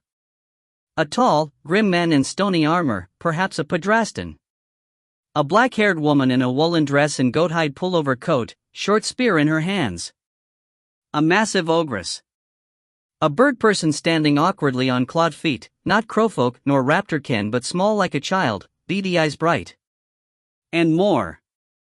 So many more behind them, standing in shadowed ranks that filled the ruins and the rocky beach and reached all the way into the forest, perhaps further. Perhaps enough to fill the world with their ghostly presence, their millennia of service. He saw their histories, lived their lives of joy and havoc, fled their deaths. Felt the world change beneath and around him as the ages streamed by, through darkness and light and all shades in between, until the rising tide of it made him buoyant. Until the memories erased and rewrote him like etchings in sand, not a man, not a cast-off, a prisoner, a failure. No. The Guardian. In this maelstrom of history, memory and knowledge, the hands on his shoulders held him steady, kept his head above water until the white city intruded once more. Only as they faded did he realize they were cobs. In his forest green robe, Jared Iskeen felt painfully conspicuous. The pilgrims all looked at him askance, and the soldiers' white helms turned to follow him as he passed, their thoughts a low hum of suspicion. But no one impeded him, and as he stepped out from the tunnel into the city proper, he felt a flutter of hope. There, ahead, were others not dressed in white. Perhaps he'd found the trouble. As he quickened his pace, he thought wryly of the irony in running toward the fray. He'd spent his whole life avoiding danger, his magic was bent toward foresight and protection. Any difficult action he'd ever taken had been with the backing of his patron the Count, or, more recently, from Ile-Rien. To set forth in opposition to that one's command felt both unnatural and necessary. He'd never considered himself a coward, just a pragmatist. Now, for the first time, he thought he could possibly be a hero. Around him, the crowd lagged back. Reverence emanated from them, but also hunger and fatigue, pain, and a sort of glorying despair. They'd traveled the white road as the pilgrimage mandated, he'd come fresh from Ile-Rien's portal, nerves zinging with excitement. It was no surprise that he outdistanced them, and started to gain on the oddballs ahead. The orange robe stood out the most, its dark-skinned wearer obviously a fellow mage. Beside her was a scruffy man in Riddish garb, less garish but just as out of place. They and their white flame escorts formed the rear guard of a determined entourage, itself outpacing the other pilgrims as it aimed toward the palace. Jared pushed himself into a jog, and felt the white flame escorts' interest peak as they noticed him. None bore a weapon, nor did they falter from their stride, so he felt no fear as he fell in beside his fellow mage. "Lady Magus," he said, somewhat out of breath, "have you seen the Inquisitor Archmagus pass?" She looked at him strangely. "I don't know who that is." Though her appearance indicated Uzadran or Zhangish heritage, her accent was native northern, not much different from his own. He frowned, puzzled. He'd thought every mage knew Ile-Rien. Not very tall, about this high, he indicated. Black hair with silver clips, white robe over black. Oh, him. Her eyes narrowed. Right, that's one of his titles. He's up ahead somewhere. She waved vaguely. Jared squinted forward. The city stretched out in all directions, luminous against the night. The pervasive glow made it difficult to pick out figures from a distance, but there did seem to be another clump of travelers far ahead. It would mean a dash, but at least they weren't in the palace yet. The thought of that place made his stomach knot. It loomed ahead like a mountain of light, but all he could remember was the music in its depths, the psychic paeans and screams. "Thank you," he told the woman, and broke away from her group. He heard her call after him but didn't attend to it. He had a mission. At a rough lope, he passed the rest of them, some in white, some in armor, others scruffy and radiating unease. It was only when he drew abreast of the leader that he realized they might be important, for there was the crown prince, looking just as bitterly angry as he remembered, and with a blade of red crystal slung across his back. Heart in his throat, Jared shied away. He remembered the prince's grip on his neck, and his condemnation of any who would work with Ile-Rien. A burst of surprise and interest radiated from the prince as he passed, but no alarm was raised. When he glanced back, the group still progressed at a steady pace, unaltered by his presence. Which was good, because his sides had already begun to ache. He cursed himself for being so sedentary. The distance between the prince's group and Ile-Rien seemed to stretch as he jogged. They were very near the palace now, past the point where the once flat road began slanting upward as if leaving behind the petty concerns of the city. He didn't understand their pace, mostly they moved smoothly, but now and then they seemed to stop, causing turmoil on the road as the river of pilgrims tried to flow around them. I can make it, he thought. I can definitely catch up. But it didn't take long before his body denied him. A stitch formed in his left side, a cramp in his right leg, and it took all his mental discipline to slow rather than stop. His breath came raggedly, mouth dry. The glassy trickling of canal water lured him toward the road's edge, promising relief. There were benches at the verge, blocking the way. Weary pilgrims rested in ones and twos, heads universally turned toward the palace. Passing them, he saw a common glaze in their eyes, a fixation. Below, on the other side of the canal, stretched acres upon acres of artificial gardens, their plants, statues, and trellises all made of the same fibrous white stuff. Pilgrims passed dreamily through maze-like corridors or stood in small mobs to sing with the white-eyed priests. Further away, fantastical buildings mounted toward the great walls, delicate and gravity-defiant in a way no masonry could be. It overwhelmed him, not with reverence but fear. Nothing here was real except the flowing water, and even that looked unnaturally pure, almost crystalline in its glowing course. He'd barely glimpsed the swamp beyond these walls, but some animal part of him clamored to go back. To escape this spider's trap. No. I have a rescue to carry out. The thought prompted him into motion again. His legs objected strenuously, but he knew ways to dampen the perception of pain. Anything he did to himself now could be mended when this was over. He couldn't say exactly when he'd gained this sense of loyalty toward Ile-Rien, but he could no longer deny it. He wanted that man to live. And so, fixated on the thought, he managed to push himself all the way to the rise in the road before he got grabbed. No fighter, his first instinct was to scream, but a hand clamped over his mouth to stifle him. He bit down on gloved fingers and heard a hiss. Then a familiar voice said, "Pikes, Jared, cut it out." Confused, he nevertheless relaxed, and as the hands drew away, he turned toward his captors. "Oh. That's it?" said Widma with a smirk. "No nice to see you? Or thanks for stopping me? Or sorry for biting you?" Taran added, shaking his injured hand. Jared stared at them. Both their faces were swollen with growths, almost more than their hoods and scarves could conceal, and by the distorted shapes of their shoulders, he guessed their bodies were the same. Yet their minds were peaceful, a discomfiting mirror of the pilgrim's reverence. "Are you two all right?" he said. Widma shrugged and nudged him to walk with them. "We're on schedule, we think. The Maker is ahead." He told us to stay back while he approached the enemy, so we're trying to be inconspicuous. You're not helping, said Taryn. Didn't he tell you to stay at base? Jared grimaced. I couldn't. I had to come. He won't be happy. I never meant to harm his cause. I need to amend my error to help. Well, there's no turning back now, said Widma. You can guard our minds, if you like. But once we get in there, you'd best stay away from us. We don't want to taint you. Jared blinked. I thought you weren't infectious. Taryn flashed him a grin through twisted lips. We weren't. But soon the gloves come off. You'll know when it happens, said Widma. Maybe the Maker wanted to spare you the sight, but... Looking at them, the closest friends he'd had in ages, Jared felt his heart sink. No, I'll bear witness. It's only right.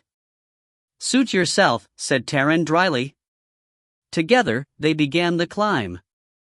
Well, that was interesting, said Lark as the green-robed man ran off. At her side, Maver snorted. They hadn't spoken in a while, not since the field marshal came to get them. Lark didn't really know what to say.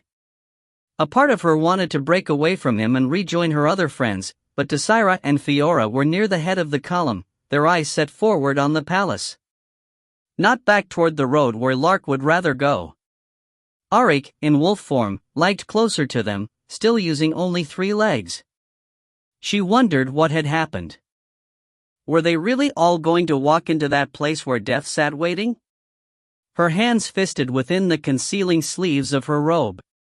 She had no power here, no influence, a mere pittance of magic, and a water elemental that barely understood her. The white flames carried no weapons that she could steal, and even if they had, she doubted she'd be able to pierce their armor. If the whole of the city and the road was made of the same stuff, she couldn't even run away. How could I have thought that I could fight? She imagined Desira laughing at her for it, in that sardonic way the body thief had. Bitter, resigned. Was that how she would end up, changed into one of those things? Conditioned and controlled, She'd thought the Carry oppressive for their preferential treatment of Shadowbloods. But at least there she'd had the option to quit. Quit. HSST, she said at Maver, well aware that the white flames could hear. He glanced over, questioning. He'd spent most of this trek in a subdued state, staring at the ground, though occasionally he'd look up as if he'd caught a signal from afar. His face looked wan in the city light, washed out and empty. How about we quit this? She said. We're not dangerous or important, and we can't escape, plus we've been promised freedom once this is done. Why do we need to be dragged into the palace? Me, I'd like to see the sights. His brows furrowed. Beside him, one of the white flame guards cocked its head as if listening. What sights? You know. She gestured outward to the endless white labyrinth. The festival, the city. Why come this far only to box ourselves up inside? We've already seen the palace. Still puzzled, he looked from her to the others ahead, following on the heels of the prince. You don't want to help your friends? You do? No, but he trailed off to stare at her again, an almost hunted expression on his face. They don't need my help. I sometimes wonder if they ever did. The sour words stung as they left her mouth, but she continued, this was never my fight. I'd rather be a tourist here than a troublemaker. It won't change anything. So what's the harm, then? Or do you want to go with them just to see what happens? Visibly conflicted, he looked to the white flames. None of them had made an aggressive move, still weaponless, a few clearly disinterested. I have been authorized to keep prisoners in my custody, he tried. This woman was never formally remanded to the field marshal, and so. Yes, said a white flame, faceplate lifted enough to speak. Lark saw white threads at the corners of his mouth and more waving like cilia on the inside of the helm, waiting to be rejoined with the rest. Typical wrangling. Go sightsee. We'll round you up if we need you." Surprised as she was, Lark immediately said, "The wolf too. Auric, come with us." The wolf's ears twitched, but when he looked back, it was to shake his heavy head. "Don't be foolish," said Lark. "You can't help Cobb anymore. We're done." A long, silent stare, then the wolf turned forward again. She caught herself about to yell at him, and closed her mouth. He adored Cobb, she didn't. He was the consummate loyalist, she had no problem jumping ship. Ever since she'd left her family in Felon, she'd felt rootless, dissatisfied, but she couldn't force him to feel the same. She missed Baller and Kaer in the Kai, but some part of her wondered if she could ever call that a home. "Have it your way," she mumbled, then looked to Maver. He nodded, and together they slowed to a stop, letting the column move on without them. A few others did the same, though no one she recognized, just poor saps who had been swept up in this. As pilgrims spilled by to crowd out her view of her friends, she felt a twinge of regret. She'd grown to like them, Desira the most, somehow. But they were very different people. She'd already walked away once. This time, she'd make it stick. The two of them drifted to the edge of the road to avoid the crowds, and for a while they just stood there, looking in separate directions. Lark didn't really see anything, her interest in the city was all feigned, and her eyes were foggy anyway. She blamed the unnatural humidity. After a while, he finally said, "Why me?" She didn't look at him, just stared down at the canal below. "You're not so bad. And you don't love the light as much as you say you do, else we wouldn't be here." "You're wrong. No. You love it like I love my mother. I owe her. She made me, raised me. But she's someone I never want to emulate, one I can't even be near anymore. She didn't think of me as a person, just an asset, and what I wanted or needed didn't matter. I know how your kind are made. You can't tell me it's not the same." Another silence. Then he said, "Are you going to jump?" After a moment's surprise, she realized she could. They had used elementals like Ripple to survive in Halakastia, maybe it could keep her head above water in the canal, help her swim. Looking down its length, she thought she saw it flow into a tunnel near the outskirts of the city. Did it spill into the swamp? But what then? Even if it wasn't the suicide Maver implied, it was still a probable death. She couldn't walk her way out of the swamp easily, and she'd never been alone in the wilderness. "Are you?" she said. He laughed, but there was something cracked about it. "Maybe.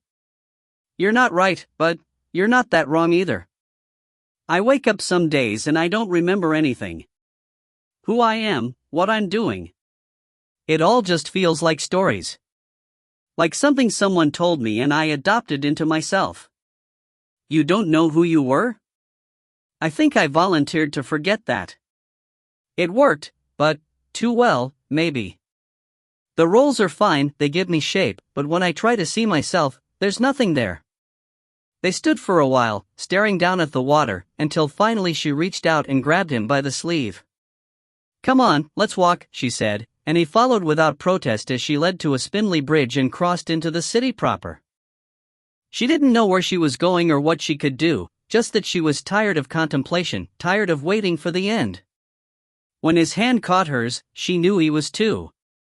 Desira had to speedwalk to keep up with the crown prince's long strides. At her side, Fiora did the same. From behind, she heard Auric's breath wheezing through his teeth. Others in their entourage had fallen behind entirely. She'd glanced back once as they started up the rise, but despite her keen sight she'd been unable to spot Lark or Maver. The rest of the prisoners straggled after them, spreading out their white flame guards just as thinly. It was an opportune time to fight free, but she knew she'd need the prince's help to get anywhere.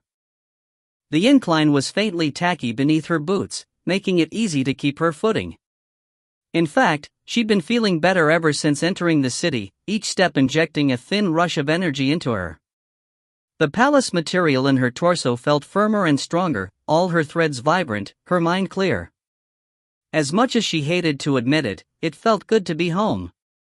Ahead, the palace entry gaped like a mouthful of needle teeth. They had overtaken many clusters of pilgrims along the way, but more struggled on ahead of them, just as determined to stand before the throne as they were. No guards impeded them. Midwinter meant free access to the emperor for anyone who desired it and was able to tolerate the lines. "How much further?" said Fiora beside her. The Trifolder girl's face was red from exertion, one hand fixed on the hilt of the sword over her shoulder, the other fisted at her side. Desira was impressed she could keep up, but then, she'd been running with Cobb for weeks now. Who knew how much the Guardian had changed her? "Don't know," she answered. "Layout changes from day to day. Throne room could be near, or it could be at the ass end of the structure." "It's at the middle," said Ile-Rien from ahead. "Maybe a half mark, through the crowds." Fiora raised her voice for him. "Can't you part them? You're the prince." "I'm just another soldier here." Desira smiled tightly. That might be technically true, but she doubted any soldier would impede him without a direct order. The white flames held him in as much reverence as they did the emperor. Not that he'd either acknowledged or accepted it. He wanted to be human, perhaps that was why he'd failed. Cultivating his own fanatical following might have let him change the balance of this conflict, but that opportunity had been lost. It was a relief when they finally surmounted the rise and stepped past the threshold into the palace. Desira saw Fiora's face tighten as they left the sky behind, but the radiant walls energized her. She tapped a constant rhythm on Serinda's hilt, just waiting for the chance to use it. The main hall ran broad and straight for a while before branching into a profusion of corridors, some curving away to re-emerge as second-floor crossbridges and others vanishing into the depths of the structure. No signs or guides marked the way. Pilgrims seemed to pick their routes at random, pushed onward by the press of those behind. In contrast, the prince moved unerringly, cutting through the confused groups by virtue of his bulk and status. As he passed, Desira glimpsed pilgrims turning toward him until she got the feeling they were diverting the entire flow of the mob toward their goal. Ahead, the paths continued to branch and converge at random, the crowds thinning down to handfuls of bemused wanderers. Desira wondered if it was always like this, the emperor playing with his little toys, leading them in constant loops until he was ready for them. How many of the pilgrims ever actually reached him? So she was surprised when a familiar figure stepped out from a side channel ahead of them, fiddling neurotically with her rings, Annie of Ile. The Lagalena looked odd in white, too tawny gold for such monochrome, with her neckline cut typically low to display her assets. "Kel," said the woman, "there you are.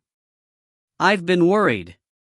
The field marshal passed by only moments ago, and—" "Stand aside," said the crown prince. Startled, she did so, only to fall in line beside him as he passed. Desira found herself right on the Lagalena's heels, and the urge to stab went down her arm like a crawling itch. Beneath her fingers, Serinda disagreed. "You can't mean to fight him," said the Lagalena. "It's foolishness. I'm sorry for what I said before, but—" "No, you're not," said the prince without looking at her.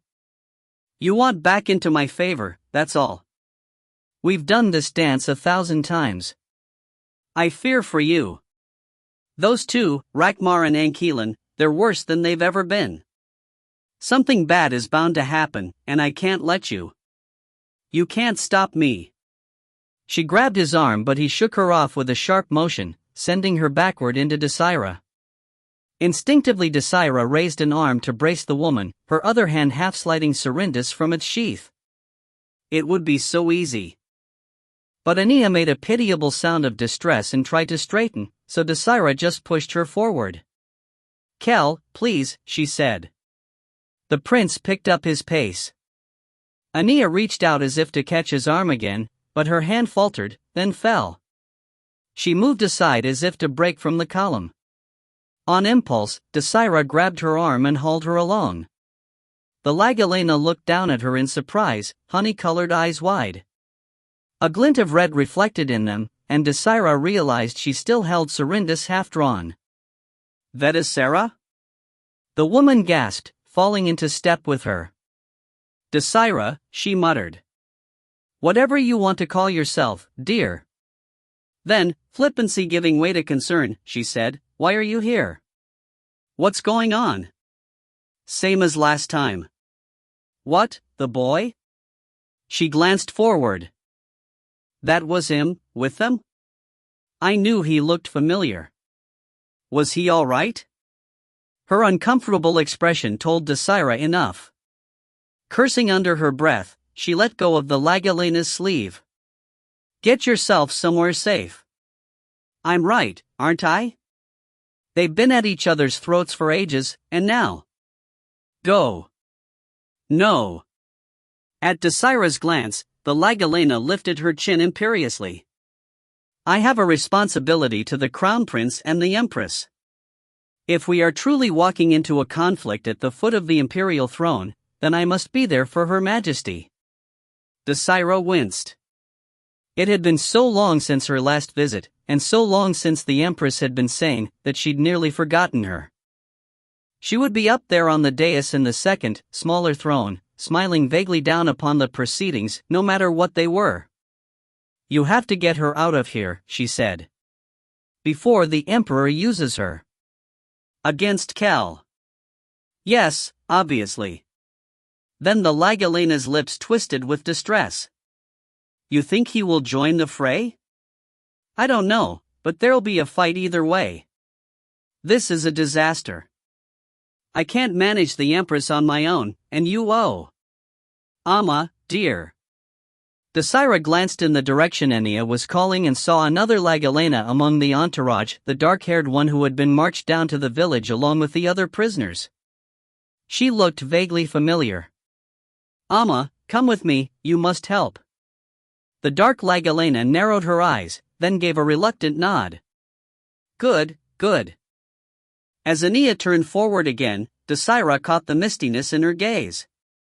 "We can at least take her somewhere quiet. Make her comfortable."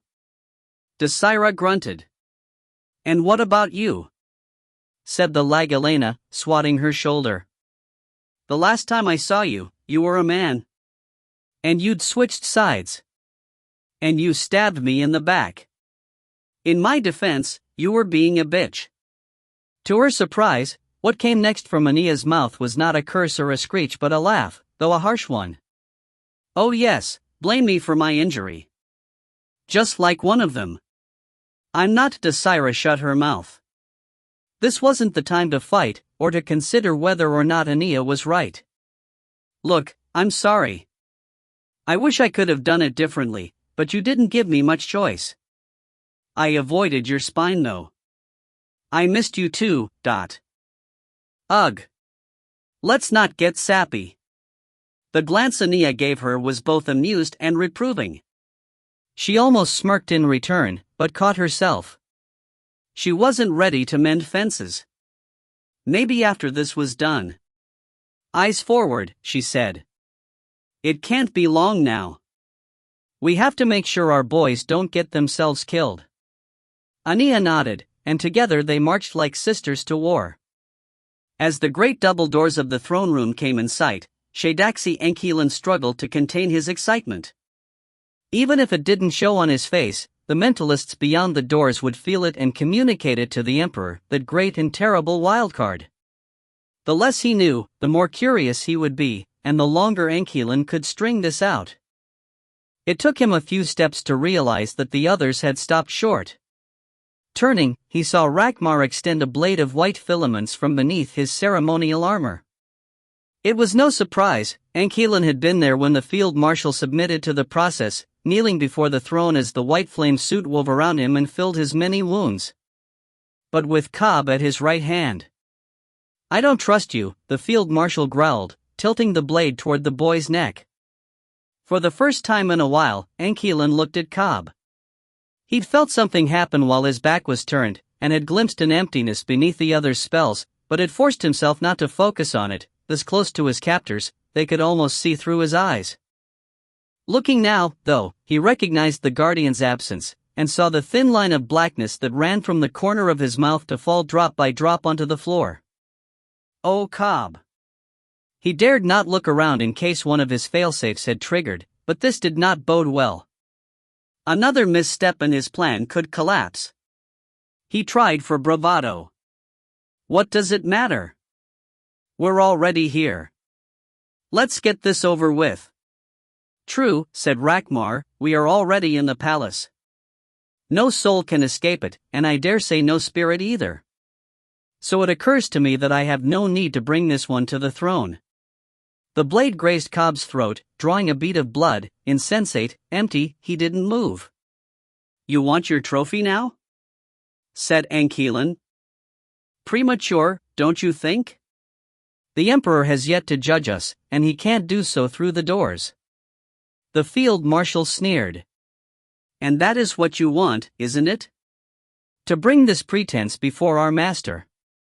Not to win, since you have no chance of it, but to prove some accursed point. Well, your game is over. I will permit it no more. Who are you to dictate the Emperor's pleasure? This is not his, it is yours. We have all been dancing on your strings. It is time that they be cut. With that, he raised the white blade high. The word halt caught on Anquilin's tongue. If he used it, Rachmar would only enjoy his kill the more, and the boy was a husk now. Valueless. Yet not without use. As long as Rachmar thought he held the guardian, he was still a piece in the game. Coward, he said instead, putting a laugh into it. You're like a child who kicks over the game table when he's about to lose. I will not lose. The field marshal bellowed. The blade hovered above Cobb's bent head. This is the end for you. Well, go ahead then. I don't care. Just don't rant and rave like this when we're in front of the Emperor. You're like a rabid boar, it's embarrassing. Embarrassing? Rachmar echoed coldly. Anquilin turned up his smirk. Certainly. I dread the day when you work yourself into such a froth that your withered little heart fails and I'm forced to resuscitate you. You could at least do me the favor of cropping that crotch-growth beard so I can find your mouth. What did you just say? He didn't answer, it wasn't necessary. He'd learned long ago that a high, derisive laugh was more infuriating to such men than any insult. It caught Rachmar like a hook. Fury flamed in his eyes, and he took a step forward almost unwittingly, hostage forgotten. The white sword quivered in his hand, tendrils separating as his concentration failed. From the way his heavy jaw clenched, Anquilin knew he was trying to resist the urge, trying to stay on task despite the war drum in his ears, the red pulse of hate. So Anquilin pointed at him and laughed harder. It wasn't difficult to feign. This was his favorite part of the job. His scorn uprooted Rachmar's feet, and suddenly the man was rushing him, 300 pounds of flesh and steel unbound by the niceties of court. He let it happen, the hands on his neck heaving him up and back, slamming him into the white material of the great doors like a carcass onto the butcher's block. Struggle was necessary, so he kicked ineffectively at Rachmar's ribs with slippered feet, clawed at his gauntlets with bare hands. Thick thumbs pressed into the hollow of his throat. From this close, he saw the veins bulging on Rachmar's brow and pulsing in his neck, caught the adrenaline stink in his sweat. His nails found the gaps in the gauntlets. If he wanted, he could light the bastard up from the inside, roast him like a hog. But if he did, the Emperor might not open the door. So he held his power and just wriggled futilely, because Rachmar liked that. Shade by shade, the blood left the field marshal's face until he was calm again, teeth gleaming like polished tombstones through his beard, eyes black wells. I almost wish you'd come out to play, he growled. So I could do this for real. Come get me. Rachmar threw him to the floor instead, then kicked him when he tried to rise. No wards flared, he'd dispelled them all for this. He faked a groan, then a yelp when the field marshal's hand clamped in his hair. I've changed my mind, said the big man, grinning nastily. We'll have a chat with the Emperor, you and I. Everyone else can stay out here until we're done. Under his other hand, the great double doors cracked open. Shit, he thought, grasping for inspiration. It wasn't enough that he be in the throne room, he needed the guardian too, or one of the other failsafes he'd set. But the doors began closing again as soon as Ragnar dragged him through, and he couldn't think of a lie that wouldn't end in someone's swift execution. He'd done his work too well. He tried to get his feet under himself as the doors slammed shut, but Ragnar just yanked him off balance again. Though he couldn't see ahead, he heard the midwinter hymns falter, the priests and pilgrims falling silent as Ragnar strode past. With every step, his sense of his real body became clearer. Completely foxed it. No chance of repair. Even if some of my servants are here, it's not enough, it won't work. I should have come straight here instead of intervening at the village. Should have cut my losses while I still could. Too late now. Too late. No, wait. Too early. Ile-Rien was right on our heels. He pushed his nails through the gauntlet's gaps again, and sent a shock, not enough to kill, just to make Ragnar's hand spasm. The field marshal released him with an oath, and he scrambled away, sketching warding runes with one hand as he staggered to his feet. Ragnar's fist hit a blue barrier and was deflected. Now you resist? He sneered. Straightening, Ile-Rien took a moment to smooth his robes and look around. He'd been dragged nearly to the midpoint of the throne room, a vast rectangular chamber with the doors at one end and the dais at the other, the rest of it thick with pilgrims and white flames and priests in second-floor alcoves.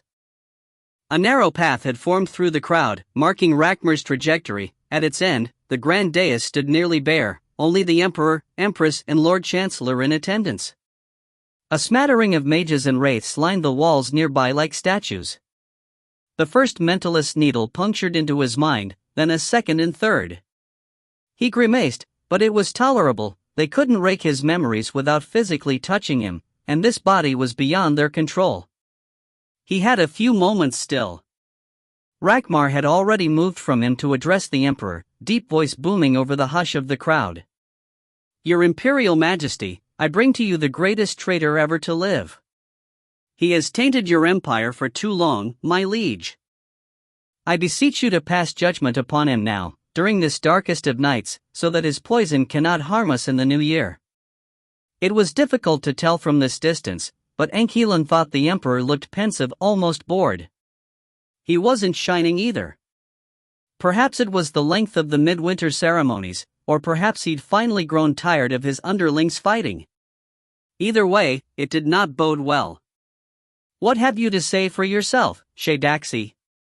Intoned the emperor levelly. Ile-Rien's hands rose, then fell. He wanted to fix his hair, since Ragnar had pulled all the clips out, but he dared not give insult right now. I would know the charges. Conspiracy, roared Ragnar. Wanton destruction of imperial property. Mass murder. Is that all? Ragnar started toward him again, but halted as the emperor said, Your response? Guilty. Absolutely. He saw a grin form on Ragnar's face but falter as suspicion set in, and was pleased to have tormented that man so thoroughly. He added, I would like to explain myself. To you, Aradis. Gasps arose from the pilgrims. To the pious, it was unthinkable to address the emperor by name. But even from a distance, Ile-Rien sensed the emperor's smile. Go on. There was no time to make an ordered speech. Instead, he let the words bubble up from the depths into which he'd drowned them, over and over, for 400 years. I hate you. Over Ragnar's snarl, he continued, simple, yes? But we both know it's not. You gave me exactly what I wanted. I'm the one who betrayed our trust. And what you did to me, I understand. A criminal needs a prison, a madman an asylum, lest he run wild and burn the world. And it's not about what you are. Outsider, infiltrator, tyrant, torturer, what does it matter? We've had worse kings grown from our native soil. Compared to the ones I've known, you're almost kind. You remember where you found me, in that ghastly tower. It's not wrong to call you my savior. On the throne, he saw the emperor's head tilt. There was interest in his gaze, but also impatience. We've had good times too. What you had me do, it's nothing I wouldn't have done on my own. Kill your enemies? Fine. Kill my enemies? Happily. Create, experiment, vivisect, transfigure? Gather knowledge and power, destroying all records in my wake? Wipe away a vast span of history like it never existed, like it would somehow erase the scars upon this land?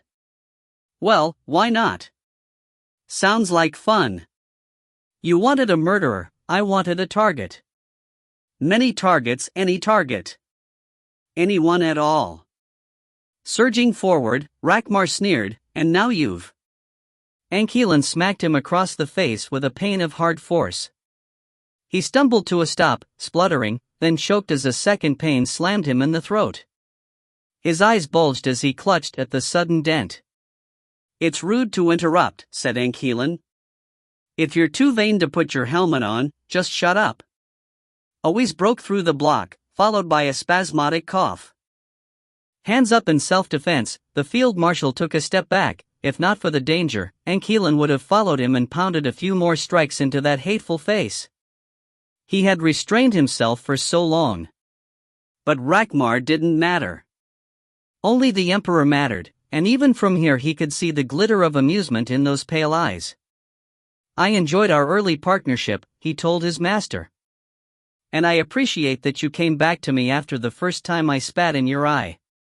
You forgave me. Who doesn't need that? I don't even begrudge you the 200+ years I spent bound up in that wall. I got a lot of thinking done. Learned a few things about myself. But you know that, don't you? You had mentalists on me as soon as it was feasible, but. Shadaxi, said the Emperor calmly, you are stalling. I'm not stalling. I'm angry. From this close, he could feel his real body, the speeding pulse, the crackling synapses. His voice rose of its own accord. You let me out, and I was grateful, pitifully grateful. Until I saw what you'd done while I was gone. My world turned upside down, my homeland and its rival both demolished, my line extinguished and legacy erased. My own memories made false by the lies of scholars and priests. I could have, no, I did adapt. By your leave, your oh so glorious magnanimity. And in return, you asked for this. He gestured broadly to encompass the crowd. Soldiers, servants, slaves. The reconstitution of your lost people. The control of all others. I obeyed. And then I sabotaged it, because that's what I do. I tore up the mind-washing schedule this summer. Most of our victims should awaken soon. And I introduced the flaws into the conversion templates long before that. Insanity, mutism, physical instability, progressive amnesia, sterility. You can't fix them without me. And you know that. You always have. I can't hide it from your mentalists or your sight, and the worst part is that you don't care.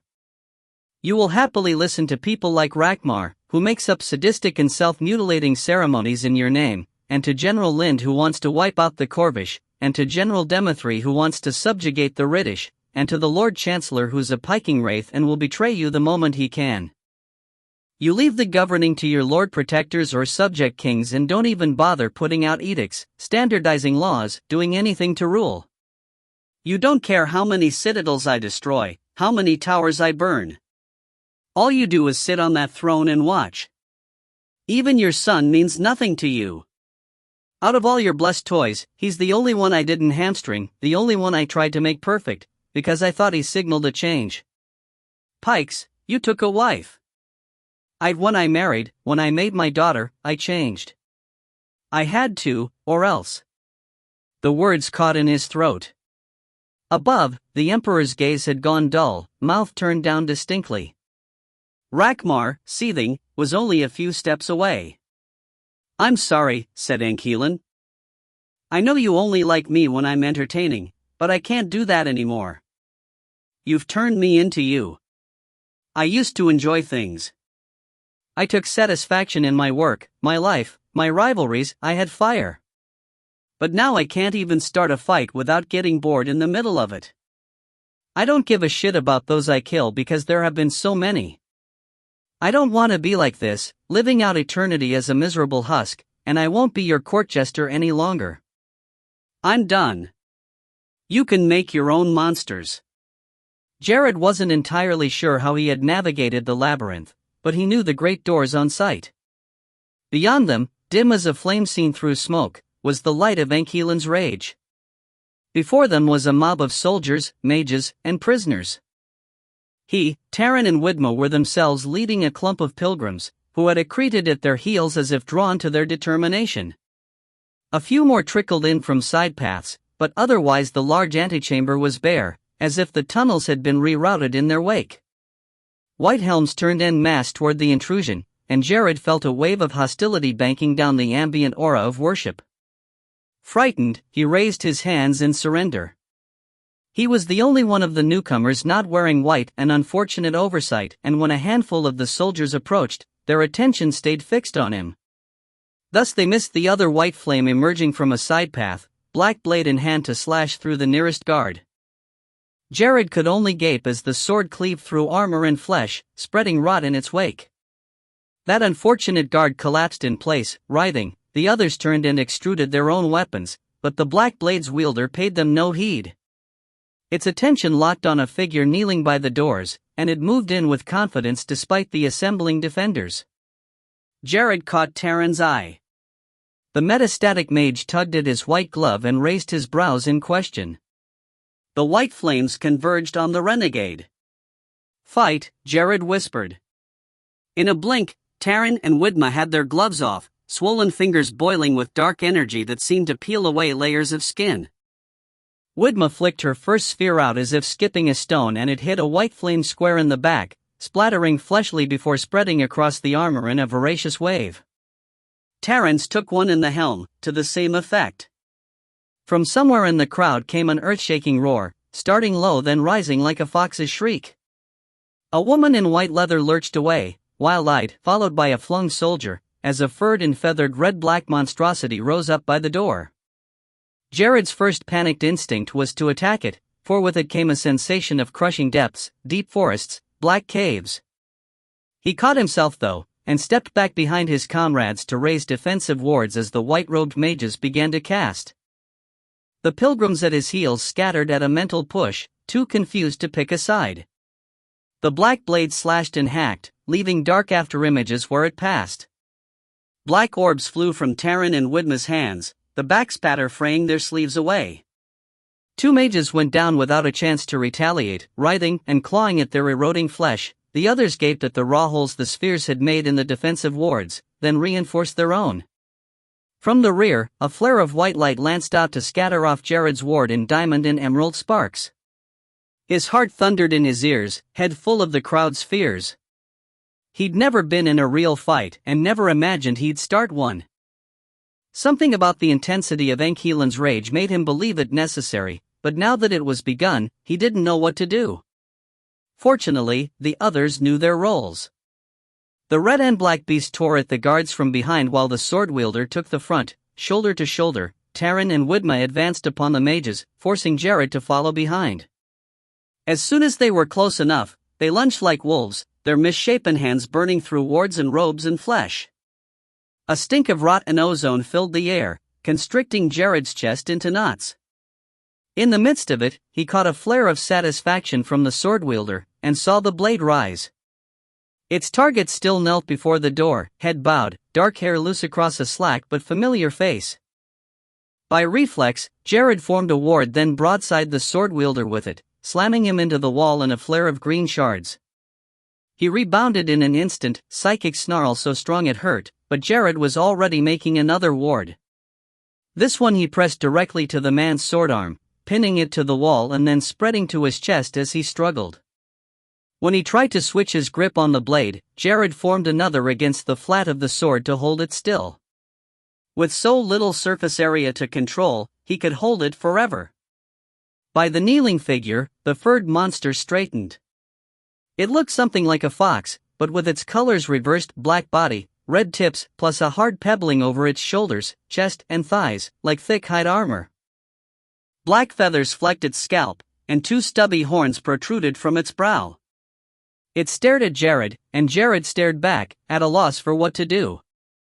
It looked like it was protecting that other prisoner, but... "Sir?" said Taryn, eyeing it too. Behind him came Widma, wiping her splotched face with her scarf. Their foes, those that hadn't fled, had been reduced to suppurating lumps, their flesh sloughing off to merge with the floor in an expanding dark patch. In contrast, the ones the blade wielder had slain lay like deflated suits, rotten within their armor but not infectious. Jared swallowed thickly.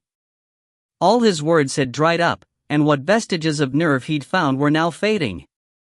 Even as he fished for something to say, he felt a shiver of alarm from behind them, and glanced back to see another band of armed people coming up the passageway. He recognized the leader at the same time the leader recognized him. "You! Ankeelan's mage!" shouted the prince, reaching for his red glass sword. At his side, Taryn and Widma formed new metastatic spheres, ready to pitch. Behind the prince were no familiar faces but quite a few anomalies, some white flames but also women, abominations, and a short lady with a blade that burned red like the other burned black. He sensed the white flame's confusion and the other's tension, hostility, concerned not so much about him as toward the great doors at his back. Quickly he gestured his companions to stop, and stood aside as the prince's group approached. The prince's yellow eyes skewered him, then swept across the bodies and the crawling blackness, to the wall where the sword-wielder struggled against the wards, to the bestial figure and the kneeling one. "What in Pike's name?" he said. "Cobb." The short woman pushed past the prince, sheathing her red blade as she went. Another woman followed in her wake, then a wolf. By Cobb, the great black fox beast stepped back, ears laying flat, but made no move as the others crowded around the kneeling man. More cautiously, the prince stepped into the center of the antechamber, eyeing the metastatic masses steadily eating up the floor. The taint had already begun to spread to the walls, running up individual threads to create erratic patterns within the material. "One of his projects?" he said with a sidelong glance to Jared. "Something to fight my father?" Jared stayed silent. Beside him, Taryn and Widma folded their hands into their tattered sleeves as if they could hide their malformations. With a snort, the prince turned to address his own entourage. "This is between myself, my father, Ankeelan and Rakmar. I'm sick of all of them, and I will see this empire change or die trying. Those of you who would rather not be involved, go now. If you stay, you fight for me, against all comers." One of the white flames broke away to head down a side tunnel. The rest lingered, their minds a mix of unease, respect, excitement and vindictiveness, except for 2, who sparked with treachery. By reflex, Jared reached out and marked them with green lights. "Would-be traitors, your highness," he said quickly when the prince looked at him. The others turned toward the marked ones, extruding their blades. Outnumbered, the traitors chose flight. Still staring, the prince said, "Can you control people as well?" "I haven't, it's unlawful. I've never." "Try." The prince pointed to the sword wielder. "He's too dangerous to leave behind, but I'd rather not kill him out of hand." "Letting me control him is your best idea?" thought Jared. "When you plan to fight my master?" Nevertheless, he turned obediently. Despite the faceplate, he could feel the sword wielder's glare as he approached. He wasn't sure how the armor worked, but it seemed unwise to touch, and direct control, like memory delving, required physical contact. Without it, he was limited in his tricks. The man's rage compounded the difficulties. Even through the dampeners, Jared felt it keenly, obsessive, unyielding, fixated, and supported by the malevolence of his blade. All directed toward Cobb. Jared glanced to the passage where the man had entered. He'd come at the white flame defender's blade first, but only because they'd been in the way. His goal had always been Cobb. So if Cobb appeared to move, reaching out psychically, he touched the place in the sword-wielder's mind where images became sight, the locus of perception. Though not his forte, it wasn't difficult for him to blind the man to the real Kade and replace him with a mirage, which then rose to its feet as if awakened from its fugue. As it moved toward the doors, the sword-wielder's head turned to follow it. The sword twitched, and Jared felt a directional tug in the man's mind, still pointing at the real Kade. He squelched it. "I have done what I can," he told the prince, backing away. With a curt nod, the prince stripped off his gauntlets and strode to the doors. As he planted his hands on them, his fingers seemed to split, becoming star-shaped splays of claws, feelers and glassy tendrils. His head bowed, hair rippling free of its illusion to become long white spines, fine spurs pushing out from the gaps in his armor. Slowly, with visible effort, he forced the doors open. Fibrous webbing tried to spin across the gap and snare him, but a faint glow ran through his flesh in response, repelling it. Runes stood out on the back of his neck like brands. Through the gap, Jared glimpsed the throne room. The emperor sat radiant at the far end. Down the middle, a path had been cleared, with a single man standing at its center. Feeling the doors open, Anquilin looked back. Only one person could force his way in against the emperor's will, and there he was, shining like some legendary knight. Anquilin almost regretted involving him, but an end was an end. Might as well deal with everything. Behind him, others. The expected Desira, Kade, the guardian, his metastatics. And the unexpected. Jared.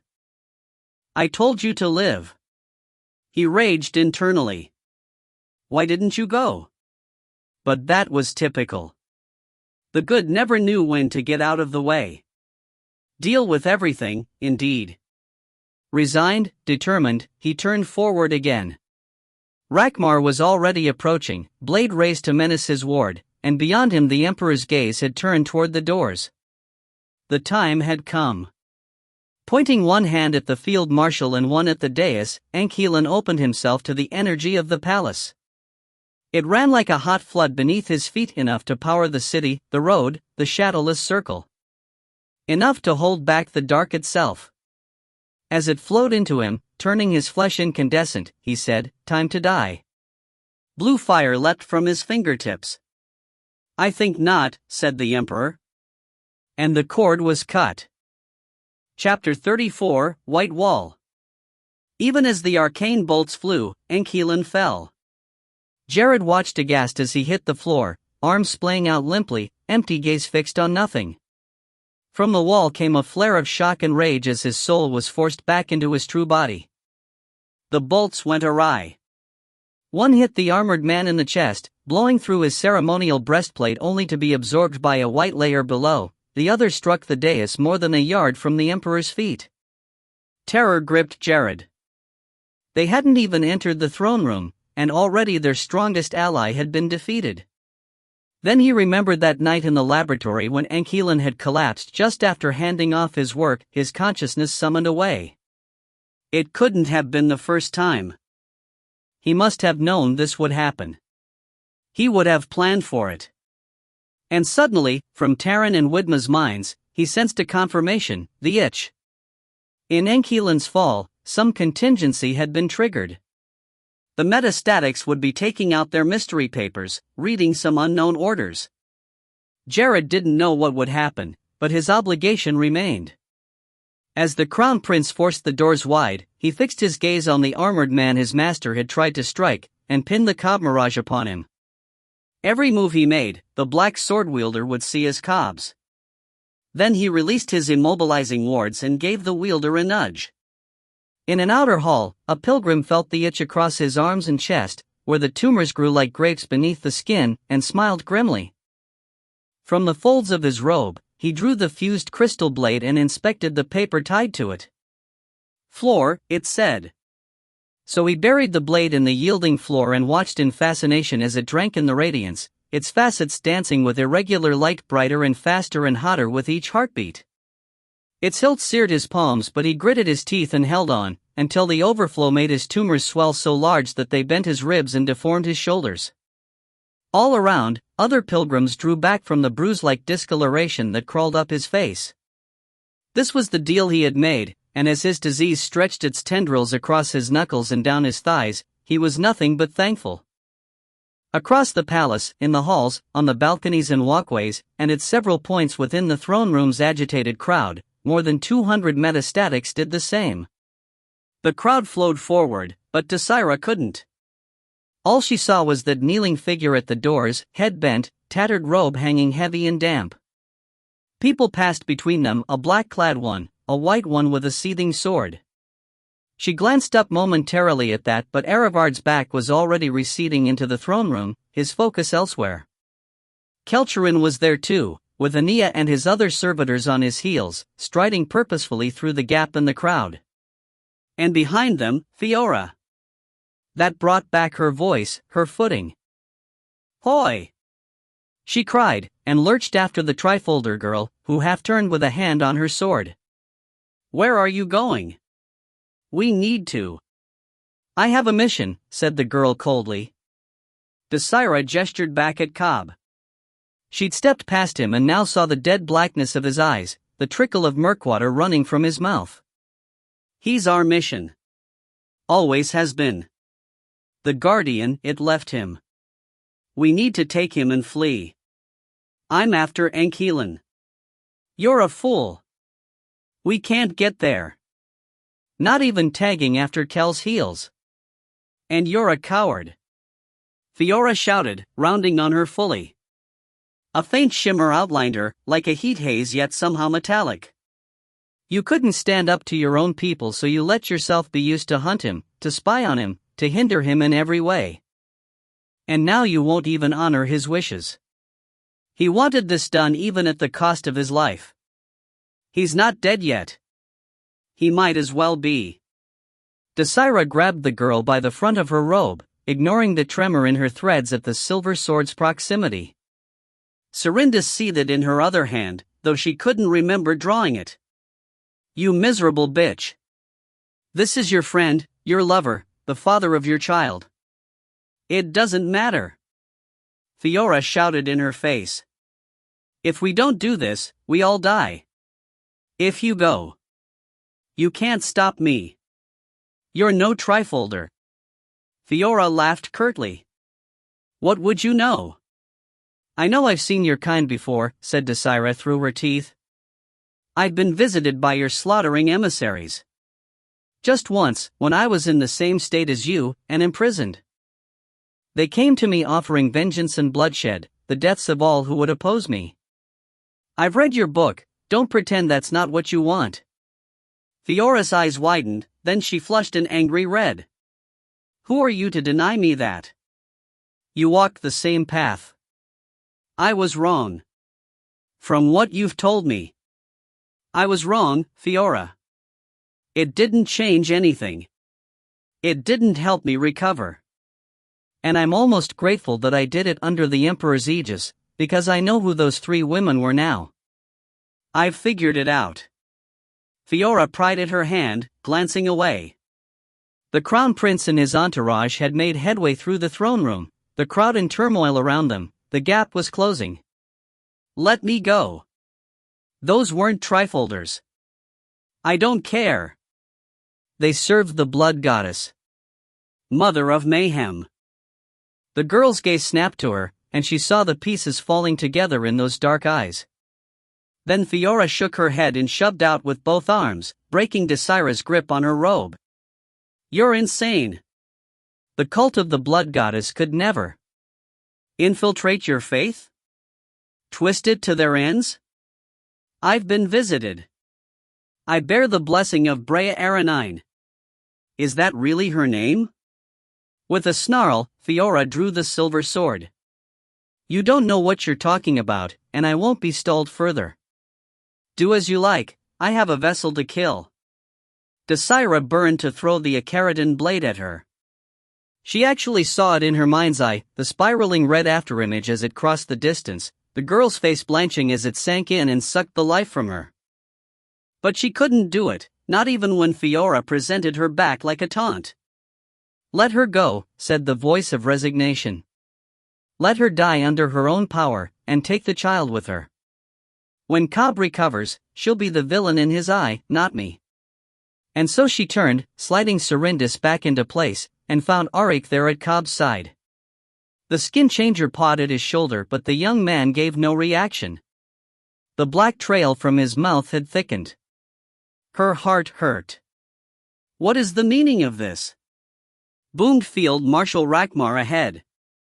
Crown Prince Ile-Rien ignored him. Despite the danger, he had yet to draw his sword, knowing that once he did, his father's judgment would fall upon him. For this brief moment, the throne room hung in equilibrium, Ankeelan's shots spent and no new threat at hand. Ankeelan's corpse lay where it had dropped, arms outspread.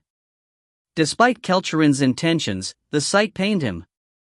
Ankeelan had been one of the few constants in his life, a mentor, an authority. To bring him down, to kill him. Need to reach him first. Focus. He couldn't look up, lest his father's gaze split him further into his inhuman components. His hands hadn't mended, but he'd learned to use them even when they were spurred and clawed, and the wraithblade would adapt to his will. As long as his arms and legs held together, he'd manage. He wished he'd brought an army. To be here with the crimson claw at his back, ready to claim the throne, he'd never be seated. But no. The palace would just take them as it would take the few who followed him now. He couldn't let that dissuade him. With each step, he came closer to his goal. If he managed to reach the throne, he would cut a path to Ankeelan and hope for the strength to make the kill. I just need time. Halt, came the Emperor's voice. He ignored it, only to be forced into obedience as the floor erupted with spikes. Thin and sharp, they rose in man-high ranks to block his path and divide him from the others, and when he peeked up cautiously he found the dais still a quarter of the chamber away. Even if he could leap the spikes, his father's will would catch him before he got close. Are you participating in the game now? Said the Emperor, almost mildly. Mouth open, Ile-Rien struggled to think of something clever. He'd both begrudged and admired Ankeelan's ability to deflect his father's ire. In contrast, any sass he tried inevitably ended in punishment. Whatever gifts the necromancer had tattooed into his flesh, quick wits weren't included. If not, said the Emperor, I don't think I need you anymore. Despite himself, he looked up not so far as his father's eyes, but to his lower face, where a slim smile hung as if carved. What are you saying? I tire of your self-torment. I think I will put you away for a few decades like Ankeelan. At that, the spikes became tendrils that reached toward him maliciously. He took a step back only to find the floor softening beneath his boots, dipping downward like it did beneath victims for conversion. With a growl, he unhooked the blade from his back. Its glassy edge gleamed in the light of the walls, and its first sweep carved straight through the tendrils, streaking sparks in its wake. More rose in their place, the white material bulging with regrowth, and from above he glimpsed his father sitting forward, fingers buried in the arms of the throne. His face was haloed in radiance, eyes like furnace flames, intent, almost pleased. Have you waited as long to kill me as I have to kill you? A grim smile curved across his malformed mouth. Since the dissolution of the court, every swing of his sword, in practice or in war, had been directed at his father's face. And so he led with the blade. Threads dragged at his boots and pulled at his shin guards, but he cut and hacked, kicked, clawed, and dueled his way through obstruction after obstruction, until they rose with such speed and thickness that it was like trying to battle through a thorn hedge. Dimly he heard a ruckus from beyond, but couldn't look, couldn't let his focus lapse. Couldn't break the rage. Beneath his armor, the tattoos sparked. Wesker stopped short as the white spikes rose. He had been walking near the back of the Crown Prince's group, guardian aspect tucked away for stealth and eyes on Field Marshal Rakmar. Neither Pendriel nor Naris attended the bastard. Wesker had feared they'd loop around after running from the scuffle by the doors, and their absence steadied his nerves. Firming his jaw, he stepped out from the group. He couldn't hide among them anyway, not with his russet hair and black scout garb, and since he'd been part of Rakmar's entourage, he was willing to bet the man would let him get close as long as he looked submissive. Beneath his skin, the crows jabbered and jostled, flexing their wings as if ready to rip free. They drowned out the guardian's exhortations, which he wouldn't have obeyed anyway. He feared the light that shone from the dais, and if he could avoid confronting it, if he could kill its prime servitor first, to redeem himself before death.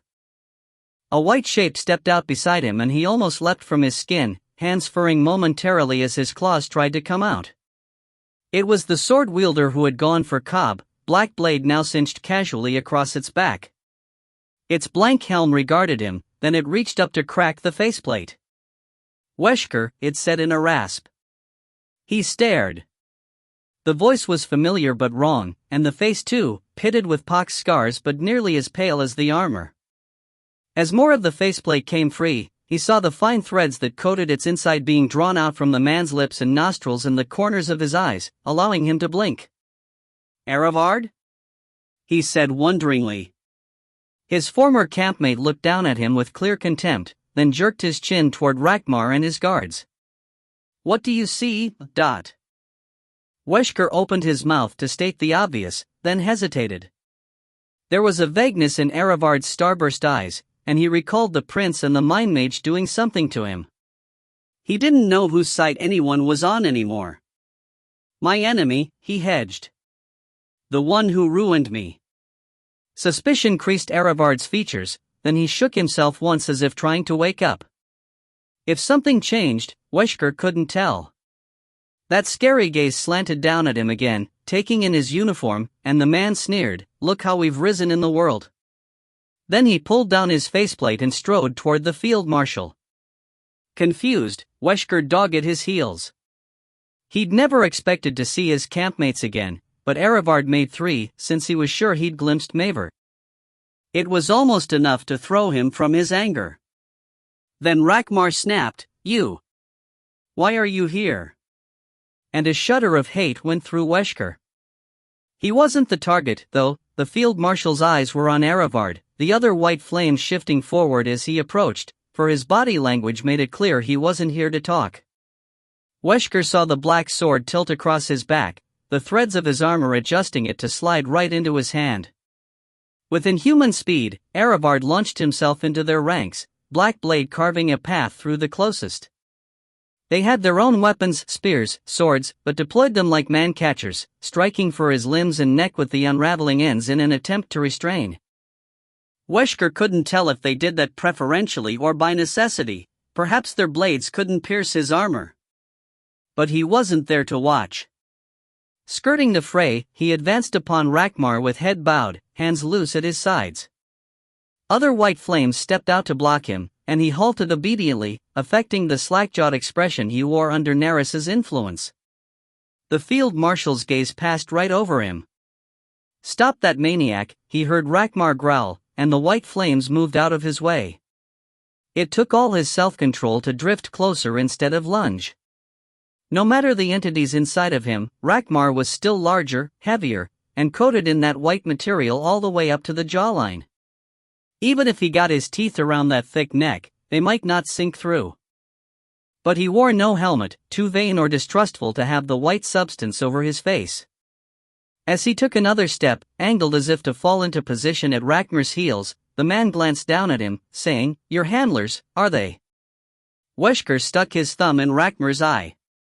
He was, paradoxically, too quick. The Guardian's manifestation surged to the fore, but in that first instant, the nail that punctured the eyeball was human. By the time the thorny claw extended, Rakmar was already reeling back, putting the rest of his eye socket out of reach. Wesker's grasping fingers scored his cheek, taking strips of skin and sideburn along with the ruptured orb, but no more. The crows screamed at him to eat it, but he wanted no part of Rakmar's flesh and certainly not his visions. In the moment it took him to force the urge away, his foe recovered, and his lunge for Rakmar's throat met a fist instead. That was fine. His thick hide, though not as strong as Cobb's elemental armor, could still take a beating, and he wrapped himself around Rakmar's extended arm in retaliation. Claws tore away the bracer and ripped at the threads, pawed feet tamped against the ceremonial breastplate as if to pull the arm right off. His jaws clamped on thin steel, biting through the gauntlet joints until he tasted blood. Ragnar gave a pained bellow and tried to shake Wesker off, then punched him between the horns when he couldn't. It didn't work, claws affixed. Wesker ignored the hit and the fiery needles of white flame weaponry that jabbed at his back and shoulders. In moments, a piece of gauntlet came off in his mouth and his finger claws reached bone. Then a rope-like stricture caught around his neck, forcing him to grab at the strands or be choked. As the soldiers wrenched him from Ragnar, tendons snapped between his teeth, leaving his maw full of loose metal and fingers. Despite the crow's urgings, he spat those out. What came next was a blind fury of claws and tendrils and spears, torn helms and flicking tail. Despite the Guardian's backing, he wasn't Cobb, a sturdy pummeler who could take a pummeling himself. He was an opportunist and a sneak. Blades nicked his sides as he bit for wrists, throats, faces, and dug his claws into bellies and groins. Spears rebounded from the floor as he dropped, scrambled, and surged up elsewhere, leaving severed hamstrings in his wake. Few of his hits landed. There were too many enemies on him, their armor too adaptive, and beyond their swarming forms he saw Ragnar stumbling toward the dais and the shelter of his god. The anger that had propelled him this far wavered at the thought of chasing him there. No. I will never again be a coward. He had just started to withdraw, thinking to take some distance then spring past his white flame foes, when the detonations began. In halls, in chambers, on balconies, among the crowd everywhere a fused blade had been planted, the mismatched crystals fumed and sparked. In the hands of their metastatic wielders, they had drawn all the power they could contain, and still the sigils engraved upon them demanded more. But the joins were bad, the energies unbalanced. Green crystal from the Wraithspire Celastria resonated in opposition to pink from Ile-Rien, blue from Tantalaster, orange from Noravar, gold from Les Alter. More and more power strained within the blades, fighting against the fusion points, until one join slipped and took the others with it in a catastrophic cascade. The explosions tore through walls, floors, bystanders, and the bodies of their wielders. They produced no shrapnel, the strands of the palace as harmless as spider silk when severed, but spread gore in all directions. Black gore, which, after a moment's paralysis, began to spread itself. A blast scythed down a circle of pilgrims to Jared's right and flung a white flame against him, nearly knocking them both down. The soldiers scrabbled at him fitfully then sagged, and Jared saw the festering holes burned into his back. Beyond, pilgrims in spattered garments writhed at the edges of the riven floor. The blast had created a black-rimmed pit 4 feet deep, 12 wide and growing, streaks of corrosion spreading out in all directions. A priest, eyes ablaze, pressed his hands to the floor as if trying to pray the advance to a stop, but the dark threads burrowed into his arms like worms. Then came another blast, and another, and another. A balcony disintegrated into black and white smithereens. A hole gaped suddenly in a far wall, revealing a parallel hall. Something behind him detonated to drop a rain of white threads and dark flecks over the crowd. The pilgrims, already frantic, descended into pure panic. Even with his empathy muted, the intensity of the crowd's emotions made Jared's head swim. He had to get away, but there was nowhere to go. Taran and Widma had abandoned him for their task, and the Crown Prince's spiky prison blocked the way ahead. To his left and right were the seething seas of people. Behind was. He turned. Through the screen of fleeing bodies, a clear space beckoned, the place where Ankhelen had fallen. Some instinct kept even the most unhinged pilgrims from nearing the corpse. Jared felt it too, an atavistic quake in the spine, a weakness in the knees, but his head was worse. The more people battered against him, the more they punctured his mental barriers with their fear. He couldn't waste a moment to ward himself. Or to think. Shoulder first, he plunged into the flow, stumbling sideways until he broke through the main mass and entered the clearing. It wasn't big, 3 steps took him nearly to the body, which lay with arms outspread as it had fallen. Not much remained. Skin and muscle had sloughed off in ashen flakes, bearing bones that crumbled like soft charcoal. Already the front of the skull had fallen in, the cavity beyond it full of smoldering teeth and black goo. Even the layers of robe were rotting away. But not their embroidery. As his mind stabilized, Jared saw the silver gibberish runes twist free from the cadaver's back, then slot like clockwork into those of the robe below. Deep blue energy kindled between them, then reached out spidery electric limbs to pull the sigils of the outer robe into alignment. At the next cerulean pulse, the scattered teeth luminesced, cracked, and released crystal grains that tumbled inward. The bones jerked, then crumbled to expose enchanted rods and pins, which fell into place among the interlocked circles as if drawn by wires. Jared's eyes widened as the combined sigils became clear. He knew little about the design and construction of the great archaic battle magics, but he recognized a demolition array when he saw one. As the last pin locked in, the collected energy flared bright, then stamped itself onto the floor below. Blue shapes and sigils unfurled from it in a rapidly expanding ring. Where they passed, the radiant floor dimmed, and in moments Jared was trapped within their radius, the air suddenly freezing from the drag of the colossal enchantment. He tried to step back, but the chill bit at his muscles and stole the breath from his lungs. Beyond him, the sigils kept propagating outward with no regard for those they engulfed. Frost-touched pilgrims staggered, coughing dryly. A priest dropped to one knee, blazing eyes extinguished. Beneath his feet, the floor cracked like bad ice. His legs unhinged. The cold stole the energy from his wards and projections, breaking the mirage, but he couldn't look up to see the effect. His head was too heavy, his eyelids like lead. Numbness stole across his face, his fingers, and crawled inward. I'm going to die here. Drained to power this spell. Something flared on his belt, warm against the blue light. He reached a nerveless hand to touch it and gasped as hot energy surged into him, snapping his mind from its fog and sending pins and needles through his limbs. Staggering upright, he saw that the array had reached its limit at the side walls and now covered about half of the chamber, its territory littered with the fallen. Gaps existed at both ends, encompassing the throne and the main doors. He looked down at his lifeline, the knife Ile-Rien had given him, the amber in its hilt sparking fitfully. All around, the pulse of the blue sigils quickened, threatening to steal away what strength he had regained. Terrified, he pushed himself into a staggering run. It wouldn't be enough. Even with the infusion, he had started from the center of the circle, and it pulled at him like gravity.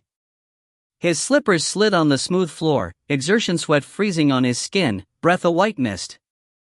More than once he tumbled, catching himself only barely. Should he go down further than one knee, he knew he was done. No.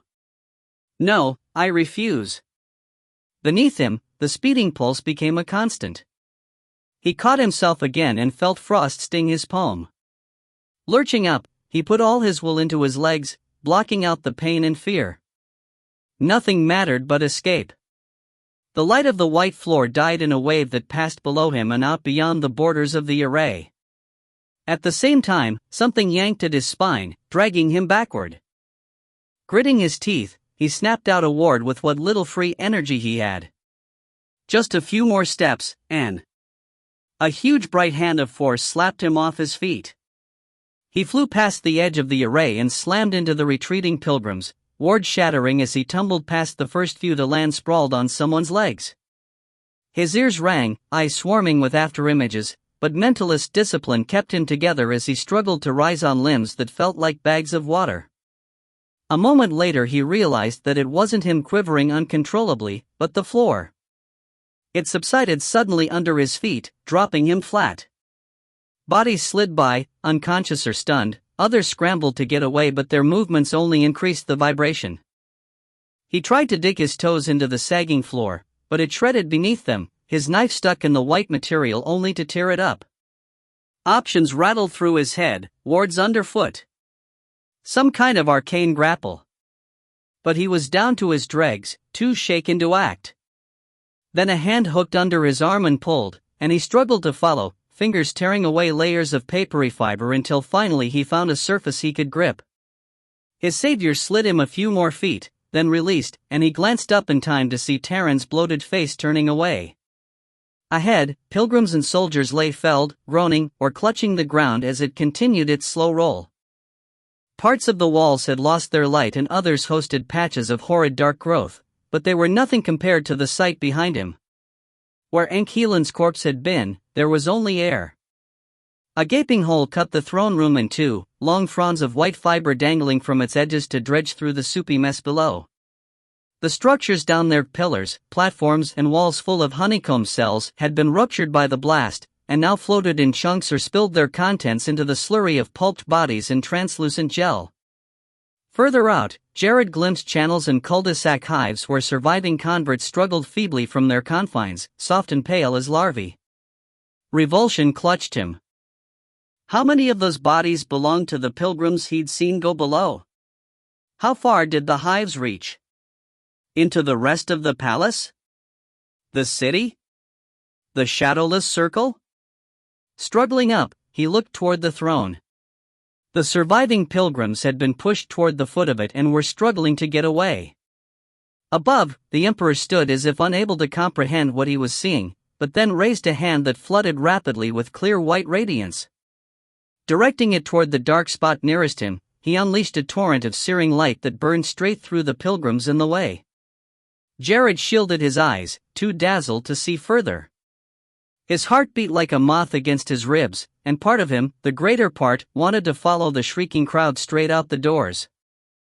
But there were others moving against the current, and when he sent out psychic feelers, he recognized them, Taryn and Widma, plus two of the women who had come with the prince. The emperor's mentalists had noticed them too. He couldn't tell where the metastatics were physically, but he had touched their minds before, making it easy to re-establish the links and block the mentalists out. The women were more difficult, and as he fumbled at them, one of the imperial mentalists slid below his guard to hit him directly. With his emotions locked down and his thoughts just a thin stream, the only target left was perception. Jared's stomach lurched as the world spun, righted, then tilted again, kaleidoscope colors bursting from nowhere. Planting his feet squarely, he closed his eyes and forced his sight to blank. While it couldn't keep the enemy's illusions at bay, at least he would know they weren't real. His links remained, moving steadily through the firework flares. Nervous anticipation resonated from them, then a spark of love and regret. Despite the danger, he had to look. The illusion painted strong watercolors over Taryn as he charged up the dais, fused crystal blade in hand. Above stood the burning figure of the emperor, so radiant it was impossible to make out his features. If there had ever been a time for a psychic attack, it was now. But the emperor had no mind to strike. Jared opened his mouth to cry out, but it was far too late. A beam of sunlight lanced through Taryn's chest, then widened in an incinerating wash. It did not stagger him, it had no force, and for a few steps he continued climbing, his robe catching fire around him. Closer to the wall, Widma darted up and passed the Lord Chancellor without incident. Taryn took another step, then raised his arm to interpose the crystal dagger between himself and the beam. Shafts of blue and pink and gold scattered out to dance through the throne room, but then his hand caught fire, the flesh boiling off it in a black stream, and breaking the link, Jared focused on Widma. She was still going, now on the arm of the Empress's lesser throne, now leaping past her to the greater throne, now reaching up to stab her blade above its crest. As it went in, the Emperor's beam punctured her side. She tried to hang there. He couldn't bear to witness it but couldn't tear his eyes away as the light cut up through her ribs, then took her arm off at the shoulder, dropping her heavily at the Empress's feet. Another bright streak vaporized her head. The breath wheezed in his lungs. He couldn't move, couldn't think, completely fixated on that scintillating blade. Peripherally he saw the Emperor gesturing at it, his shining face contorted as if shouting, and on the other side of the Empress's seat he glimpsed the Lord Chancellor's disinterested response. The Emperor's gestures grew fevered. The Lord Chancellor shook his head. The crystal blade sparked. Then it blew, tearing chunks from the tops of both thrones and throwing the Empress down the steps. The Lord Chancellor raised his arms defensively, the Emperor never moved. In the wall, a pair of feet came visible through the haze of torn fibers. They jerked, then kicked vigorously, and Jared's eyes cleared as all the mentalists' attention turned there. He thought to strike back at them, but the display on the dais wasn't done. In his first move of the night, the Lord Chancellor stepped up to the top level, straight into the Emperor's beam. It burned through his ceremonial robe only to scatter beneath his flesh, glints and flares shining out as if through painted glass. With a flex of his shoulders, the Lord Chancellor unfurled into a wraithing of prismatic spines and prehensile wings, and reached up to grab the exposed feet. The Emperor made a pulling gesture, and the remains of the Empress's throne lurched forward to close like a hand upon the Lord Chancellor, unraveling a huge section of wall in the process. Even more came loose when the wings snapped out like shears to free themselves. More tendrils lashed at it, but the narrow core within the slicing wings worked the prisoner out from the wall with indifference, until finally it found a hip and yanked. A gout of light and heat surged out, brighter by magnitudes than the Emperor's beam. Jared covered his face with his arms, feeling his scalp singe and his hair crackle. Even the Lord Chancellor made a fluting sound of alarm. Then it dimmed, and he squinted out to see Ankhelen curled up on the throne, still tethered to the wall by great spiderweb bonds, with the Emperor standing before him like a guard. A cord of brilliance ran from the necromancer's chest to the Emperor's back, infusing him with a light too bright to look at. Two fierce blasts from his palm drove the Lord Chancellor into the air, wings folding forward to protect its core. Ankhelen was trying to cover the source, his bones visible like shadows through his backlit skin. Something was wrong with his hands, and amid the fibers that coated him like a caul, there were dark strands, his hair, corded into the palace's substance by centuries of growth. It was a shock. Dimly Jared realized he'd expected the necromancer to step free with a smirk and a spell, to banish this chaos and erase those deaths. The bony prisoner on the throne was a far cry from the man he'd followed. But one thing was clear. He needs me. As the Emperor's gaze turned elsewhere, he forced himself forward. Though Amala Cray wanted nothing more than to attack the bastards who had harmed her children, she had agreed to help Lady Aenea and would not renege on it. The lady's locust song cut through the crowd, peeling pilgrims from their path to let them pass through even the pinch points, and despite her distaste, Amala had to admit it was impressive. She didn't know how to do it herself, and fervently hoped she'd never have to learn. Even if there was no way to reclaim her original form, she had no interest in exploiting this one for any longer than it took to find her daughters. Ahead loomed the dais, broken and stained. She hadn't seen what damaged it, but the sunburst that had followed had touched her peripherally, sending a shiver of rapture through her like the dreamtime in the hive. Though a fainter light played up there now, it had the same ecstatic pull, its form surrounded by a corona of colors she could neither name nor describe. Even when she turned her head away, it dragged at her eyes like a compulsion. Fortunately, her daughter Iselina's obstinance had come from her. It almost made her laugh. As a child, she'd gotten into as much trouble with her mother as that girl had with her, and for the same reasons. Now, with her transformation threatening to undermine her will, she felt herself falling back on that younger self. The one who said, no, never, even when something was done in her best interest. If Lady Aenea felt the same pull, she couldn't tell. The woman's gaze was fixed on the dais steps, and as the crowd finally parted, Amala saw the Empress sprawled there like a discarded doll. Though there were imperial servitors near her, soldiers, mages, pilgrims, no one had moved to her aid. With a sound of dismay, Lady Aenea strode forth. Amala followed at her heels, struggling to keep her eyes down. The strange colors intensified the closer she came to the dais, and as she set foot on the first step she felt them burn into her. Skin tingling, eyes aching, she pursued the lady to the fallen Empress and stooped to take her arm. The Empress recoiled with a wordless cry, the motion sharp enough to slide her down another step. "Mithra, hush," said the lady, hooking an arm under her, and as she was levered up Amala saw the pain and bewilderment in her eyes.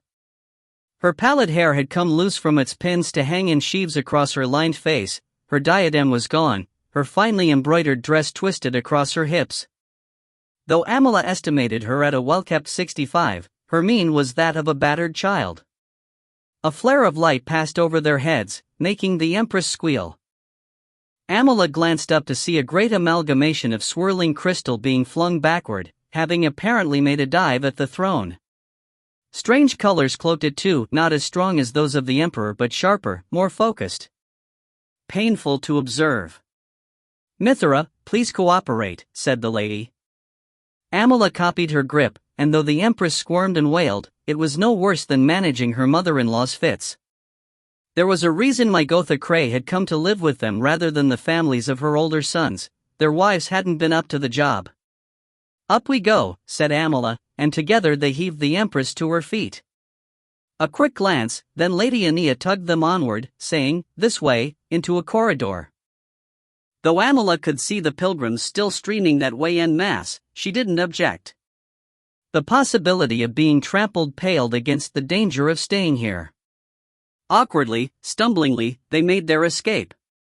Beneath him, Ile-Rien felt the palace shudder. The blasts had driven him to his knees long enough for white threads to bind his legs down, but now they were loosening. Either his father's attention had turned away, or they can't have killed him. He's mine. Tearing free of the tendrils, he levered himself up from the still trembling ground and looked around. Past the looming spikes, the ceiling and throne area had dimmed. A wraith lofted upward from the direction of the dais, followed by a brilliant bolt that caught it in the wings. Good, he's still there. Go now. Quickly. Willing the crystal into a long blade, he cut diagonal slices through the spike wall and kicked the severed chunk away. Beyond it loomed another one, motionless and non-reactive as he carved through. And then another, and another. Bloody pikes, father. Perseverance paid off after the fourth. Stepping through the gap, he found himself a few yards from the dais, and for a moment could only stare at the chaos. His mother's throne was gone, his father's broken, blackness streamed down from two bodies on the steps, tainting everything it touched. The Lord Chancellor had vanished, and a wild glance showed him two women fleeing toward a side door with a third in their arms, the Lagalena and his mother. At the top, his father stood more radiant than ever, directing a current of light at the spreading stains. The dais sagged there as if rotten. If his power was having any effect, Ile-Rien couldn't tell. And then the first step was beneath his feet, the blade reassembling into a shield on his right arm, and he was climbing, no, lunging upward, more bloodthirsty than ever in his life. His weapon could not be both sword and shield, but he would manage something, and he would end this for all time. Through the vermilion crystal he saw his father's gaze turn upon him, and braced his feet as a man-sized shaft of light struck down.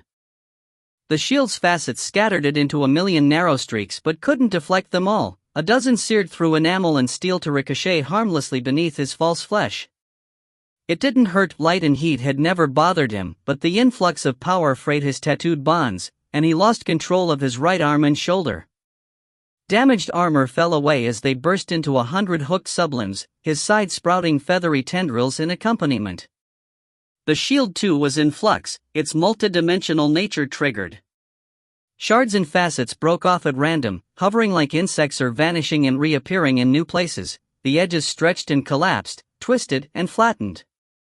Only the core on his splitting arm remained stable, and then only just. He considered jettisoning it and facing his father by will alone. But he knew better. For all his connection to the palace and the light, he was a material creature, and would evaporate under the full force of that glare. Forcing the shield into a blade-like shape, he fixed all his strength upon keeping it and himself together. Fatally, from the steps behind him, came the sound of slippered feet. Then he was cresting the dais, the emperor glowing like a bloody sun through the glass, and the radiance seared another layer of enamel from his gear. Everything here shone, even Enkilan, pinned to the throne, was dimly incandescent, his arms wrapped around his chest as if to hide the hot bright circle at its center. "My son," said the emperor. It hit Ile-Rien like a spike to the heart, and though there was no force in it, the sense of focused attention locked his legs in place.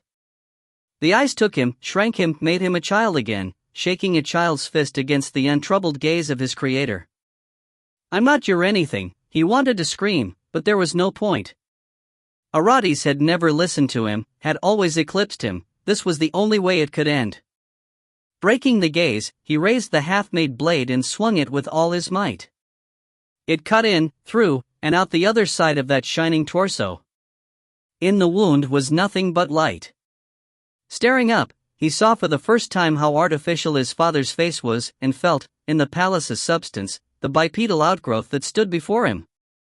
A sculpture, a finger puppet, a woven approximation of a man. The steps beneath him unraveled, threads rising to drag him down. Desperately he swung again, but though the blade cleaved through the shining face, its smile never changed. As the prince fell, Fiora raised her sword. The sheen of her goddess's power still veiled her as it had at Aristoia, and though the heat was intense, it did not hurt. Such was the blessing of the trifold. So long as she stepped softly and avoided the emperor's eyes, she would be. You. Her heart leapt in her throat. Surely the emperor couldn't have seen her. She was at the lip of the dais now, only 3 steps from Ankhelen in his straitjacket, and there wasn't enough of the white stuff to keep the silver sword from splitting his skull. She couldn't possibly fail. But his eyes were fixed on her, blue as old ice, even though she knew she was invisible. You. Girl. A white-hot hand reached for her shoulder, but she skittered out of reach, regretting it instantly as the emperor stepped into the gap between her and her prey. His overwhelming radiance made it impossible to spy an alternate route, and though she raised the sword threateningly, she knew she dared not swing. With her luck, it would melt against his flesh. I see you in there, he said. His voice was calm, almost pleasant, and for a sickening moment she remembered her father in the doorway, his sad smile, his hopeless eyes. He had gone to his death at this entity's command. The urge to attack was overwhelming. No. Finish the job. He can't harm me or he'd have done it. Just pass him by. She squared her shoulders and was about to try when he said, "We had a deal. How dare you send an agent against me?" Deal? She said without meaning to. Yes, Loravi, a deal. An alliance. I do not understand your treachery. Is this how we petty gods are supposed to act? For I can pay you back in kind. Her mouth dropped open but no sound came out. He was mocking her, he had to be. Why else would he invoke the blood goddess's name? He had overheard Desira's accusation and chosen to use it against her, to stall her. But she remembered the nightmare god outside Ankhelen's manor, speaking the same insinuations. She felt the ache in her womb, the tiny child that should have barred her from the sword but somehow, despite all precedent, did not. Ignore him. She tried. Face averted from his glare, she moved in sideways, holding the blade across her body to protect it from the heat. Only a few feet separated its tip from the necromancer's neck, and by the gleam in those blue eyes, he welcomed it. Furnace light raged at her back, but she took a step, then another, and raised the blade. Something snagged her back leg, yanking her off balance. Aware that it was the white tendrils, she lurched forward with all she had, extending the sword to its full hand-and-a-half reach. It cut air mere inches from Ankhelen's face. In desperation, she swapped it to her leading hand and lashed out again, fighting its weight. The tendrils took her around the waist a moment too soon, yanking her backward. Her swing hit the emperor in the side, and the sword melted at the point of contact. She tried to fight but more tendrils lashed around her chest and snared her hair, and as they dragged her down it was all she could do to fling the sword off the dais, out of reach. We will discuss this later, said the emperor. Then the palace had her. A burning shaft punctured Weshker's side, and he lurched away from the white flame he was mauling. Above, the emperor took aim again, forcing him to duck and dodge among the soldiers to avoid further beams. Even one hit felt like too much. Inside his dark encasement, he was exhausted, too much of his energy bent toward repairing his injuries. Many white flames lay dead at his feet, but he had not managed another swipe at the field marshal. Rakmar stood now on a low step of the dais, cradling his mangled left arm in its white bindings, with ranks and ranks of his men in the way and more still emerging from a corner door. Another dizzying blast had Weshker leaping back, fur smoldering. The crows screamed at him to bound past the white flames, to pounce upon Rakmar, to finish what he'd started, but the guardian quailed at the thought of getting so close to the emperor. It didn't want to be here anymore. Not after finally seeing the light. Through him, It had watched the failed assaults on the dais and discovered the mistake in its plans.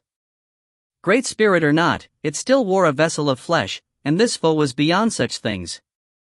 Ile-Rien lay there on the throne, exposed, but he might as well have been 1,000 miles away for all the likelihood that the Guardian would reach him unscathed. Wesker gritted his teeth. His sole ally Erebard was gone, having run off just after the floor-shaking blast, and while the wiry strength in his legs would let him leap straight at the field marshal, too many of the white flames held pike-like weapons.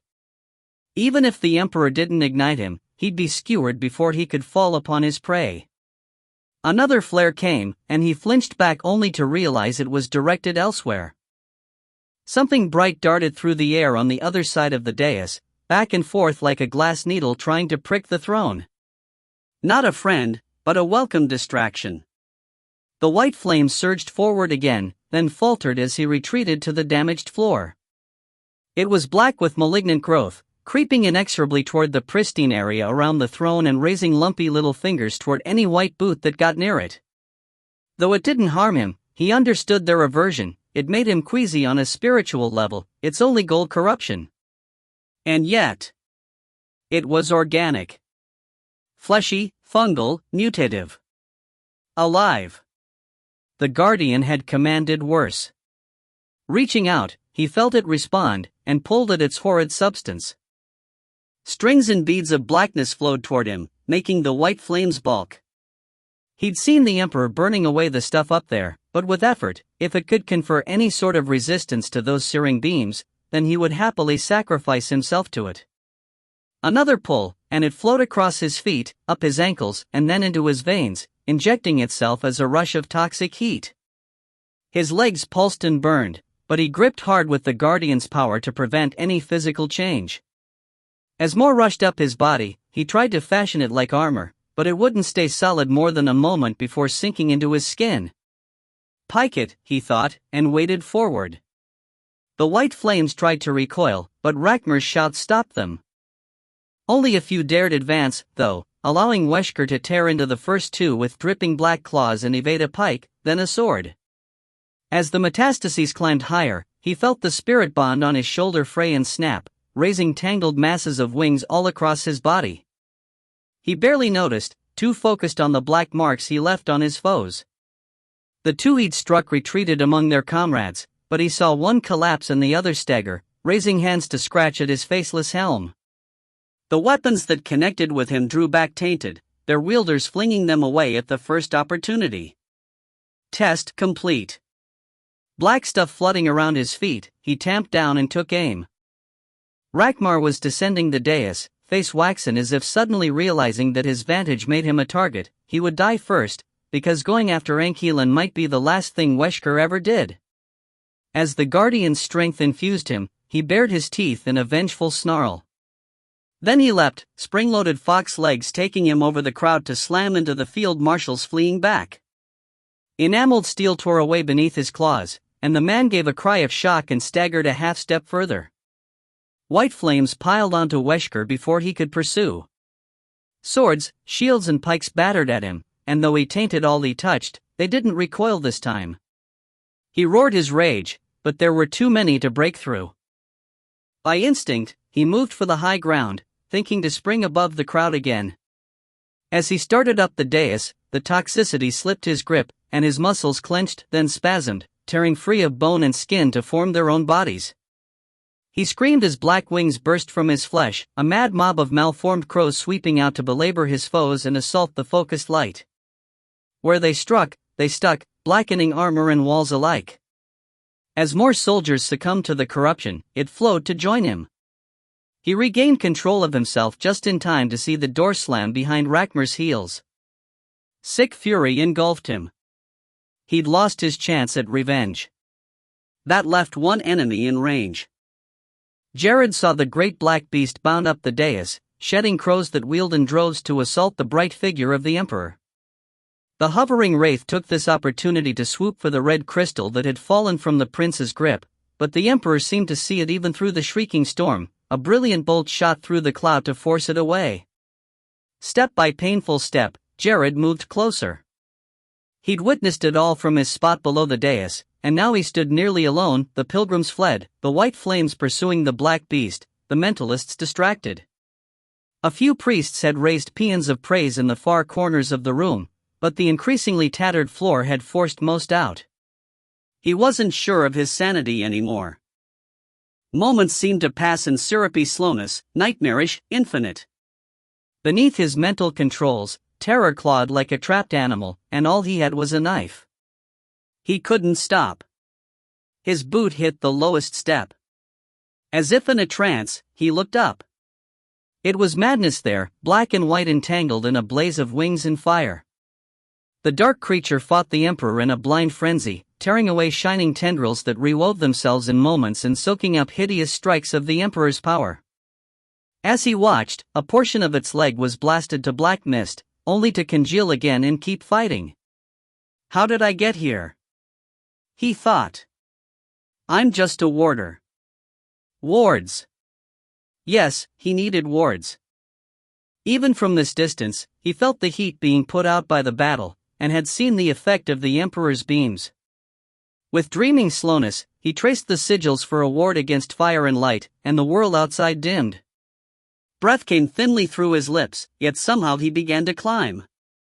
Why? He didn't know. He'd never been strong, or bold, or defiant, none of the traits that might have led him here. Even loyalty died in the glare of the Emperor's presence. Was it for justice? No, the dying convert sang a dirge in the back of his mind, but though he couldn't forget what he'd seen, he could have stayed silent. What else could it be? And then he was at the top, stepping carefully past Widma's black-stained bones. Flesh and cloth had dissolved, leaving only a smeared prism behind. On instinct, he picked it up. Then he was passing the lesser throne, and the swarming crows, their eyes upon him but indifferent, their claws aimed elsewhere, and the bright pillar of the Emperor. The heat constricted his skin and lit up the protections on his robe and armbands. He averted his eyes and kept going. On the great throne, Ile-Rien huddled in his horrid shroud, and Jared raised the knife in a hand that felt alien. He could plunge it down and end all of this, but instead he slipped it beneath the first layer of fibers and began to saw them away. They had thickened since he was first pulled from the wall and now held his bony arms flat to his chest, thin bright filaments protruding between them to form the cord that sustained the Emperor. Jared feared to cut those, sure they would be noticed, so worked to free the necromancer's arms. No. His brows furrowed. Sweat soaked his robe and trickled down his sides. Even with the enchanted armbands, it took most of his will to moderate the heat, leaving little for his task. He had to do this, could not let himself be sidetracked. There would be no second chance. Stop. Run. He couldn't run. That was ridiculous. Drop the prism and run. The prism. He looked down at it, greasy with dark residue. It wasn't large, its concave facets irregular but precise. A reflection gleamed. Go go go run run. As his heat ward cracked, he realized the storm of crows was gone. The hand that fell upon his neck did not hurt. Even as his hair lit, as the embroidery on his robe overloaded and his skin peeled away in flaming petals, he felt nothing. There was just, for once, a great and vast silence, the cessation of the voices that had haunted his whole life. Freedom. As the charred corpse fell away, Ile-Rien raised his eyes to meet the Emperor's. Too many threads filled his mouth for him to curse or scream, leaving a glare his only response. This is tiresome, said the Emperor. I expected more from you. A handful of aggravants and insurrectionists, your grotesque flesh-rot surprise, and that? He gestured with one radiant hand to where the Guardian was remaking its legs, having been flung down to the floor below. I am not impressed. Since he could not speak, he struggled.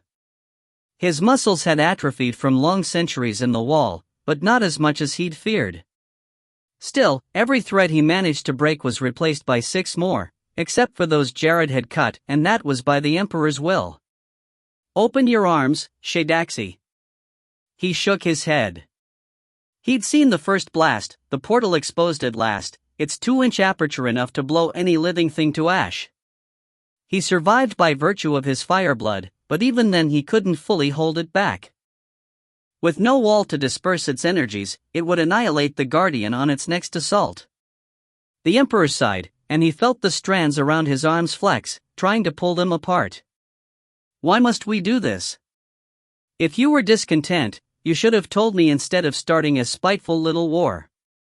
Anquilin tried to give him the pike hand, but his nails had grown into such horrific curlicues that he could barely move his fingers.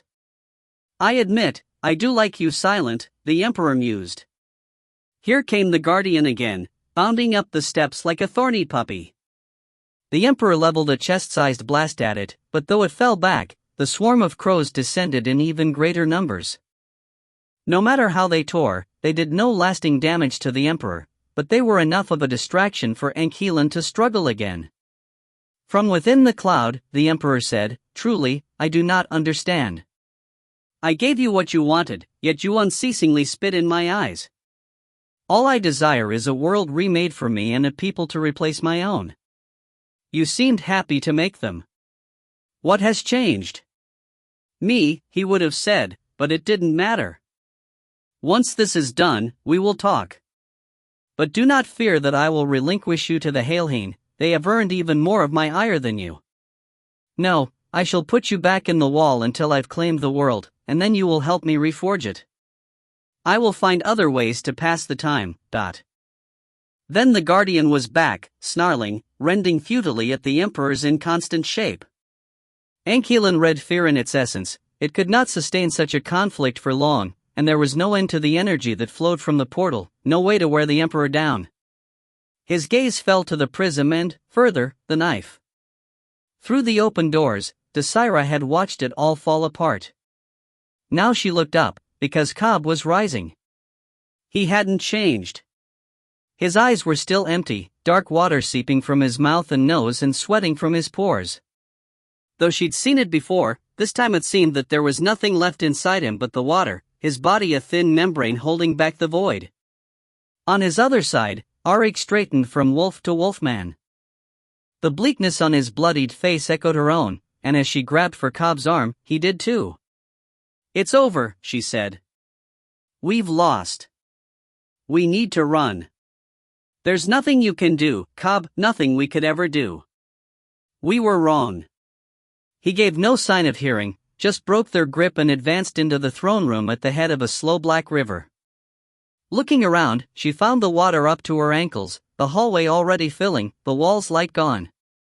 Something slid past her feet, sending a shiver through the shallow surface. Then came another, and more, like eels or snakes or smooth musculature rippling under skin. She glanced to Auric and saw his jaw clench. He nodded, and she returned it. Drawing Serindas, she followed in Cobb's wake. Chapter 35, Gate of Fire. He floated on his back with her above him, close as a lover, close as they'd been in the cave when he was young. That last sad smile lingered on her lips, and though her eyes were glassy with death, when he inhaled he tasted the chill of her breath.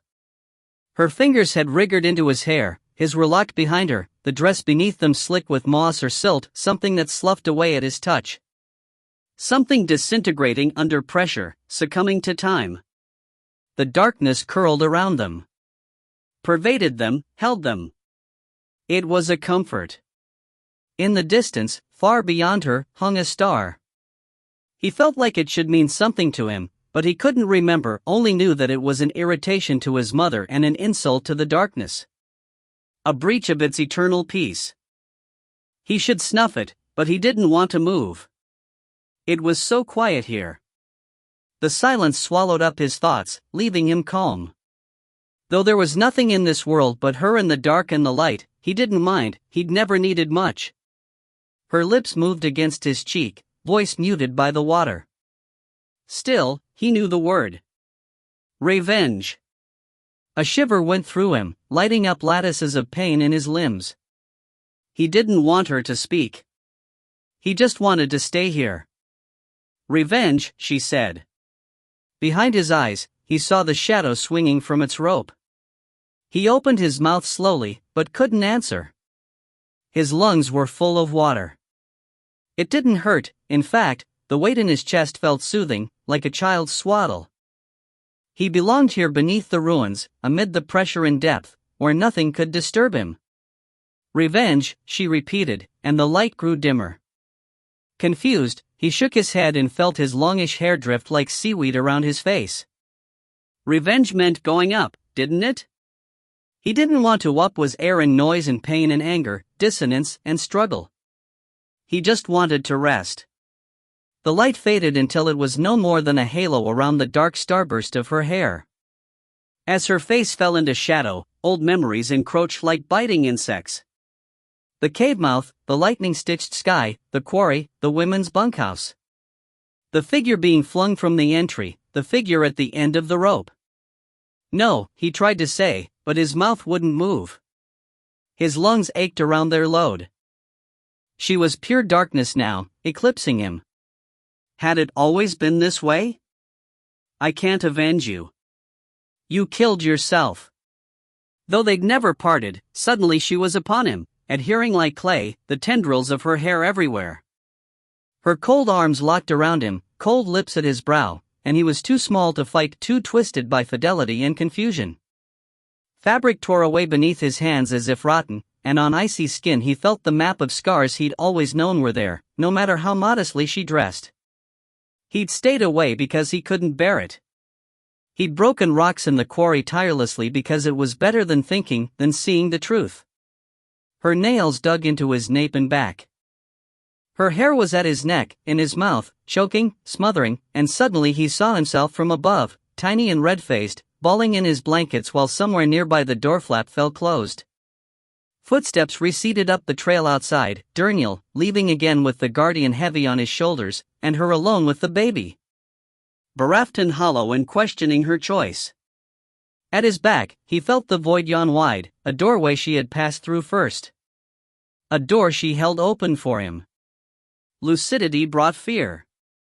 He knew what would happen if he crossed the threshold because he held an example in his arms. For all his weariness and gloom, his suicidal push toward the palace, he didn't want to die, he just couldn't see a way out. As his fingers curled, he felt the red cord still bound around his hand, connecting him upward to a different life. If he pulled, he would bring it down with him, and he didn't know how to rise. I can't do what you did to me. The light was gone now. He tried to struggle, but even the pins and needles were fading, his senses losing cohesion in the dark. The thread burned in his fist, the only thing he felt keenly, even her body just a black pressure now, smothering, crushing. Too late, he understood that she hadn't been asking to be avenged. This was her vengeance. You can't blame me for your mistakes. But she did. And he knew that all his life, he had too. He was just an extension of her, a flawed copy that had been unable to rescue the original, and he deserved to meet the same end. No. No. You don't control me. I did this to myself. His shoulders pierced the thin membrane of the threshold. Beyond, there was nothing, not even cold. He tried to spread his arms in the hope that this door had a frame he could catch himself on, but they wouldn't respond. It was like the muscles had been severed. As the null crept up his neck, he lost track of his legs as well. Above, the red cord rippled as if in a soft breeze. Unable to see his hand or feel his fingers, he couldn't tell whether he still held it or had let it slip free. The void slid into his chest, filling his lungs with nothing and rising through his throat to bubble from the corners of his mouth. In a flash, he understood that it did not need to pull him in. It could just hollow him out, keeping his body intact to protect it from the sunlit world. Like Enkilan with the imperial light, he would become the aperture. Unlike him, he would have no control. Once his self was gone, it would pour through him unstoppably. Grimly, he pressed his lips shut to cut off the stream of bubbles. He couldn't escape, but at least he could resist. The emptiness strained against his teeth, demanding release. His tongue went numb, then the roof of his mouth, then his sinuses. Dimly he felt threads of void emerge from his nostrils, and struggled to pinch those shut too. The red cord flickered and twisted just above, and he knew that if he let the emptiness go, it would be the first to suffer. Then something shifted. He was not rising, the void still clasped him in its cold embrace, pervading his insides and seeking escape. Yet somehow the light bloomed above him again, and as it brightened, the water shivered, roiled, boiled, burning shallower with each moment. His mother's silhouette scattered into rags and tatters like the remnants of a dream. Jaw fixed, he watched in dazed fascination as the light approached. Desira circumvented Cobb at a fair distance and moved ahead, because even though he terrified her, she couldn't let him go undefended. Gaze forward, eyes full black, he walked as if in a trance, indifferent to the priests who swarmed toward him with hands and eyes aglow. White flames bracketed each like honor guards, a few wild-eyed pilgrims following in their wake, and as she watched, one raised his hand to project a beam of searing light. It hit the corona of darkness that radiated from Cobb's lean frame and went out with a sizzle. His attention never shifted. Ahead, dark water poured into the great hole like a waterfall, no end in sight.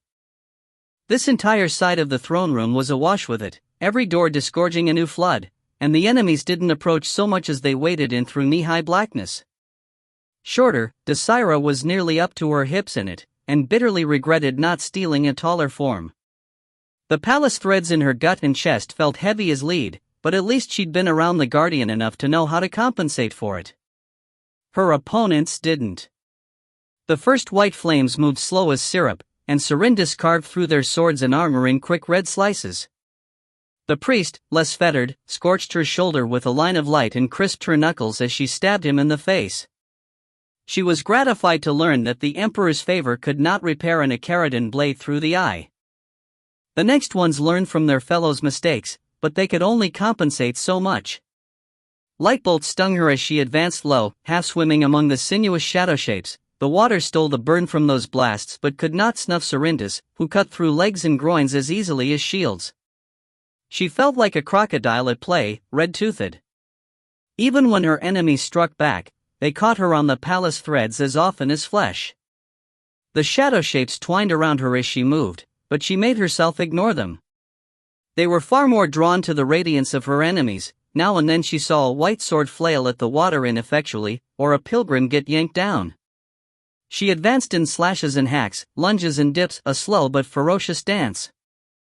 On Cobb's other side, she glimpsed Arik's progress.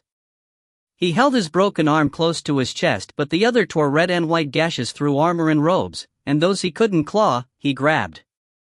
She almost laughed when she saw him fling a white flame into the pit. His skin was no barrier to their blades, but he seemed to have accepted the pain. His fur waxed and waned as he shifted, mouth bloody and chest heaving, face determined. Between them, Cobb moved inexorably forward. A stripe of pain crossed her cheek, and she recoiled and sliced her enemy's sword in half on the backswing, cursing her lack of focus. She blocked another with her bracer, the hard black shell repulsing the stiffened threads with ease, then caught a burst of light from the corner of her eye. It didn't fly toward her or Cobb, instead striking something slightly ahead.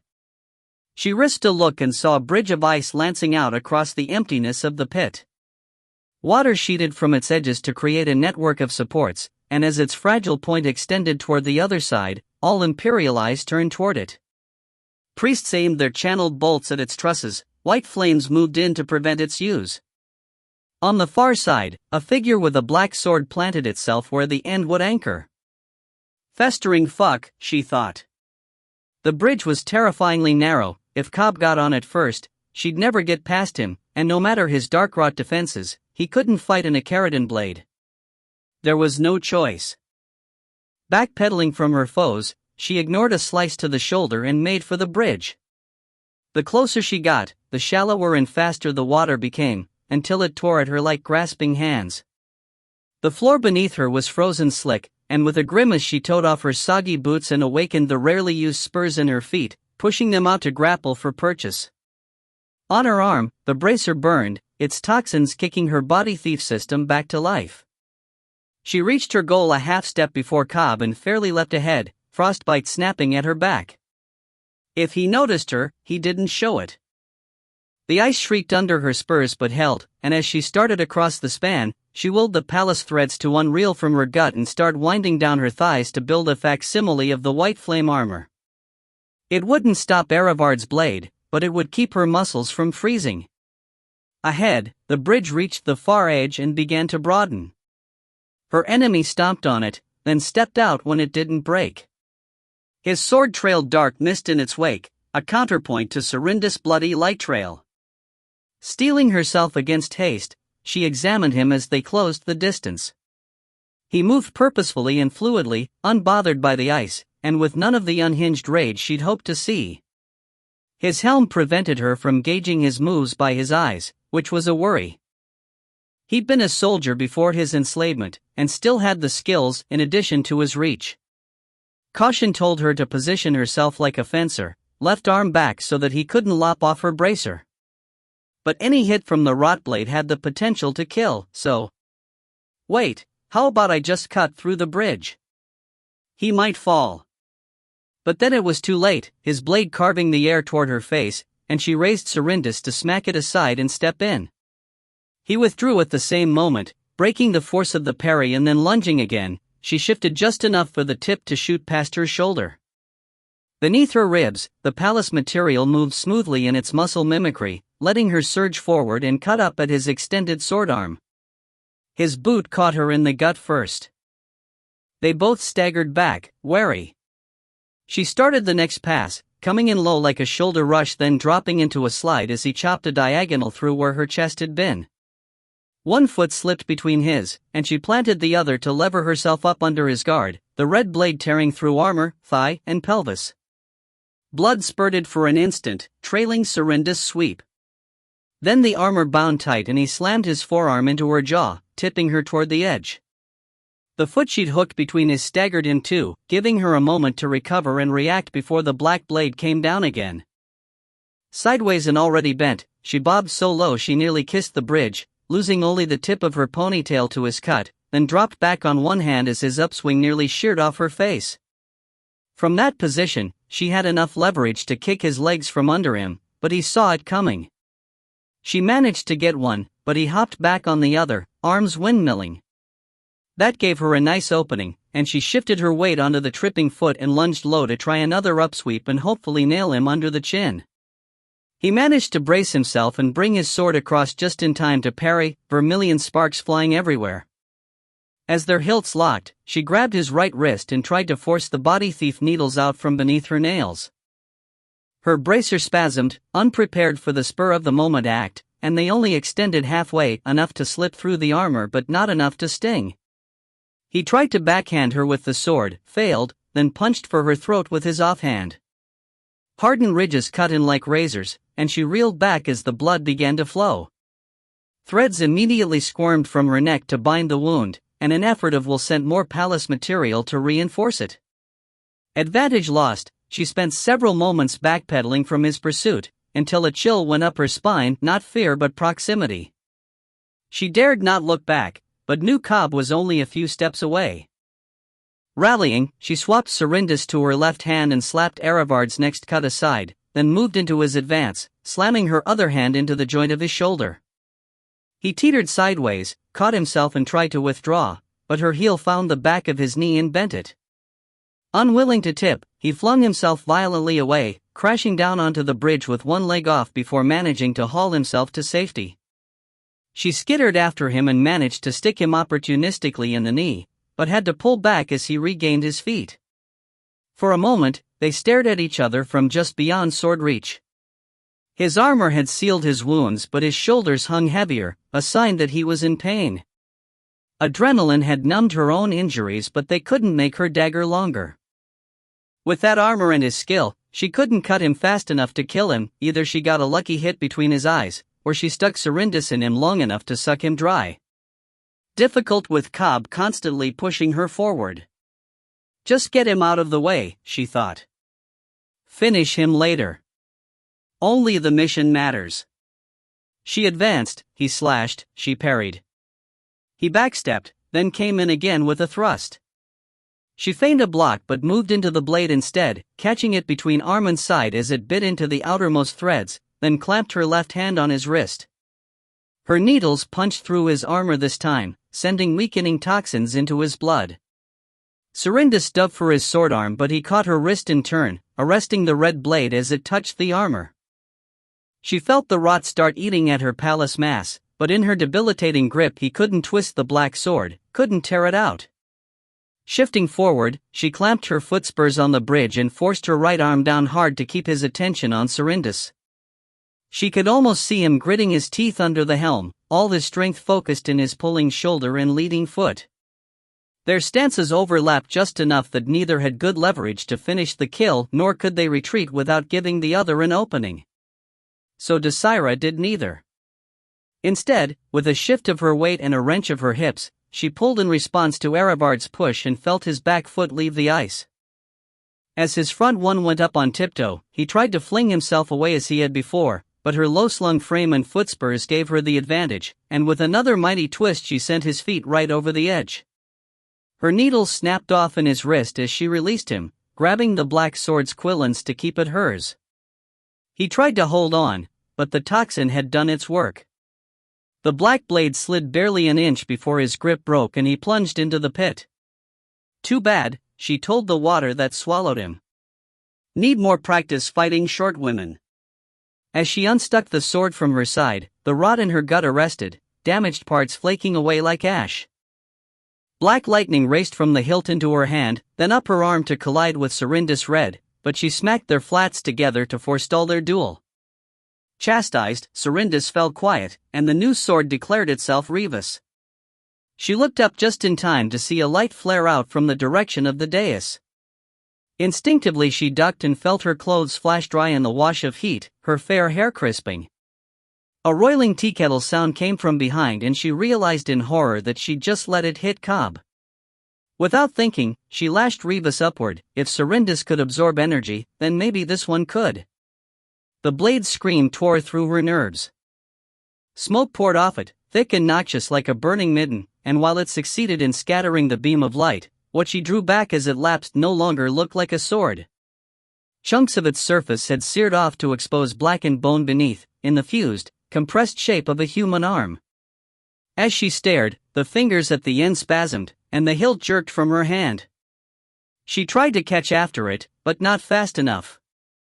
It clinked off the edge of the bridge and tumbled away.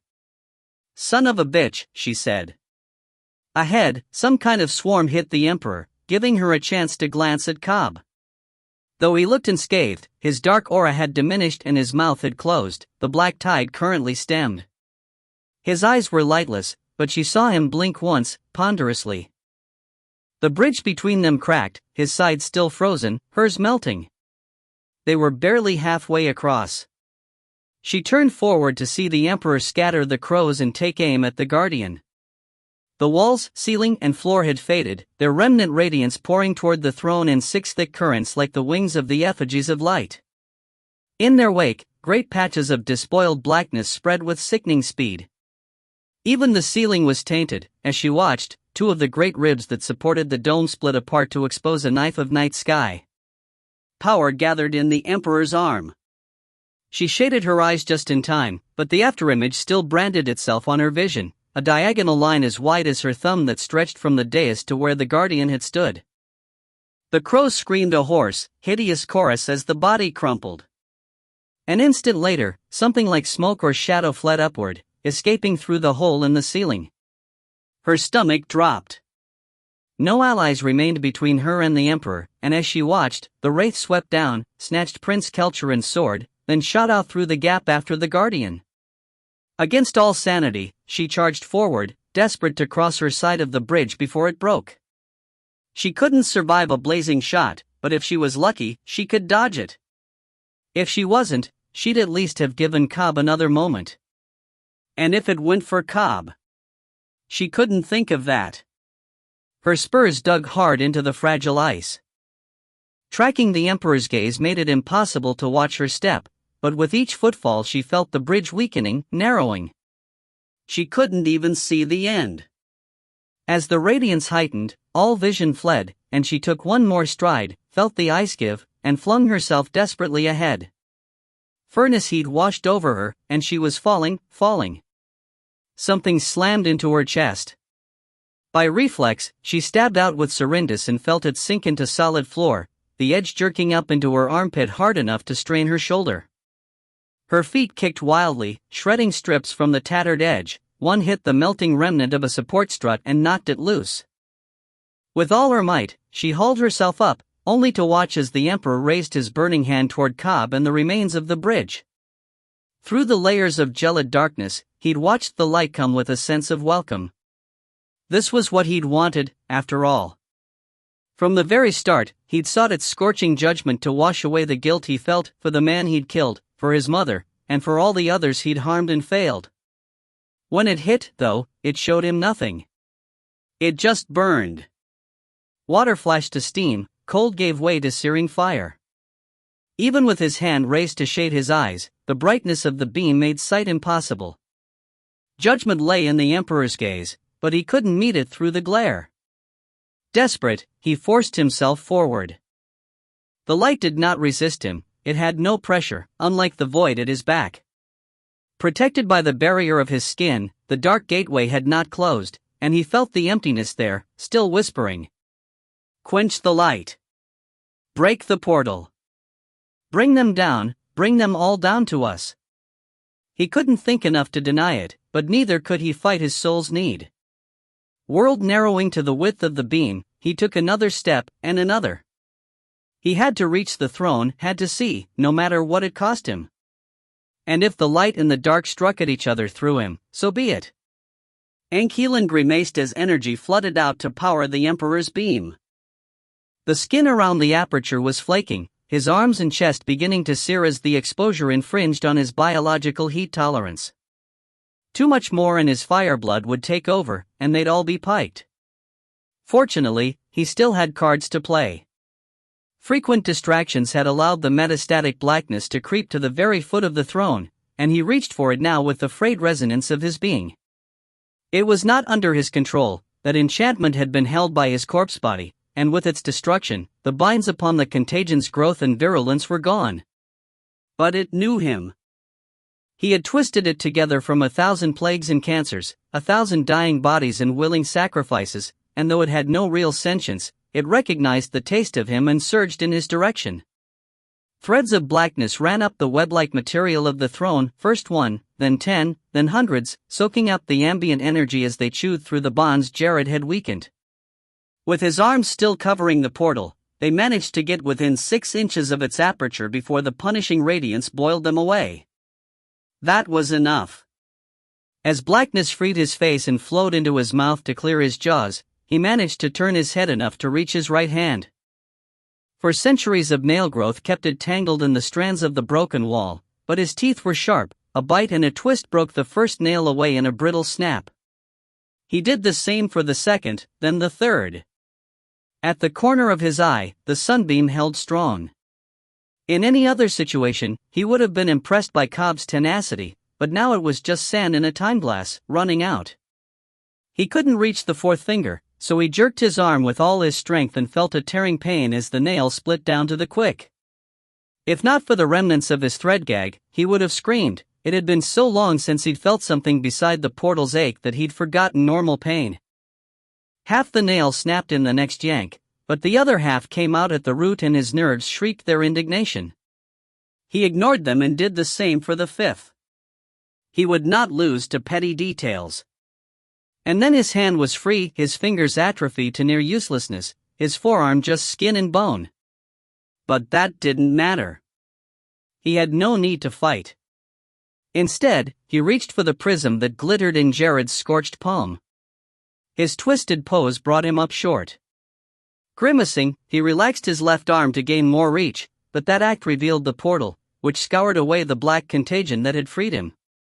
As the white threads moved in to reinforce his bonds, he kicked furiously, managing to move himself half off the throne before they could arrest him. His fingers scored bloody marks on the floor as he clawed for the prism. His fingers brushed its surface, and it tilted away, right there yet still too far to grasp. Beyond it lay Jared's slumped form, and though he told himself not to look, he couldn't help it. The mage's face was surprisingly pristine, with cheeks a bit scorched and eyes blood-filled but otherwise almost fine. From the ears back, though, everything was charcoal. Emotion clenched in his chest, but he willed it away. There was no time to be maudlin. If he didn't finish this, all the deaths he'd caused would be rendered pointless. He owed his victims a victory. But his left arm was piking stuck. So close and yet he couldn't. His eyes narrowed. Carefully, deliberately, he braced his right arm against the throne's base and then pulled, jerked, twisted until his left shoulder popped. Agony shot stripes across his vision, but he fell forward on another half-inch of straining tendon, just enough to clamp his fingertips on the prism. When he tried to pull himself upright, his dislocated shoulder refused, and so he hung there for a moment, marshalling his will, before raising the prism to his chest. It wasn't glass, for glass, like all terrestrial materials, would have vaporized in the light. Instead, he'd spent nearly 2 centuries learning how to denature and recast wraith crystal into a form that could withstand the concentrated gaze of the outsider, and another few decades refining the internal conformation. This final product was composited from a dozen alternating wedges, its end cut into concave facets. With luck, the light that passed through would be scattered beyond use. He had no other way to stop it. Even his flesh was no barrier. And he no longer had the strength to unmake the portal magically. If someone else didn't get here with the sword, he'd have to kill himself. Concentrating on his shaking hand, he slotted the prism into the hole in his chest. It fit. Instantly the light fractured, scattering rainbows across the floor below, and the heat cut off like a furnace door had been slammed. He twisted it deeper and smiled grimly as its edges severed 2 of the 6 extruding strands. Before him, the bright shape of the Emperor unraveled. Cobb could see his arm cast in shadow against the glare, but he no longer felt it. Smoke drifted lazily before his face, stinking of seared flesh, the robe smoldered across his chest, the hair at his temples crackling and fuming. Within, the void shuddered as its gateway narrowed. Then the beam broke. For a moment, he thought he'd gone blind.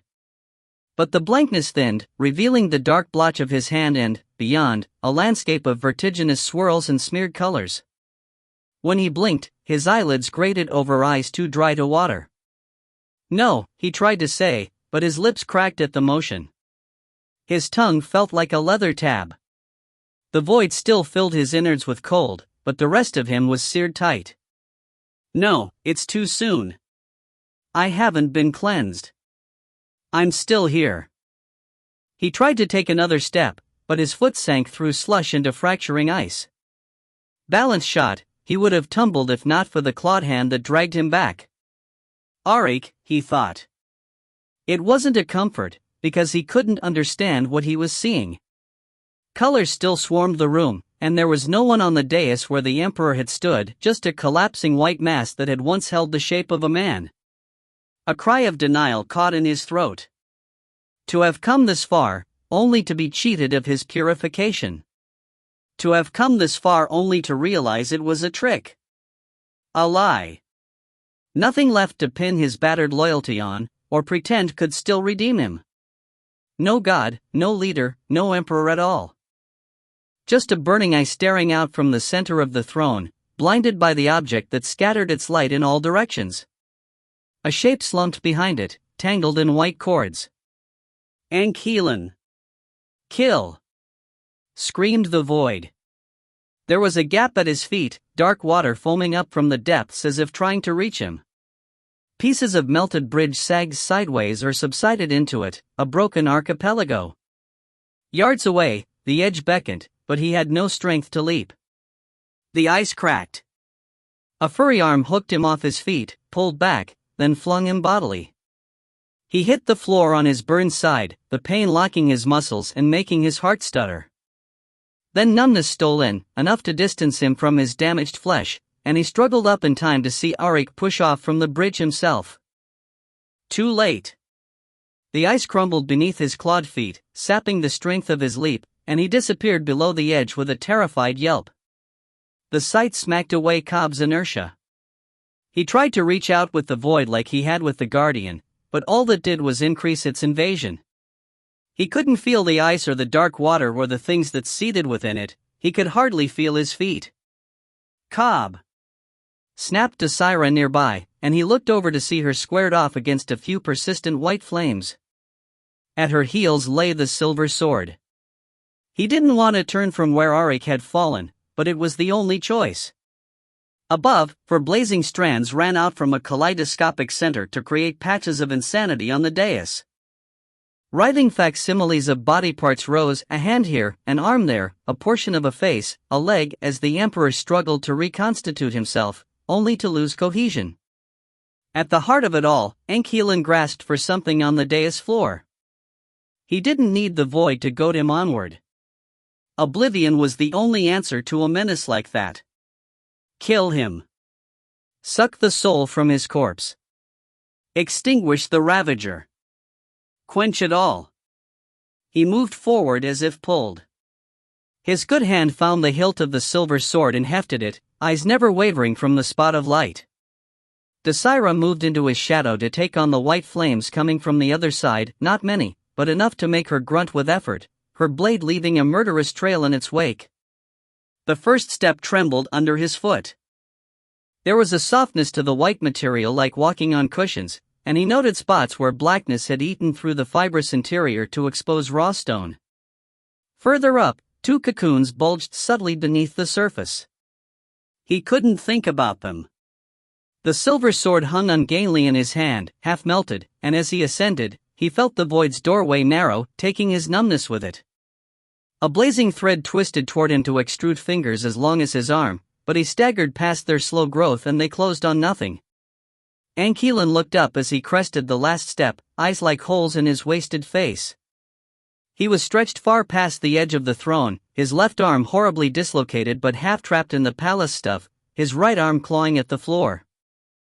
Before him lay a familiar green-robed body, a few inches from his hand was a knife. Catching the necromancer's shoulder, Cobb hauled him upright and recoiled before the free hand could grasp him. Ankelin slumped back against the throne, panting. He seemed past resistance, but Cobb kept his distance as he hefted the sword. It was too heavy for one hand, so with effort he forced his burned fingers around the hilt too. Adrenaline was all that kept him moving, but that was fine. One blow and this would be over. As he raised the sword, his gaze fell to the concentric circles carved into the necromancer's chest. The seals. Kill me and they will snap back into position. That was what he'd told the outsider. That was why he had to die. But suddenly the snap took on a greater significance, and Cobb saw in his mind's eye the aftermath of the sealing. The sigils in the sky, the beam of power that had pulverized the pillar of the sea, the rise of the rift, the sinking of Ile-Rien. And more. Disasters that affected the world to this day.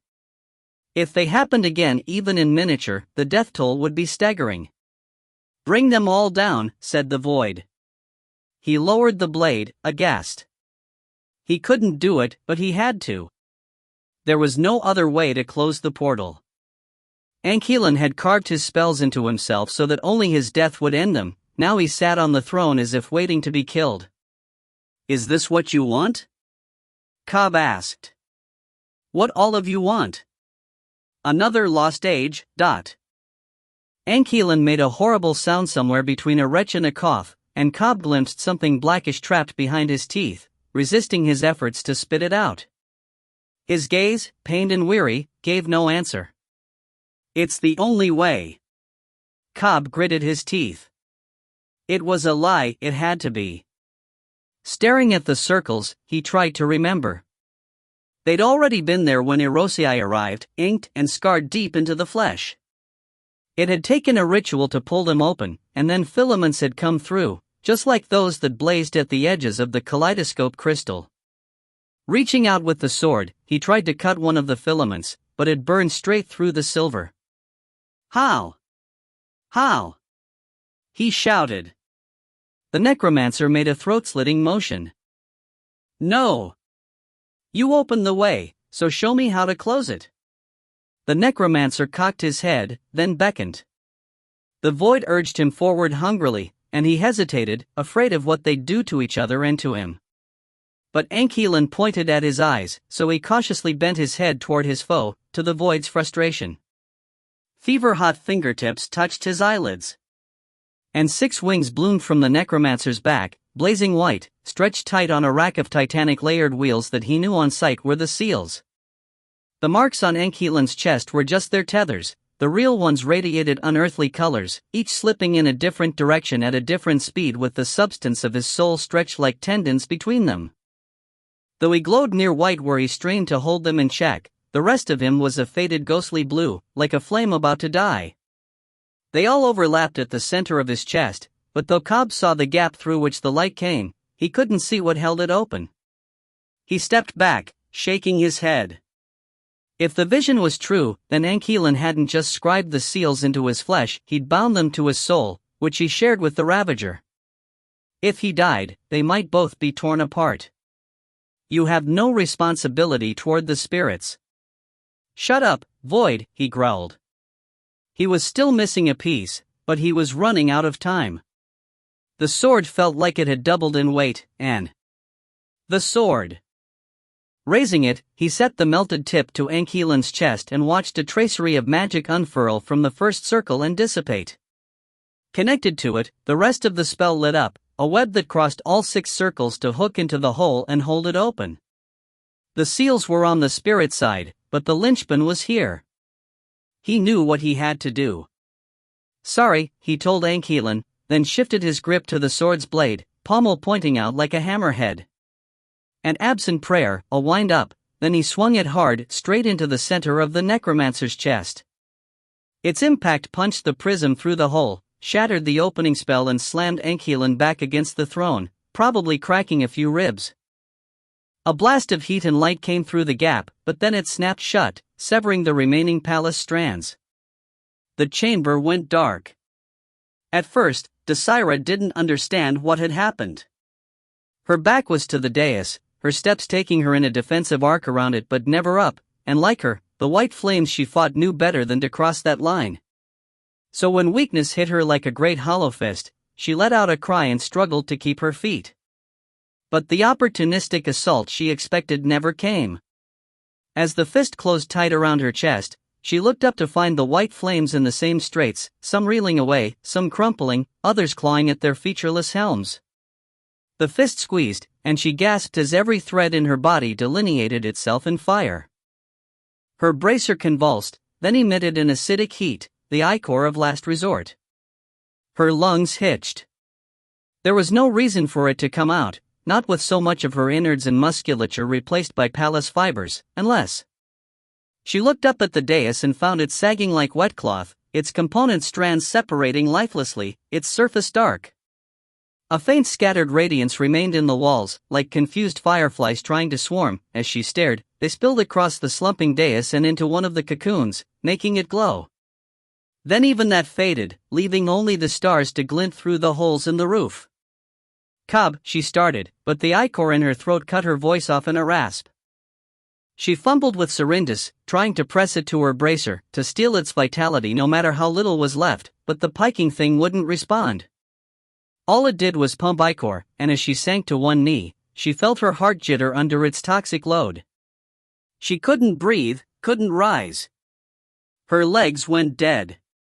The blade dropped from her nerveless hand. I should have known. This was the penalty for what she was and what she had chosen. She was bound to the palace and the light, and where they went, she would be forced to go. Her time spent living at a distance had not made her immune, and Ile-Rien's patch job, the one he'd warned her about, had only tied her more closely to the place of her rebirth. Now that it was gone, nothing could sustain her. No. I won't be taken. I can curl up in myself, resist, survive. But the parts of her bracer that controlled her muscles had already deadened, leaving her powerless, and as her sensory threads frayed and died, she felt herself disconnect from it. For the first time in 45 years, she did more than wear her body. She inhabited it. Someone was coming. She heard the footfalls, the shaking timbre of a voice, but the sounds wouldn't connect. Her eyes had slumped closed, but she didn't need sight to recognize him. His arms were gentle as they wrapped around her. Her lips wouldn't move. "I don't want to go," she told him anyway.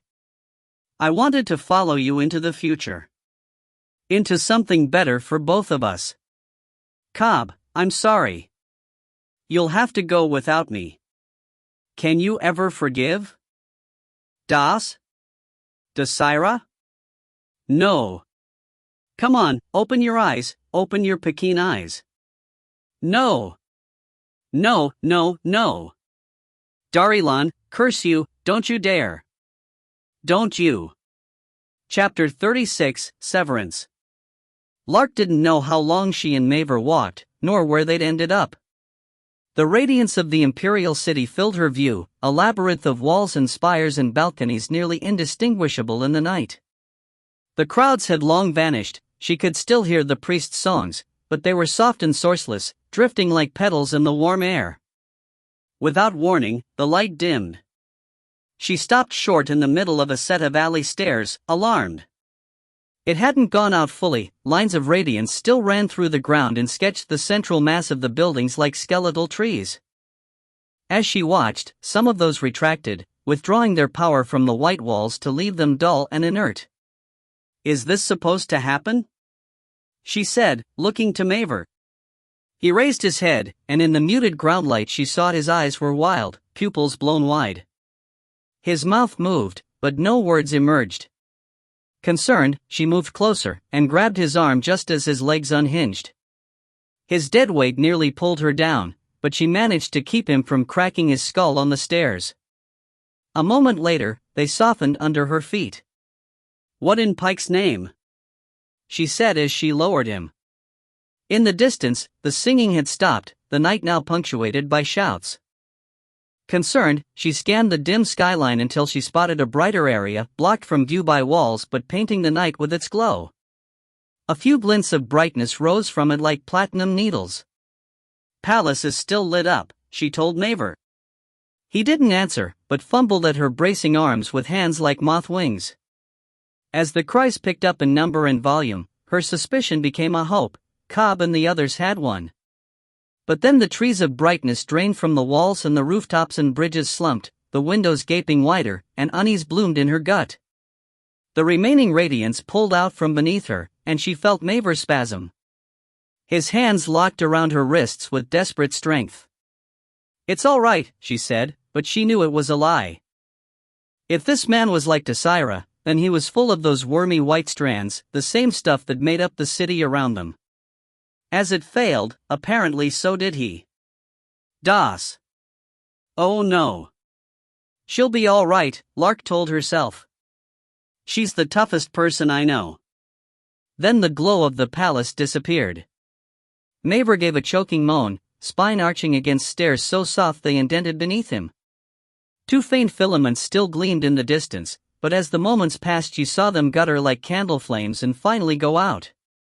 Something stung into her hand. She tried to recoil, but Maver's grip was like a vice. In the starlight, the white thread that stretched from his sleeve to her palm barely showed, only the darkness of her skin betraying it. Wooziness invaded her, and she lurched upright in terror, thinking to stomp on him until he let go. She knew perfectly well what this was. "Please," he rasped. The softened steps sank underfoot, making her fight for balance.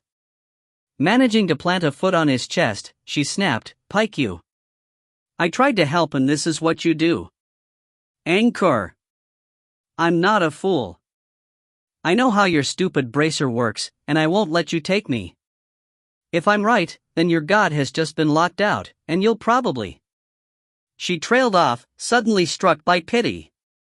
He wasn't fighting her, his eyes had rolled up nearly all the way, chest heaving under her heel, and the few kicks and twitches he made were spasmodic, unintentional. Though the dizziness still weighed on her, it hadn't worsened, and his bracer remained in place under his sleeve. "Anchor?" she echoed belatedly. The cord stood out in his neck as he tried to scream or speak but found no air. In the distance, others screamed for him, or shouted in confusion or fear, and with a knot in her gut she dropped back to his side. the stinger buried deeper into her palm, making her curse through gritted teeth.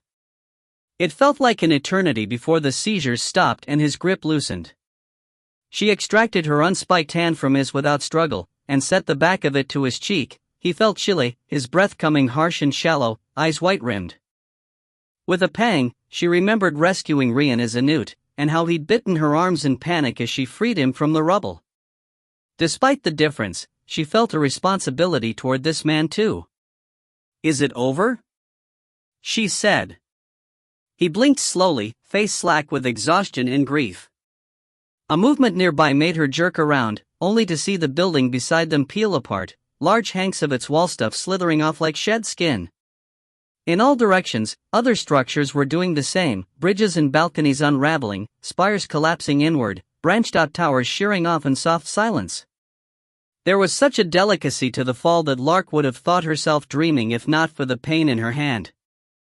She wanted to drag Maver upright, to run, but the stairs were too squishy to climb now, and anyway there was nowhere to go. So instead she huddled at his side as the walls curled away and the skyline melted, the city collapsing around them. A tremor passed through Captain Saravi, through Messenger Courting, through Colonel Reth, as if they were connected. It passed through the men behind them too, the abominations and specialists in all their vulnerable power. "Captain? Colonel?" said Houndmaster Lieutenant Vralik from his point in the tableau, sounding shaken. Saravi couldn't move. The tremor had taken root in his flesh, and it was all he could do to keep his hand clenched on the broken blade. "Messenger, what is this?" said the colonel. Saravi heard his horse snort, and the agitated clack of claws and horseshoes on paving stones multiplied to dozens as the rest of the cavalry steeds caught wind of some danger. A thumping began inside the stables, stalls being kicked open, then hooves on the main door. Further away, the hounds bayed in panic. Saravi slanted his gaze toward his men. The lieutenants had moved into his periphery, Vralik, Kor and Herrick, with Rallant slightly separate as if standing guard over battered Lynchard. Every one of them was a mess, uniforms and ceremonial garb torn, faces bloodied, hair crisped or heavy with soot, and so were the rest of his company. Crossbow bolts stuck like quills from several indifferent Ruangrian. Duty demanded he tell them to stand down and leave him to his justified demise. But they weren't here for him, they were here for themselves, and he couldn't have been prouder. If this was Blaze Company's last stand, then... All at once, the world went white. He tried to open his mouth but he no longer had one. He hung pinioned in absolute brilliance, bodiless, bared to the core, and under the power of that glare he felt himself dissolving. It didn't hurt. Within the radiance, he saw the phantasmal glory that had led him here, the punishing clarity that had pierced him as he knelt at the foot of the throne.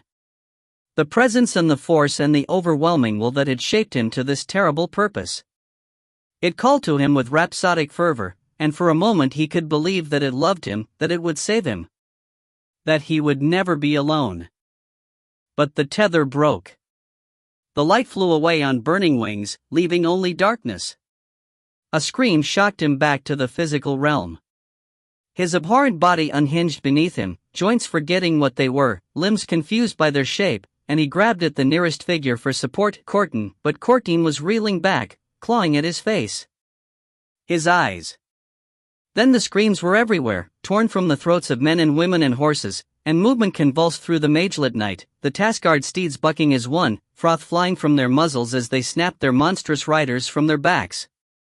Vralik's agonized roar rose loudest, followed by Rallant's and Kor's almost musical keens and the voices of the three Lagalena, a dirge for the fleeing light.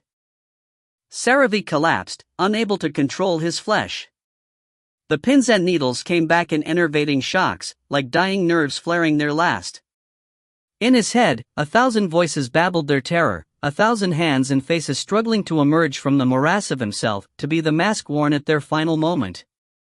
Within the maelstrom, a single point of stability tugged at him like an anchor. He forced his recalcitrant substance around it and felt its outline, metal wings, shivering crystal. Burning template. With all his will, he forced himself into it. His fingers delineated themselves, limned by the faint blue lines of the shaping magic.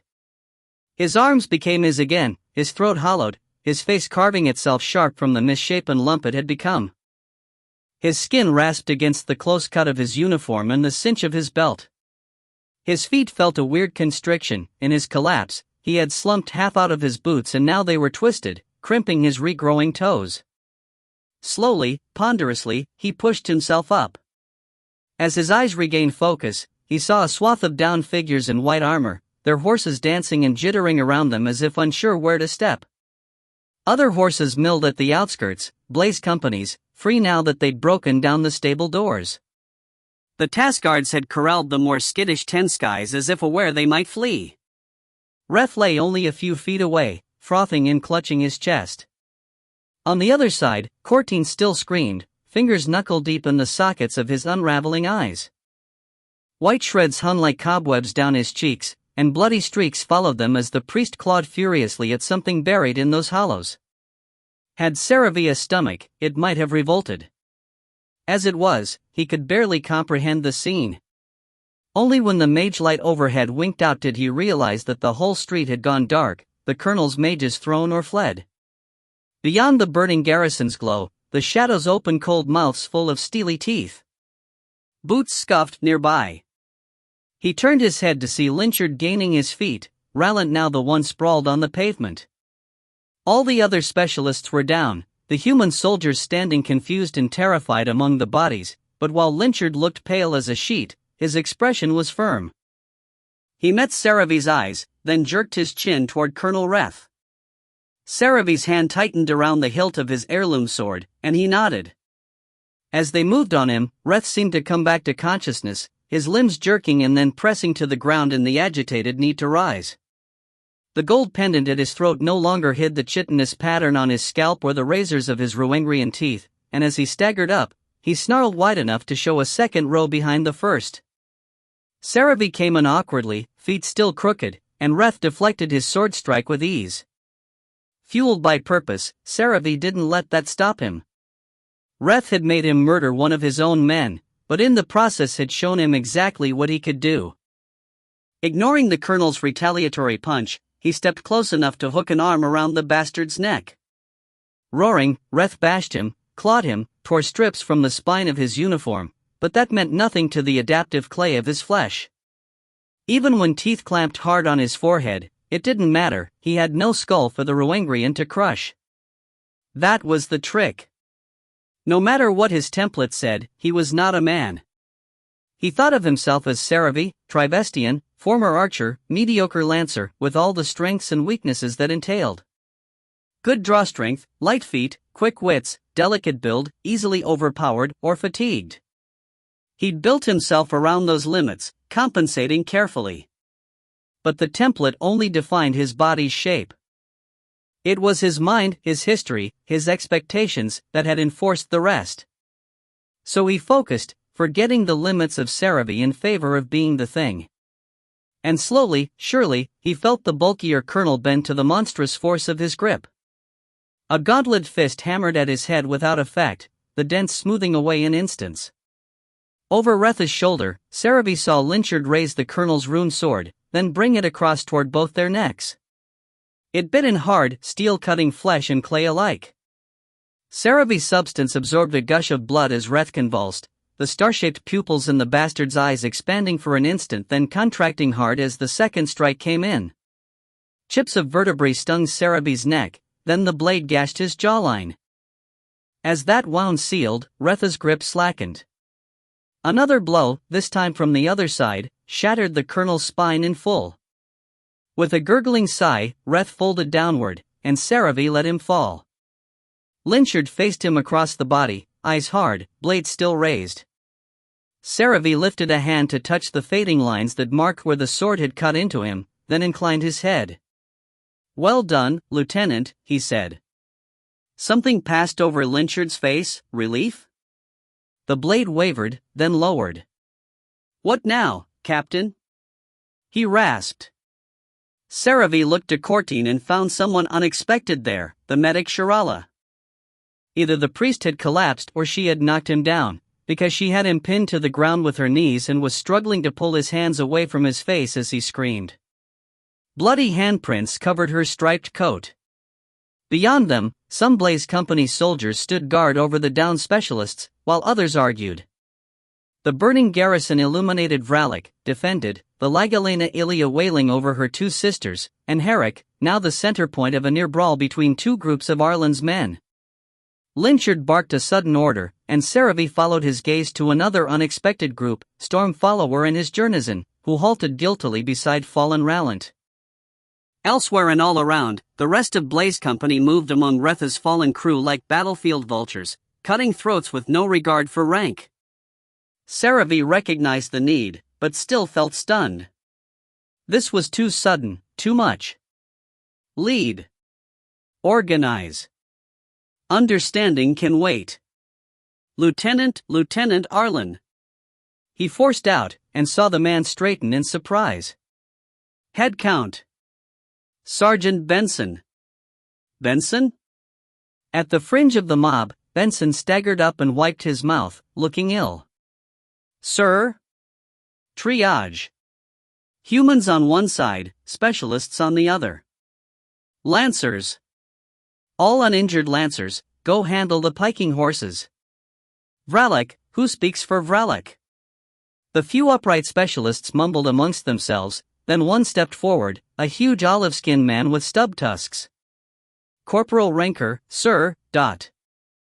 Ranker, round up your specialists and sit them down, out of the way. All of you, cease your infighting. This is not the time for it. Lieutenants, sergeants, corporals, whoever is in charge now, figure it out and get your men assembled. We need lights, we need a piking bucket brigade, shelter, get on it. In the flickering firelight, he saw unease on their faces, and knew his fear had trickled into his voice. But they did as he commanded, and as orders started to return, he took a moment to see to himself, yanking his boots on properly, running his hands down his tattered uniform jacket, smoothing the captain's fledges, then closing his eyes to take a few deep breaths. He didn't need them, but they made him feel better. More human. Then someone said, "Oh shit, Shadow Cult." His eyes popped open, and there they were, a wide semicircle of black-clad, crossbow-wielding thugs, blocking every egress. Mixed in with them were others in metal armor or in robes, trifold cultists, he guessed, and several men in plainclothes. More of his lost troops. In the lead stood Gwydrain Greymark and the Shadow Woman who had shot him in the face. And on the final side, stepping from the flames amid a swirl of wards and shimmers, were his mages, Urshan, Verkii and Press, with Tanbolthine drawn behind like a prisoner. At his back, Saravi's men contracted into rough ranks, bristling with stolen blades. The Lancers retreated from their horses to rejoin the safety of the group. From all directions, enemy faces stared back with grim purpose, enough bolts seated in those crossbows to kill them all. Stillness reigned. "So," said the Dark Woman finally. "This is interesting." Saravi said nothing. "Do you know what just happened?" He had his theories, but he didn't care to share them. "I'm asking you," she said, sharper. "Your people's hogcrap doesn't usually affect my realm." "Your realm?" She gestured toward the shadows that hulked behind her, blotting out the view of the streets. "The Ayat sensed something when your people fell. It distressed them. Nothing distresses them." At the unusual word, his hand fell to his pocket. The Ayatakri was still there, a hard lump under the fabric. "I don't know what you mean, At." She stared at him, shadowed expression inscrutable, then said, "Captain, I think we should talk." He considered her little army, the deserters and mages on her side, and the things he had seen in the light. The wrongs he had done.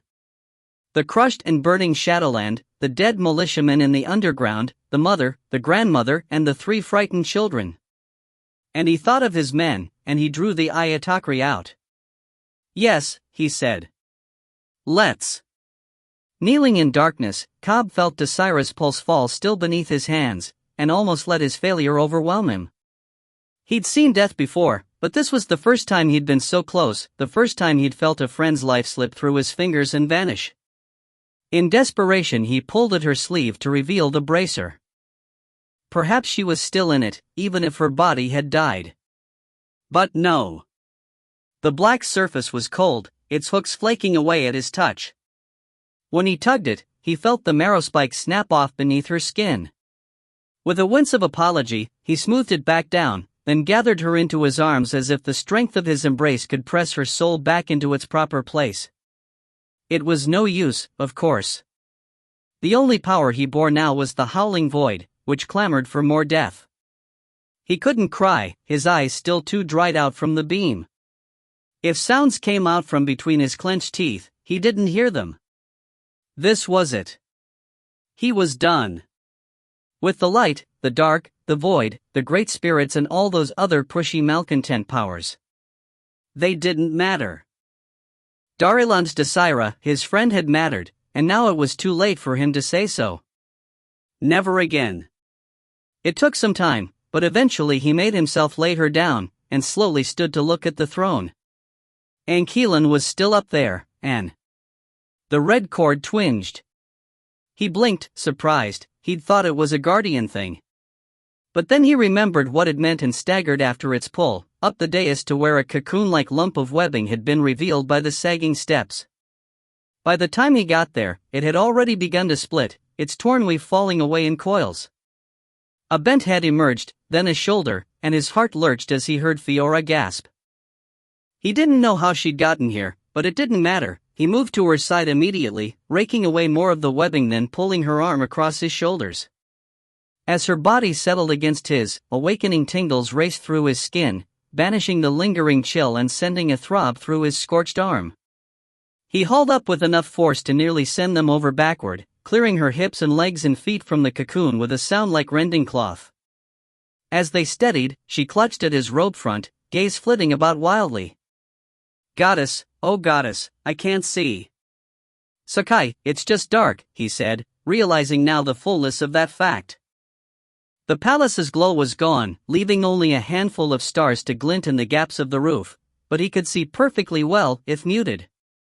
She, apparently, could not. What happened? "You're yourself again?" "Yeah." He couldn't say one.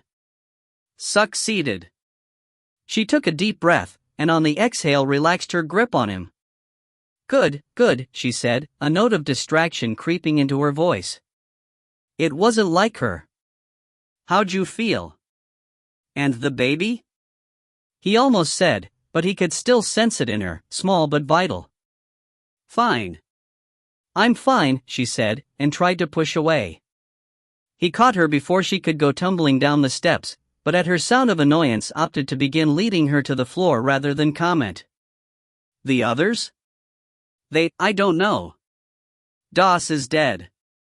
Arik fell into the pit. What pit?" "Down here." "Come on, maybe I can." He couldn't think of anything to do. He'd lost the guardian's sense of the elements, of life, of control, and he refused to touch the void. Fiora made a non-committal sound. Carefully he helped her off the steps, trying not to react to her mood, whatever it was. There were so many things he wanted to say, but he knew instinctively that they weren't welcome. The going wasn't any better on the main floor, which had already softened in patches and begun to split. While the contagious blackness had been blasted away from much of this area, the bits that remained were expanding, creating potholes everywhere. He led her to a stable spot, helped her sit, then moved to the pit with a painful, doubting sort of hope. The dark water was gone, drained back into its nether realm. Bodies carpeted the bottom, shock-shattered or drowned. A few figures struggled weakly up the deteriorating walls. One, directly below, looked up as he stared down, then grinned wolfishly. "Arik!" he fairly shouted. The skin changer gave a croon, then redoubled his one-armed climbing efforts until he got close enough for Cobb to grab him under the arms and haul him up. Once topside, he immediately shifted into wolf form and crammed himself against Cobb's chest, whining and shivering. Cobb pulled him over by Fiora, then spent some time just scrubbing his hands through the dense fur, murmuring nothing in particular. A flicker of light interrupted them. Kade glanced back to see something glowing on the throne, and a shape moving toward it, bulky, weary, stumble-footed. Mumbling an apology, he lurched up, diverting momentarily to grab the silver sword from where he'd dropped it. This time, his feet sank deep into the dais material. Gaps in it showed bare stone beneath, but he didn't have time to wonder. Against the glow, he saw his opponent's armor and the spikes protruding from it, including some from the clenched fist. "Stop," he snapped. The figure halted, turning its head slightly. Its face was a vague facsimile of the prince's, but carapace had taken over for skin, and the hair bristled as sharply as Aurique's quills. "Guardian," it said. "What d'you think you're doing?" It nodded up the steps toward the throne and the glow. "Assisting Ile-Rien." "No," said Kade, not looking. "I'll do that. He and we got business still." "So do we. Mine's more important. Or d'you wanna fight again?" The prince creature regarded him coolly, and he found himself wishing he hadn't said that. Though he didn't have his crystal blade, the prince was still bigger and probably stronger, and the glassy spikes that had disrupted his armor made him look dangerously inhuman. There was a gleam in his eyes too, unlike what Kade had seen before. In contrast, Kade had a half-melted sword, a burnt and throbbing hand, and no backup. Then something shifted in the prince's expression, and he shook his head sharply as if to clear it. "No," he said, "I acknowledge your claim. I'd rather not add more enemies to my roster, but..." Surprised, Kade watched him turn to descend, then blurted, "Are you the emperor now?" The prince didn't pause. "I won't take this throne. It can rot for all I care." Kade stared after him as he reached the bottom and started calling out to the remaining Imperials. There weren't many on this side, and they responded sluggishly, limping or stumbling or supporting each other as they moved toward his voice. Far more lay still, dropped in their tracks by the loss of the light. It worried Kade to have them gathering so close to his friends, but the prince had seemed honorable. Banishing his doubts, he turned again toward the throne. The glow that had alerted him hung like a sourceless candle flame above the outstretched body of the necromancer. He was still tethered to the wall by a grossly dislocated arm, but the throne's substance had slumped enough to put him in reach of the green-robed corpse at its foot and the knife it held. As Kade reached the top, the necromancer glanced up and made a final grab for the weapon. Kade trapped it under his heel and used both arms to haul Ile-Rien upright, then shove him to the throne. The effort made his burns flare, but he bit back the pain. Ile-Rien struggled against him weakly, chin dark with ichorous fluid, then made a grab for the silver sword. Kade held it away. "Use it," the necromancer rasped. "I led you to it for a purpose, so carry it out. To break your spell. To kill me, you piking idiot." Kade stared down at him. He remembered the white hawk in the Nightmare Manor, the tattered ravager in the garret, the glass beer holding the dead silver woman, and how the necromancer had nearly unraveled in the courtyard. "You wanted this?" "Yes. I thought the way you fled. I was fakh." His words devolved into coughs, and by reflex Kade held him steady as he hacked up chunks of rot. Black fluid followed, spattering the edge of the throne and running down to join the black puddle beneath. Finally the necromancer hauled in a harsh breath, and croaked, "I was faking. I knew what would happen because I enchanted it. I let you see me, I let Jared show you, so you'd come here and finish this. Please. Before Rakmar or the Ile-Rien come back. But if you die, the seal snap back, and the ravager. I don't care." In the dim light, his eyes glittered with madness, teeth bared through a film of black slime. "I destroyed it all, my family, my life, the world I knew. It's gone. Let me go with it. I can't. Give me the sword, then, and I'll do it myself." Kade pushed him back again and took a few steps distance, mind whirling. "I don't understand. Why would you enchant something against yourself? Why would you want to be ripped apart?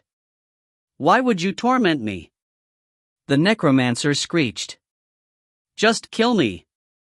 You want it, everyone wants it, just act. Slowly, Kade shook his head. It wasn't that he'd stopped hating the man. He hadn't, and probably couldn't, not just for his parents but for all the others Ile-Rien had massacred. But he was tired of giving in to his anger. Tired of causing as much harm as what he'd sought to fix. If he let the necromancer provoke him, the new disasters would be on his shoulders, and he couldn't live with that.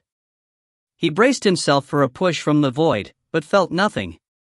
It was gone. Somewhere between Desira and now, the door had quietly swung shut. Why? Rasped Ile-Rien, face tight with dismay. What in Pike's name do you think you can do without killing me? Kade swallowed and felt his dry throat click. This was the gamble. He didn't want to speak these words, didn't want to do this, no matter how necessary. If Ile-Rien refused. The right thing, he said finally. You're gonna come with me and replace the seals. Ile-Rien gave an incredulous little laugh, then launched himself for the silver sword. It took all Kade's will not to stab him, and for a moment they struggled, the necromancer's ragged nails scoring long lines on Kade's good arm. Even when Kade forced him back, the man continued scratching at him viciously enough to draw blood. Then he stilled, fever-hot fingers locked on and suddenly frigid. A jolt ran through Kade as he remembered the necromancer reopening his old wounds with this same enervating cold. He tried to pull away but couldn't, the silver sword slumping in his benumbed grip. Idiot, said Ile-Rien, soft and low. You're just a human now. Don't think you can dictate terms to me. I hadn't planned to kill you, but since you insist. Seals first, then we find your daughter. Ile-Rien's eyes flared wide, the cold intensifying enough to draw frost from the air. Kade winced at its bite, prepared to die, but after a moment it weakened. What? Said the necromancer faintly. Your daughter. Maris, yeah? I've met her. She's alive. You're lying. You're lying. I'm not. She wanted her mother's sword. Shot blue eyes searched his, then lost focus, staring into nothing.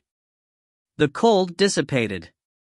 Kade broke Ile-Rien's grip with ease, and when the necromancer didn't react, he stepped back long enough to trade the silver sword for the knife on the floor. You gonna fight me? He said as he leaned in to where the threads still bound the man to the wall.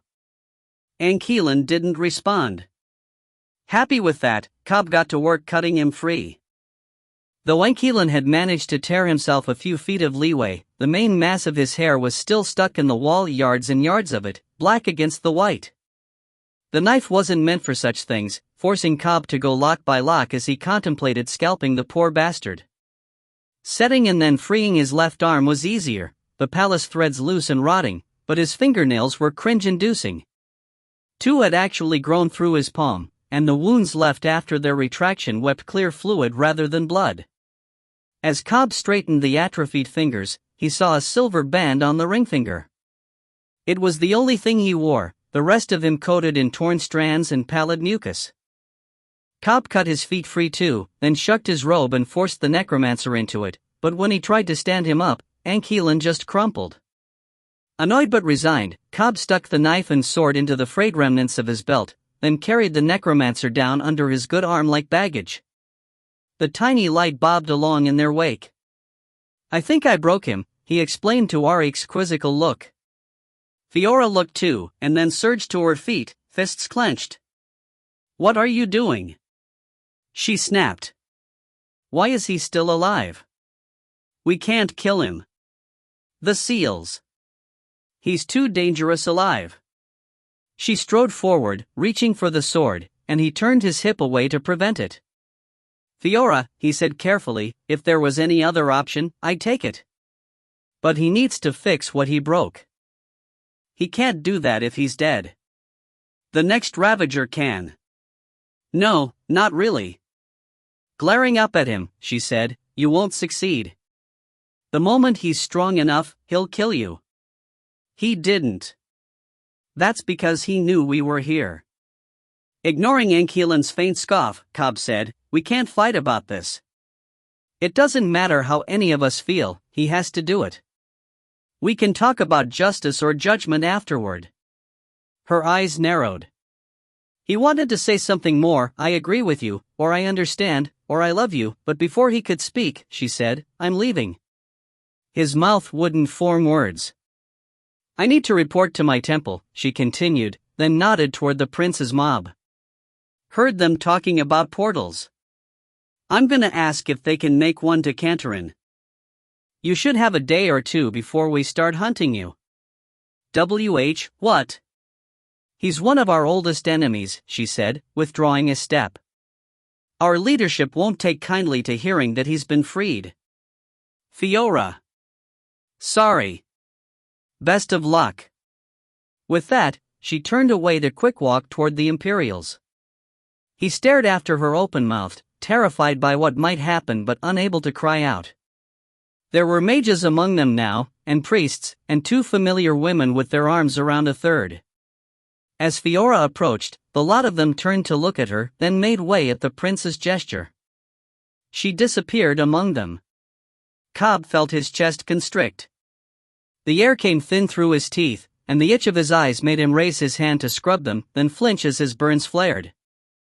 Everything was dry and brittle and painful, and though he tried to choke it down, the hurt took over his tongue. He kept from spitting curses after her, but mumbled, "Nothing I do is right." Ankeelan snorted. It took Cobb's last ounce of will to resist dropping him on his face. Instead, he lowered him gently, then moved out of arm's reach to sit with Arik, who immediately rested his wolfy head against Cobb's shoulder. As the lights of the prince's group moved off down a corridor, he stared into the pit and tried not to feel the red cords tug. A period of silence followed, with nothing to see but the expanding edge of the pit and the few survivors who climbed out and slunk away. None approached them, for which Cobb was glad. He'd already done too much, and he wasn't finished yet. Finally, with a grunt of effort, Ankeelan rolled himself over. "If you're serious about this, we need to start with the Seal of Air," he said. "It's there, all the way at the top, and I'll need energy to replace it." Cobb followed the man's pointing finger to the ceiling above the throne. "How do we get there?" "Spiral walkway up the central needle. Covered in palace skunk right now. It should slough off eventually, so while we wait, I'd appreciate if you'd fetch me Jared." Eyes narrowing, Cobb said, "Why?" "He's..." Then a thought occurred that flipped his heart in his chest. He choked on his eagerness the first time he tried to speak, but on the second time managed. "You're a necromancer, you mess with souls. Can you bring him back? Or Das?" "Das?" Ankeelan sighed. "Shouldn't be surprised. No. In different circumstances, perhaps, but it's already been too long. Death herself will have them, and I've not the strength to wrestle with her." "Then why?" "To harvest him for energy." "Them, if you'll bring her too." Cobb lurched to his feet, incensed. "It's not enough you got them killed, you have to." The necromancer's laugh halted him. Wedging up on his elbows, the man fixed a cold eye on him and said, "You jump at the thought of using my skills, but would refuse me the fuel I need?" "They're gone, Cobb. I can't hurt them anymore, and what's the use of leaving them to rot? We could drag them along with us until I regained the strength to fight off Death's minions, but it would still be too late. Just get them and let me put them to rest, for both our sakes. There, she was my friend. I can't let you just defile her. The corpse is not her. Even had it been her original body, it's still not her. You said it yourself when we met, this is just meat." He exhaled, then said, "Think of it as sky burial, and the Ravager as a very large bird." Cobb grimaced, but could find no other argument than "I don't want this." It took a few moments to steel himself, but then he headed for the dais without a word, waving Arik off as the skin changer started to rise to his aid. The effort of going up and then climbing back down with the scorched body made his right arm throb. He laid it down as carefully as he could, then pulled Desira over as well, trying not to look. By the time he finished, Ile-Rien had managed to get up on his knees and set a hand on each cold face as Kade stepped back. He took a deep breath, and the harvest began. It was not the blue-black nimbus of shadow and skeletization Kade had seen at Riftwatch. Instead, a glow began at Ile-Rien's fingertips and then stretched out through each body in a lattice of warm light, strengthening until it filled both of the fallen with ethereal fire. Every detail came into stark relief, every nail, scratch, eyelash, a perfect image of them both. Then the bright lattices contracted, retreating by inches from the limbs to the torsos and leaving fine ash in their wake. As they shrank, the light intensified until Kade could barely look at them. A glance up showed him thin fiery threads worming through Ile-Rien's arms, perhaps his veins, taking in the power as the bodies burned. Soon he couldn't look at the necromancer either, and turned away, the afterimages imprinted sharply on his eyes. It took some time for the glow to fade. When he finally looked back, the pyres were out, nothing left of the bodies but clothes and ash. A faint radiance was dying on Ile-Rien's skin. He looked better, not so waxen, but it still pained Kade to know that those deaths had fed him. As if aware of his thoughts, Ile-Rien glanced up at him. "They were my comrades too," he said quietly. "Longer than they were yours. I could have done better by them, but she refused to take a new body and he insisted on following me. I won't let their loyalty mean nothing." Kade bit back a hard retort, all too aware that Desira had probably declined the offer for his sake. Instead he caught the necromancer under the arm and hauled him upright. "Stop it, I can said Ile-Rien as his legs unhinged. "Or not." Bone thin, he wasn't difficult for Kade to drag away and plant by the wolf. "Ravager can't fix you?" he said as he stood over them, not wanting to sit, not yet capable of making nice, but knowing he should try. "Muscle atrophy is not an injury. It won't be remedied so easily. I better not have to see a. He yelped as Ile-Rien suddenly nabbed his burnt wrist. His first instinct was to punch the necromancer in the head, but the man's grip lightened, becoming exploratory, and his face held consideration rather than malice. "Painful?"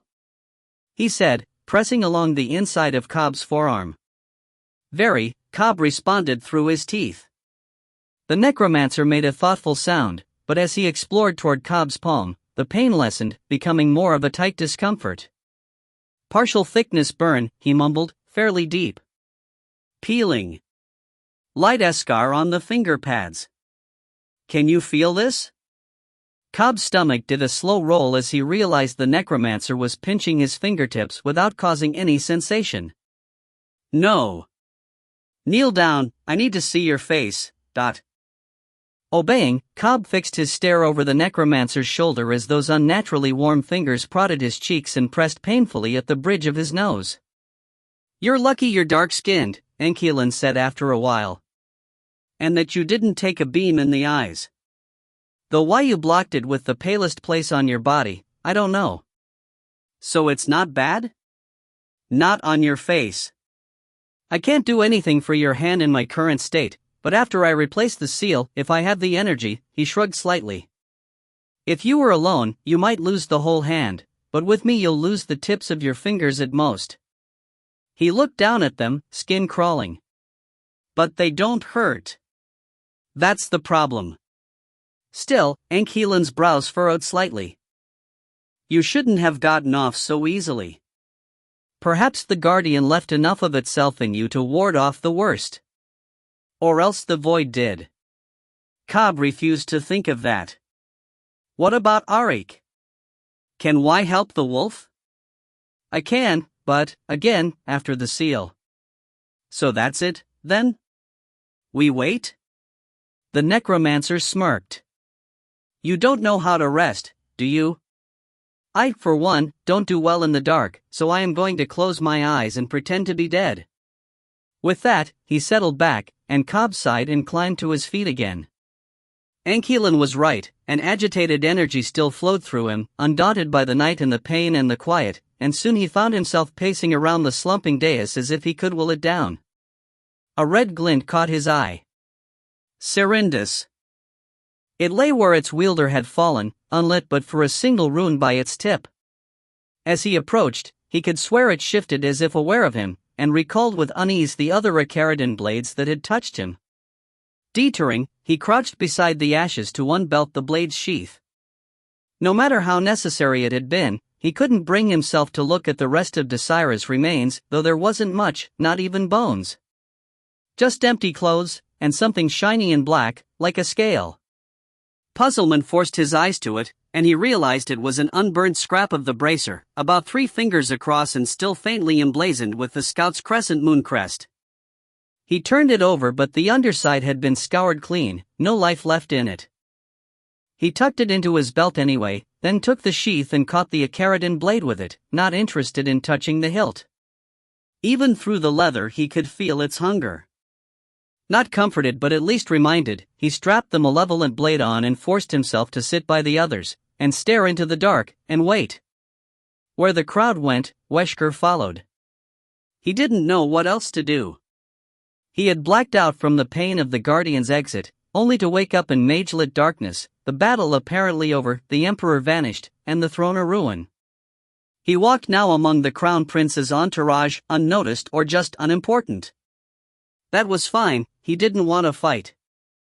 All his limbs were still attached, which was more than he'd expected, but his skin seethed under his scout uniform like 1,000 wings, and the air that entered him did so through a dozen hidden throats. The crows hissed in his head, demanding he break apart and fly after his great enemy, Field Marshal Rackmar, but who knew where that bastard had gone? He didn't care about anything else. Getting back to the Crimson Camp and freeing the little girl was all that mattered now, and if he had to die for it, that was fine. If he had to be transformed into this bizarre conglomerate of feathers and claws and black sludge and weak flesh, that was fine too. The crows beneath his skin were welcome to take over as long as they got the job done. And so he followed, past the battle dead and into the corridors and chambers beyond, where corpses lay rot-eaten or unmarked, the latter mostly white flames but some more standard abominations, Body Thief and Senraka and Ile-Rien. Cowering pilgrims crept out to join the crowd, and sometimes surviving white flames did the same, but just as often they stood away, holding their heads or retching out from their peeled-off faceplates. He almost felt bad. The crows did not. They gabbled about eyeballs, and he took care to steer clear of corpses lest they decide to make him go for some. When none were around, they gave him visions of flying over the crowd, clawing at faces and necks, ripping out gobbets of flesh. Fantasizing, he guessed, because they exerted no pressure on him. Finally, the winding corridors opened into a circular chamber, with a portal frame at the center. Small and compact, he managed to squeeze toward the front as the mass of followers pressed in. Soon he was just a few paces behind the prince, who stood surrounded by women as he directed his mages in their magics. None were familiar, though one woman stood out due to her dark Ilanic features, and the youngest due to the tongue lashing she was giving the prince. "We cannot open a portal to a watchtower that has been destroyed," the prince told her wearily. "And as far as I know, they've all been destroyed." "I won't go to a garrison," she responded. "I don't trust your soldiers. I will speak to my superiors on your behalf, but not if you have me marched to the temple." Then we're at an impasse. Unless someone here has the coordinates to a civilian portal, I can't offer you any non-military option. "Valant is down," said one mage. "No help there." "My patron keeps a portal room, but it's in Silverton," said another. The girl made a face, but then shrugged. "Silverton, that's better than piking Thinbell or some Badlands camp." "Thank you." At the prince's gesture, the mage stepped forward to access the frame. "Anyone else who requires a general portal, speak up," called the prince, his voice cutting easily through the murmurs of the crowd. "I and mine are heading for the Crimson Camp outside of Canrodi. This young woman is heading to Silverton. I believe Thinbell Castle has a working portal, as well as several of the Sapphire fortresses, but..." Wesker bit his lip, torn. In his uniform and with his hair covered, he might be able to pass through Thinbell Castle. From there, it was just a short jaunt north to Corvia, his homeland.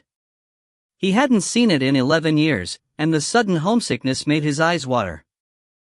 No. Not yet. There's Giselle to free, and Saneva. I can't run away. So he stood his ground as the portal opened into some merchant lord's keep, letting the girl through along with a handful of others, and stayed that way as another clump of people crossed over into the garishly decorated second option. A tall blonde woman at the front asked the prince if she and her two companions should go, one the dark woman and the other an older lady who hung between them, but the prince shook his head. I want to keep you close, he said. The third time, the portal opened into a familiar whitewashed chamber, and Wesker felt his shoulders settle in relief. The Crimson Camp. No occupants showed on that side, and the rooms were dim. By his guess, it should be well past midnight. Take the rest wherever you can, the prince told one of the mages, who nodded. Then he stepped through, followed by the three women and a few white flames. Then it was Wesker's turn. His approach was confident, but a foot from the portal he suddenly got queasy, not only in his own stomach but in the dozens or hundreds that now filled his altered flesh. Though his previous portal trips hadn't been pleasant, he couldn't think why this one suddenly scared him. And there were people waiting behind him, so he stepped through, bracing himself against the disjunction and trying not to think about what he'd do if Rakmar. Oh shit. He dropped through, choking down nausea, and tried to call out. But it was already too late.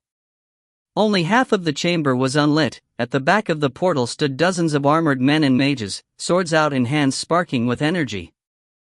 In the middle of the mob stood Field Marshal Rakmar, grinning viciously with the good half of his face.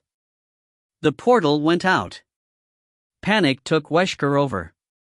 He heard the field marshal speaking, but the crows screamed louder, and as he leapt away, they tore from his body until he became a cloud of them, a roiling torrent of wings and claws, feathers and shrieks.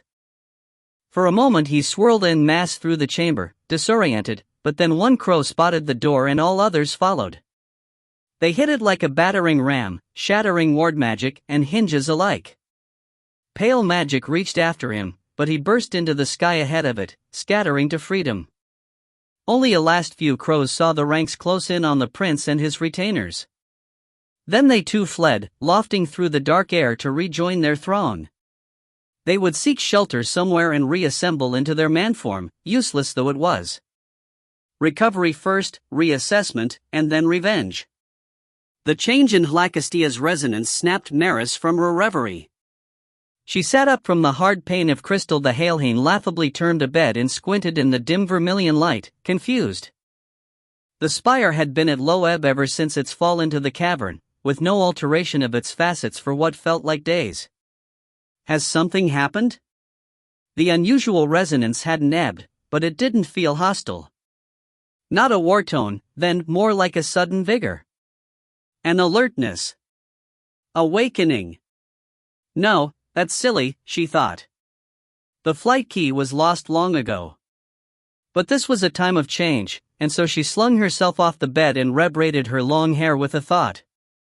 On the bedside protrusion that was meant to be a table, the green crystal blade hummed its own tune, blocked from contact with the spire by the cloak beneath it. She picked up both, deciding that even if this was nothing, she'd still get some fresh air. Before she took 2 steps toward the door, it opened. She stopped short. Master Kernahan? She said, alarmed, because he never came to the spire. Not since she was just a student, not since he made his deal with the Emperor. His aged face crinkled into a smile. Unlike the other Ile-Rien, he knew how to look human, and she had learned much from him in that regard. Maris, my dear. What are you doing here, master? The smile faded, and he shook his head ruefully. I fear we are in danger. After all these years, your father has finally come forth at the sight of the one who stole your mother's sword. Her mouth dropped open, a flame of fury kindling in her chest. That boy. I knew it. We have prepared you as best we could, my dear, but the time has come for you to face him. To slay him, and claim the Ravager as is your birthright. Are you ready? She tried to say yes. But the word caught in her throat. She had waited so long for this, but some part of her had hoped it wouldn't come. Few memories remained from her childhood, but whenever she thought of that man, her father, she felt a pain in the place where humans kept their hearts. Yes, she said, because she could not refuse, no matter how terrified she felt. Her master smiled and said, "Good. We start now." Coda. Marks passed as the throne room slowly collapsed around them. The palace's white roof slumped, then shredded, cold wind cutting through the great shrouds that hung from its ribs. The walls peeled like old skin to reveal fine honeycomb patterns, the throne sagged bizarrely, seat collapsing, arms coming apart like skeins of yarn. Cobb kept watch as best he could. With each passing moment, his burns hurt worse, making him grind his teeth and scratch at the floor to keep from scratching the injury. The hollow numbness of the void beckoned, but he knew what would happen if he gave in again. He thought the others slept, but without the guardian's senses he couldn't be sure. They both needed it. Auric spiritually injured by his act of anger, and Keelan perhaps crippled by his ordeal. When Cobb had imagined the end of his journey, it hadn't been like this. Hadn't been like anything, really. Staring at the unraveling throne, he could admit to himself that he'd come here to die. In that regard, he wasn't so different from Keelan. Now dying wasn't an option for either of them. After the seals, he would return to Cantarin, find Fiora, and fix whatever it was they had between them. Find the others, Lark, Wesker, Amalacrae, and apologize. Make amends in some other way than flinging himself into the light. He didn't know how, yet, but he'd figure it out.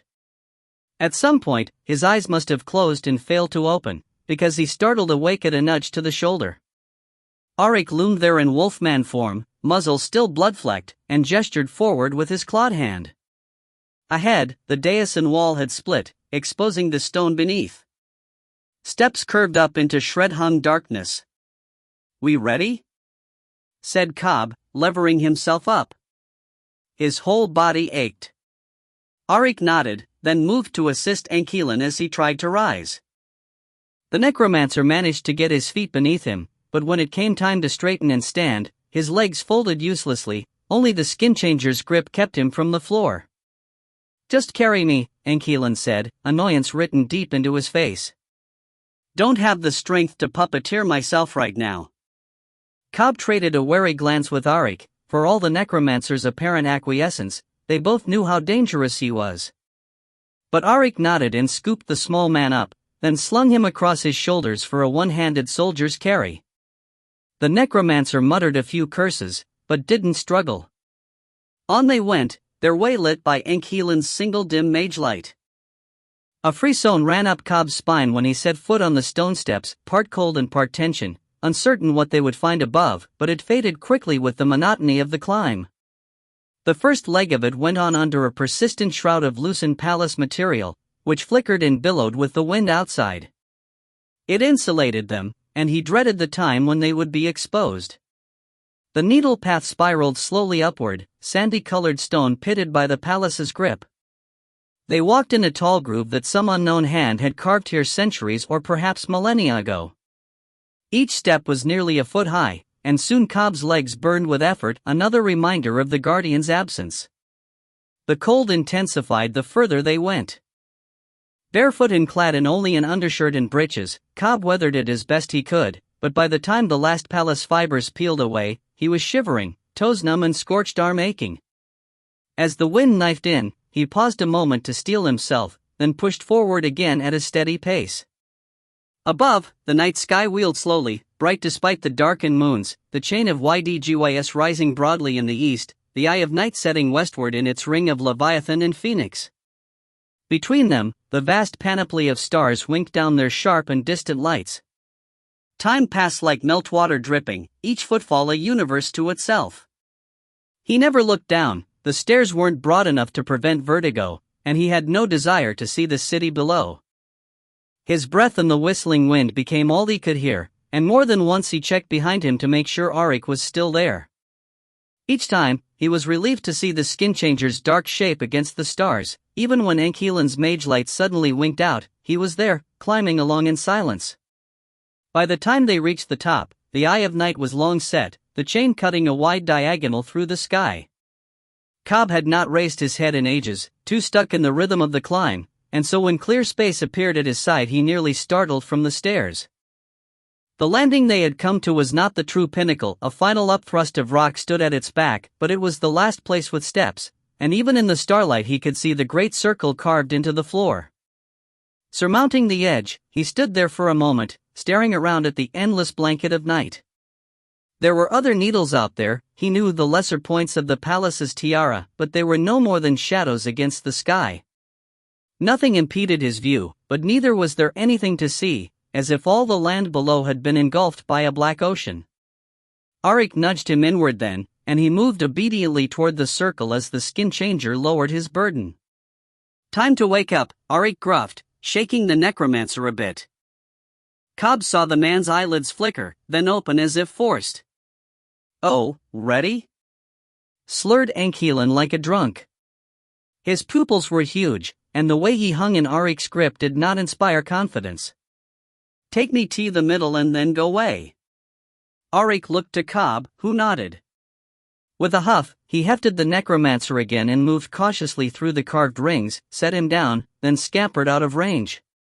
For a moment, Ankelan just sat there, shoulders slumped and head bowed as if he'd fallen asleep. Then a faint yellowish light kindled from the central ring, echoed by a glow beneath his borrowed robe, and spread swiftly across the stone in a network of twisting runes. As the two outer rings triggered, Ankelan's dark hair curled up from his neck and away from his face as if moved by unseen currents, the golden light spreading through his skin to turn him molten. Then it flowed out from his fingers into the stone, and a sensation of pressure clamped down on the needle. Above the faint rasp of his breath, Cobb caught another sound, distant at first but rising, as if approaching at speed. He stepped back from the edge, which was fortunate because when the wind hit him, it took him right off his feet. In an instant the rising moan became a screaming gale, shreds of palace stuff whipped along with it as it tore across the small plateau, and he threw his hands up in defense of his face as he was dropped to the stone then thrust along it by the force of the wind. Strands and leaves and chips of stone stung at him. If not for the overhang of the needle's true peak, he might have been tossed right off the other side. As it was, he fetched up hard against the rock, the wind alternately blasting and yanking at him with icy fingers. He couldn't open his eyes, couldn't hear, could only curl up as much as possible against its raking force. It seemed like forever before the wind ebbed, and even after it stopped hammering him he still heard it wailing among the hag's needles like a tortured thing. He opened his eyes to see Auric sprawled flat, claws hooked into cracks in the rock, and Ankelan utterly unmoved. The light had gone from both his skin and the sigils. "Coulda warned us," Cobb grated as he got up. The necromancer turned a hollowed look toward him. "My apologies. The cold and the dark are not conducive to clear thinking. Though I suppose we're fortunate it's winter, else the energy and warmer air could have made that last for marks." "The seals reset?" "This one, yes." "What next?" "I rest," said the necromancer. "Then, Equilisgeria probably, in the Corvish Mountains. Though I would like to return to my sanctum first. I can open a portal to there in the morning, which should be about." He looked up, and Cobb tried to follow his gaze, but the stars had never meant much to him beyond his fear of the eye. He knew some people could tell time by them, or direction, or 100 other clever things, but he wasn't clever. Not at all. "Cobb?" He squinted. Ankelan's voice sounded strange, but he had not remade his mage light and it was hard to discern his expression in the darkness. "What? Do you know how long we were climbing?" So little had happened on the way up that it was difficult to gauge. "Not really, but I guess maybe a mark before we got past the palace scraps, then from Chainrise till now." "And what time did everything happen down in the palace?" "I dunno, midnight? Little later?" "Why?" Ankelan was silent for a moment, still staring up at the sky. Then, in a slow, cautious voice, he said, 8 marks since midnight, and it is still full dark." "Cobb, I think we broke the sun." Continued in Book 4, The Bloodied Army. Cast list. Cabron son of Derniel, the current guardian vessel. Desira Ile-Rien, formerly Darilan Trevere, a body thief and ex-imperial. Theora Kinrick, an acolyte of the trifold goddess, in service to Brianna. Lark of Baller, a shadow folk agent and diplomatic liaison. Arik, a quill wolf skin changer dedicated to Cobb's cause. Ilshenra Isaiah Jsa Valindas, a Hailheen formerly of House Malandriac, now siding with the Ile-Rien Wraiths and the Guardian. Shadaxi Enkilan, necromancer, ravager vessel, silent circle and Inquisition archmagus, and close confidant of the Emperor. Maker of the specialists. Jared Iskeen, a silent circle mentalist currently in Enkilan's clutches. Rian, a juvenile goblin. Taran and Widma, servants of Enkilan. Blaze Company. Furked Saravi, captain of Blaze Company, currently stationed in Baller. Erilyn Lynchard, lieutenant of Lancers under Captain Saravi. Weshker N. Nent, a former slave, now a Blaze Company scout. Makora J. Danny Erzhan, a mentalist and scryer assigned to Blaze Company. Rivek Verkii, a foreign mage assisting Blaze Company by order of Enkilan. Kaner Vralik, Houndmaster Lieutenant and leader of Blaze's specialists. Savad Rallant, infantry sergeant and Senraka specialist in Blaze Company. Talvis Reth, colonel in the Crimson Claw, one of Captain Saravi's superiors. Aaron Corton, an enlightened messenger of the Imperial White Flame. Independence. Gwydrain Greymark, also known as Jasper. Godservant disguised as a tinker. Amala Cray, widowed farmwoman and mother of Isolina, Eden and Giselle. Ardent of Taradzer, a shadow-blooded enforcer for the Shadowfolk. Saneva Anverash, a rebellious slave in the Crimson Camp. Vreen Damiel, former mother matriarch of Turo. Sobin Damiel, bearskin changer and husband of Vreen. Aravard of Cantrell, formerly Cobb's campmate, now a white flame Ruangrian bearing an Icaridin blade. Imperials. Aradis IV, the risen Phoenix Emperor. Kelcherin Aradisson, Crown Prince and former Crimson General, now in disgrace. Argus Rakmar, Field Marshal of the Imperial Armies, Acting General of the Crimson Claw, and High Templar of the White Flame. The Emperor's right hand. Lord Chancellor Kernahan, an Imperial advisor and aide. Aniavila T. Quran, a Legalena of the original batch, former handmaiden to the Empress and ex-friend of Darilan Trevere. Pendriel and Neris, servants of Field Marshal Rakmar. Guardians. Derniel, Cobb's dead father. Liska, Cobb's dead mother. Vina, an ancient ogress who fought in the Wraith Wars. Jaranek, an ancient Pedrastan soldier who witnessed the sealing. Aloyan Erosii, an ancient Karandrixi warrior who fought Enkilan at the Seals. Hara, a wolfskin changer who tracked Enkilan to the Imperial Palace. Organizations. The Crimson Claw, third of the Imperial Armies. Controls all territories west of the Rift. Previously led by Crown Prince Kelcherin, now under the command of Field Marshal Rakmar.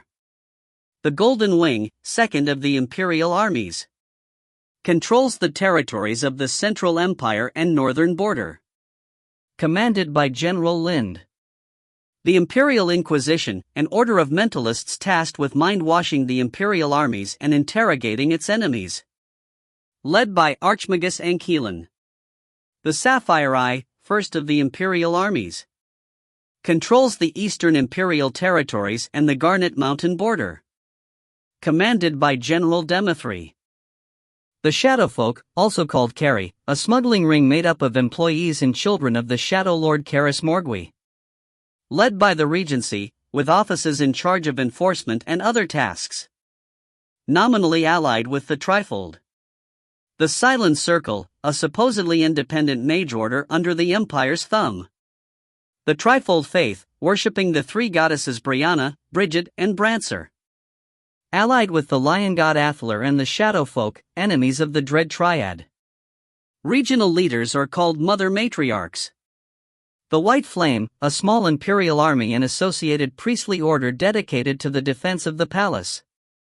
Glossary.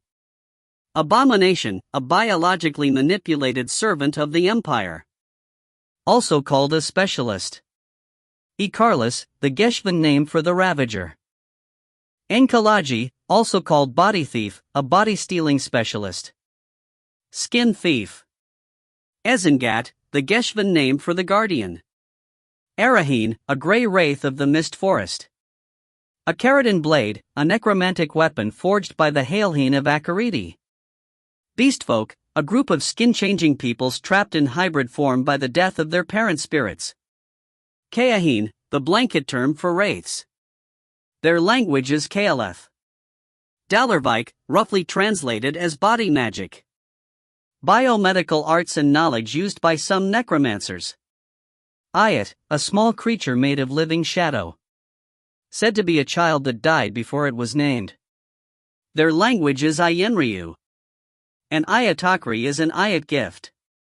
Eshar, the Kaeleth word for teacher. Gestalt, a mental or spiritual connection between a group of people that allows them to act in concert and share senses or strength. Geshvan, the language of the ogres and the Old Tongue of the North. Some dialects are Ridvan, spoken by the Riddish, and Brinvan, the liturgical language of the Trifold. Ile-Rien, a white wraith of Ilwena, the White Isle. Imperial allies. Kai, a shadow folk enclave in the physical world. Ligalena, a female control type specialist. Intoxicating woman. Nuri, the silver elementals of the Thundercloak Mountains of Karindrar. Ogre, a member of the tall, tusked race that formerly dominated the north. Rovagi, a mantis-like combat/surveillance specialist. Reaper. Ruengrian, a pain-insensitive combat type specialist. Person eater. Sanwi, the Kaeleth word for leader. Sometimes translated as captain. Sarisagi Endalar, a doppelganger type specialist. Mirror of body. Sandraka, a male control type specialist. Best man. Skin changer, a shape-shifting individual bound to its race's parent spirit. Thealgrian, a so-called hound, usually controlled by a Ruengrian. Wolf eater.